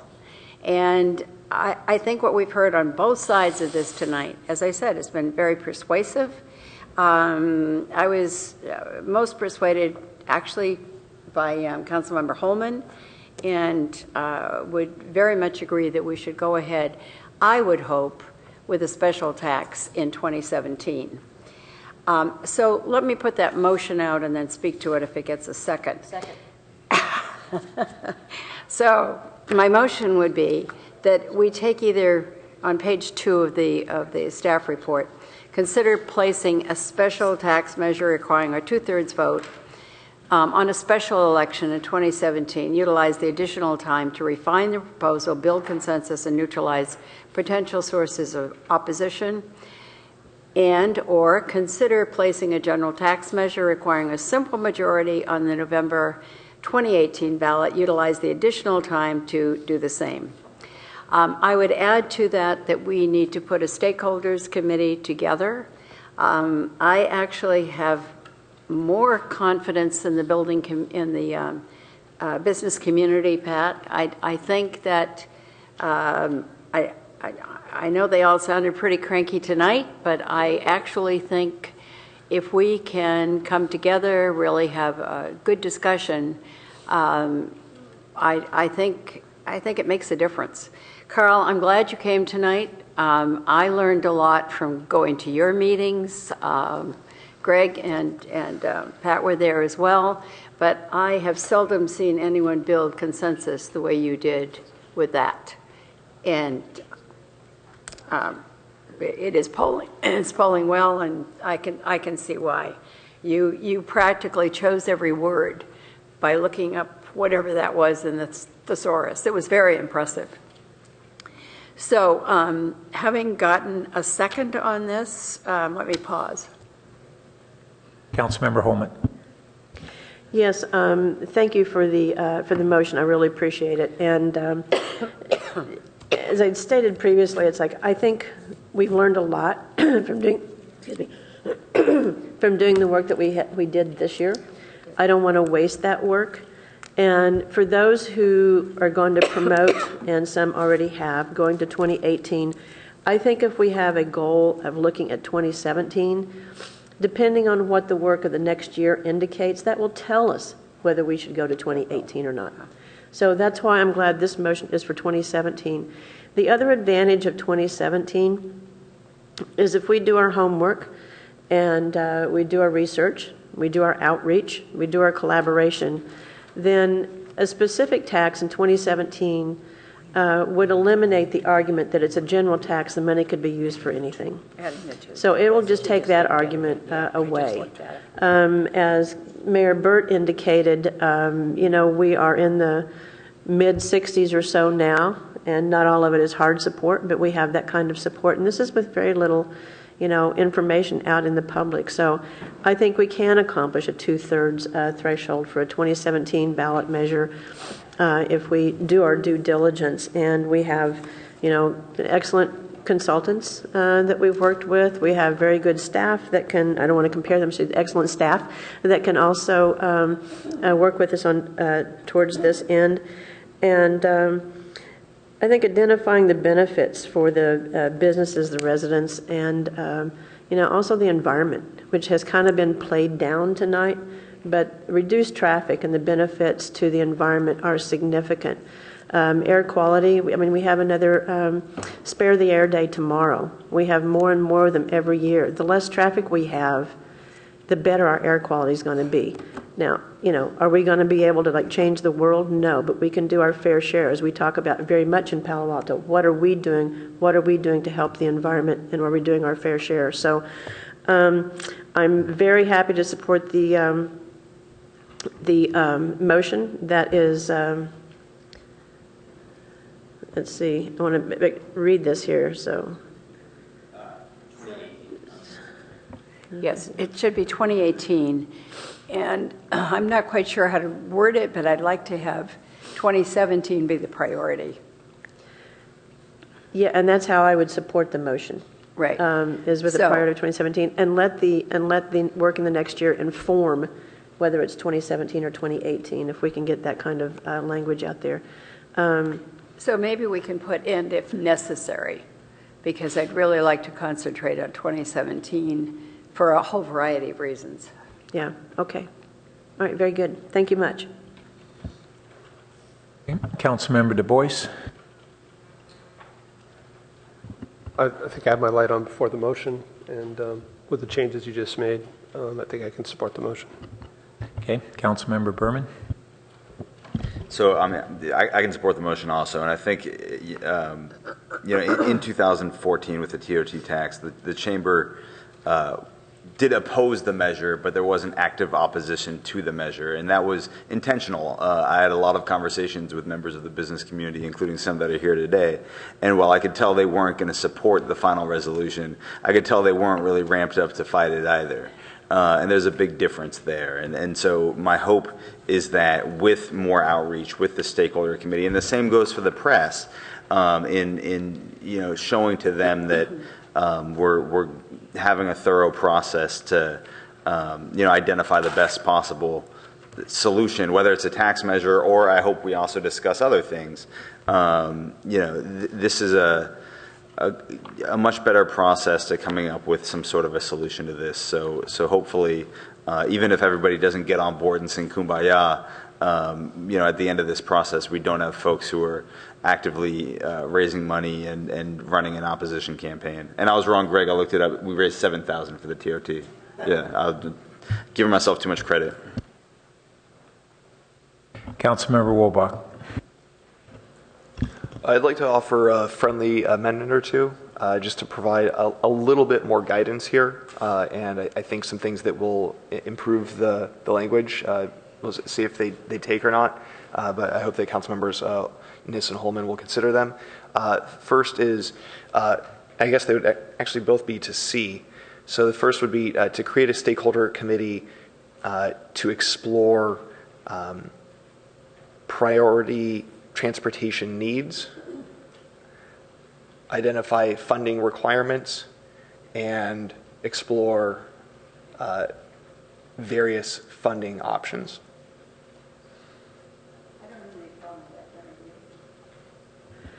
Well, I don't, but I think it's kind of implicit with what the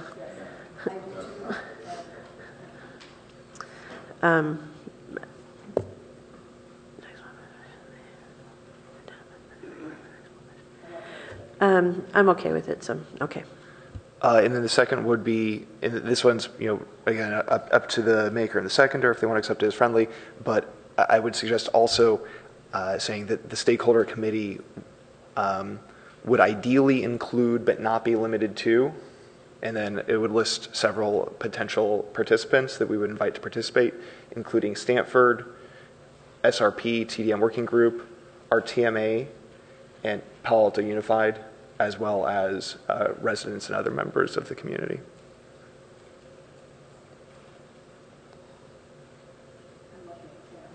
Yeah, and the TMA is not for downtown, it's just our TMA.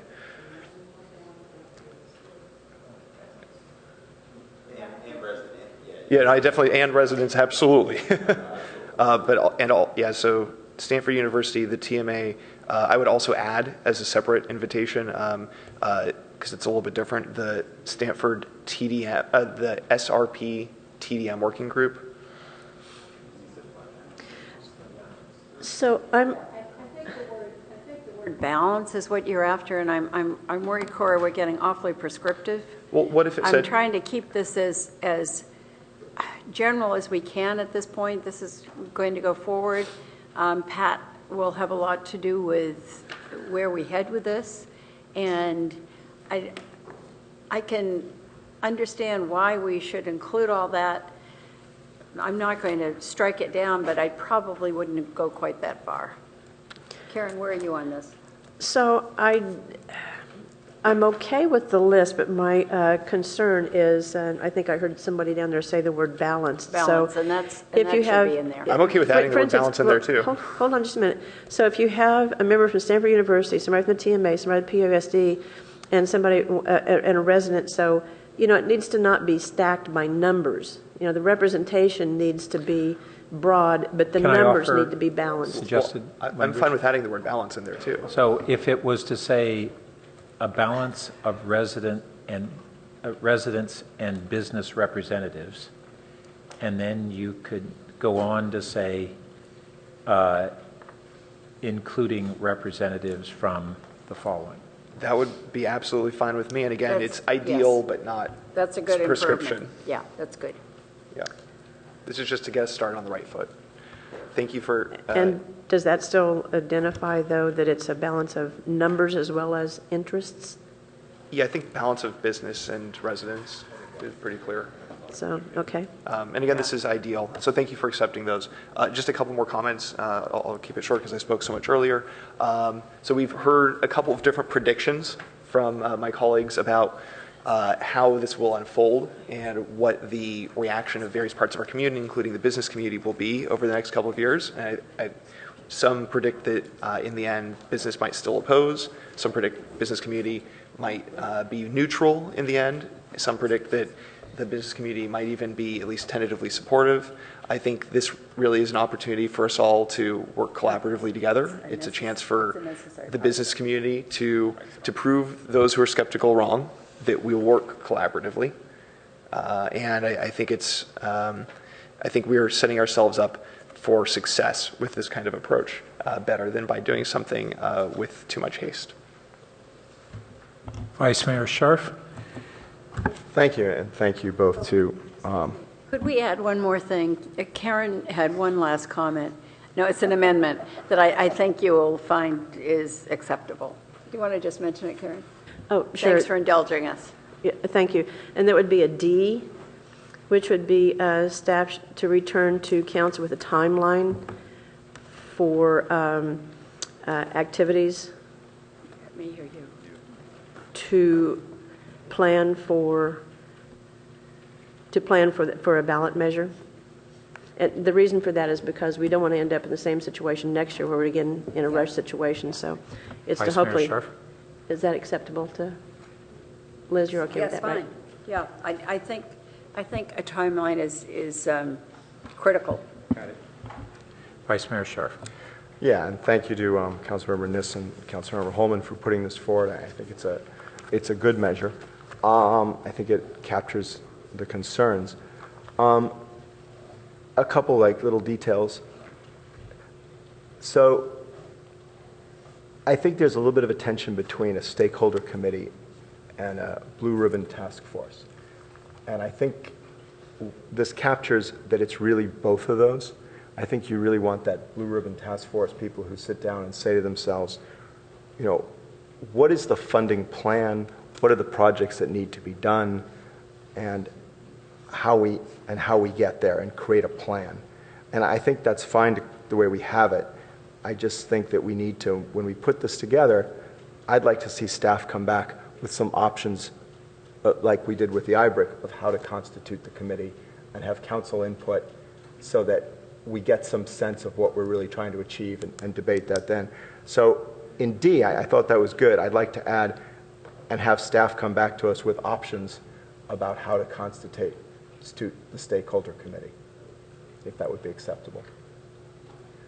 All right. And then on C, instead of saying identify funding requirements, leave it, I'd like to say identify funding requirements and come up with a funding plan.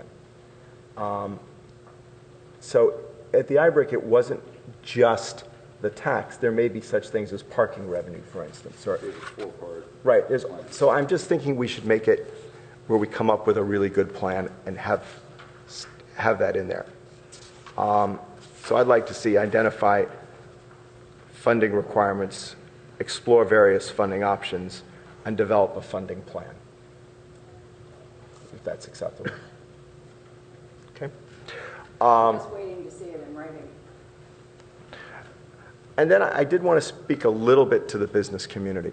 So I'm glad Carl Gardino's still here, because Carl has said that you want a tax to be specific, you want it to have sunset provisions. There's like 3 or 4 little things on a list I wish I had in front of me. And it's clear to me that a tax in 2017 that is a specific tax that requires a 2/3 majority is the superior option that would benefit the business community, benefit Palo Alto, and is the right way to go. But I don't believe that will happen without the business community's support. So I'm hoping that whether or not it's, Peter Stone or Chop Keenan or is it Jeff or Rob Fisher or our own head of the chamber, that we need our own Carl Gardino to basically get that business community together and put that together. And if that doesn't happen, then I think there will be some cynicism on council, and I wouldn't like to see that, and we'll move towards a 2018. And I think it's in everyone's interest to go with the 2017 tax and plan. And I'm hoping that the business community, by being involved in the process of that stakeholder committee, figures out what works best and with the residents, and everyone comes together and we come up with a plan that makes sense, that benefits everybody. So I think that's a tall order, but I think that can be done. Okay, let's vote on the board. That passes unanimously. So that concludes this item. Thank you all for coming. Our final item is council member questions and comments. Pat, I hope you're going to say something about your special week last week, are you? I will share some. You will now. I was going to say I don't have much Okay. to share. Karen, did you have something you want? Okay. So, I'm just looking at the calendar. Do we finish council member comments? No, you go ahead. All right, go ahead. So on council member comments, I just wanted to say that on Wednesday we have the another one of these airplane noise meetings. It's a community meeting. Sky Posse will be presenting. And then, I forget the exact dates, maybe you remember it, but it's July 15th And the 22nd. and 27th. 22nd. And 22nd, when the committee will actually deliberate about what we're looking at. And I wanted to call out Councilmember Philseth, who's done some really good work in working with Sky Posse, and I really appreciate the analysis and the hard work you've put into that. I actually have been really impressed with it. I was even going to go to the meeting. You should. You should? You still can. I mean, we won't bar you. Can I just add on to that? Sure. Yeah, just to add on to that, I mean, I believe Santa Cruz had 500 people show up for their meeting. So I would encourage you to attend and ask other people to attend. I don't know if we're going to have that kind of turnout, but it has an impact. So last week I went to D.C. I was invited to speak on 2 panels at the National Energy Efficiency Summit. That's an annual event that's been held in D.C. for 27 years, I think it is. And I was able to offer a broader definition of what our thoughts should be about what energy efficiency should encompass going forward. And I had offered in advance that a lot of what we're focusing on now is transportation and how that intersects with energy efficiency. Now that we are carbon neutral electricity in Palo Alto, we still have efficiency objectives and strong achievements that we've done in smart building systems and additional energy efficiency in buildings, but 60% of our carbon footprint is our transportation system, principally our cars. And so the sponsors of the summit were very receptive to that. It was U.S. Energy Association. And so we had a broader conversation, and I think going forward, this is going to be a next dimension of it. I also actually brought in kind of the whole water dimension and how it intersects with energy supply and energy consumption, and they were very receptive to that concept as well. But overall, I was able to share a lot of what we are doing under this rubric of smart city movement, which you probably hear the term a lot, but it's not discussed very often on what the term means. And so that was the third thematic area that I addressed, which is basically smart cities are defined, or the movement is defined of using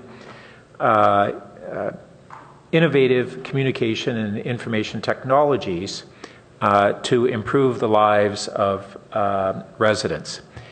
And I had offered that I didn't disagree with that, but I thought it was limited in that it was really, the definition implies that it's our current residents, and for that matter, our current workers, and it should be broadened to include future generations, because if we basically have really smart cities that serve our quality of life and rob from the future, that's not real smart.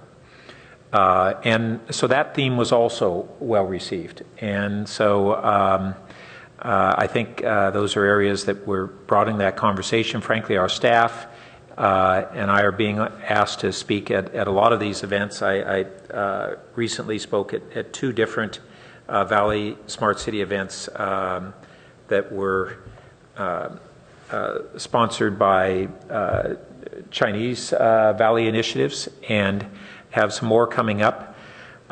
When discussing this, the efforts that our staff is doing through all the different departments is really pretty astounding. We have, between the building department, us owning all of our own utilities, our transportation department, permits, public works, and then our administrative services, all of those, we have really leading smart city dimensions to it. One of my frustrations is that we're actually doing more as a city than we have put together into a cohesive narrative, and I think that's one of the next things we need to do. But I also surprised people at the conference by saying that we have a prominent chief sustainability officer, but when you look at what's really, when I observed all the departments and how they're relating and how they're being enabled to do this, it is the chief information officer that is the real empowering position, and we happen to have at least a nationally, if not globally, leading chief information officer. But if you go now within communities that are involved in this, both the private sector, innovative companies, and other cities, and frankly it was this way on the national, the panels that I was on, there was a group of cities that are doing quite a few things, and then there was Palo Alto, and everybody there said there is no comparison. We really are amazed at what you're doing, and we want to look more to what you're doing to support us. And that's frankly one of the biggest values of what we can do is if our actions are able to be leveraged by many other cities. And we're seeing that really happen in a way, we've talked about it and it's been building for a number of years. It's really coming together. And just in the last few months, what I became aware of what our departments were doing was twice of what I knew we were doing. And it just keeps going and building a greater head of steam. And now every company basically that has new innovative technologies in these arenas, they always kind of look to Palo Alto. Now there's no ambiguity. They really not only want to turn to us, we've built capacity to basically respond to them. So that's a long council member comments, but I think it's an important subject, and it really talks about us integrating that movement with our sustainability and climate action plans and our quality of life for our residents. And it's an opportunity for us to have a vision about what we're becoming and want to become as a city and how we'll get there, as opposed to kind of thinking that the only way to have the quality of life that we want for our residents is to try to stop the clock from ticking. Mr. Mayor, I really thank you for articulating that for the council and the community. Every time we sit down to write the story about what we're doing, we get a new assignment from you guys to do the next smart thing. So seriously, I mean, it's an ever unfolding, and actually there's momentum building is what's taking place. Councilmember Holman? So just to put people's minds at rest, no one else has passed away that that I'm going to adjourn the meeting in honor of. That said, a couple of weeks ago, I did ask to adjourn the meeting in recognition of the city of Orlando and the terrible impact that they had suffered.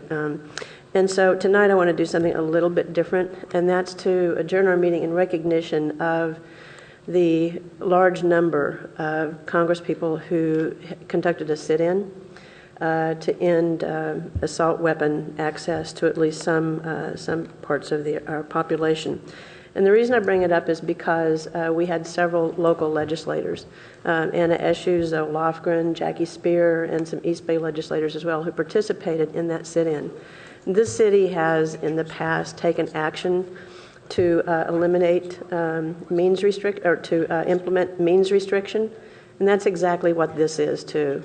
And so I'm hoping and encouraging my colleagues, both as individuals and if the timing is right, as a city council, I hope we will send a communication to our legislators to show our support for ending at least this limited amount of assault weapon access. And just quickly to indicate to those who may not know, is this not this council, but council has in the past taken action on similar things, like we unanimously supported the elimination of the death penalty in California a few years ago as a council. So thank you all. Thank you, and the meeting's adjourned.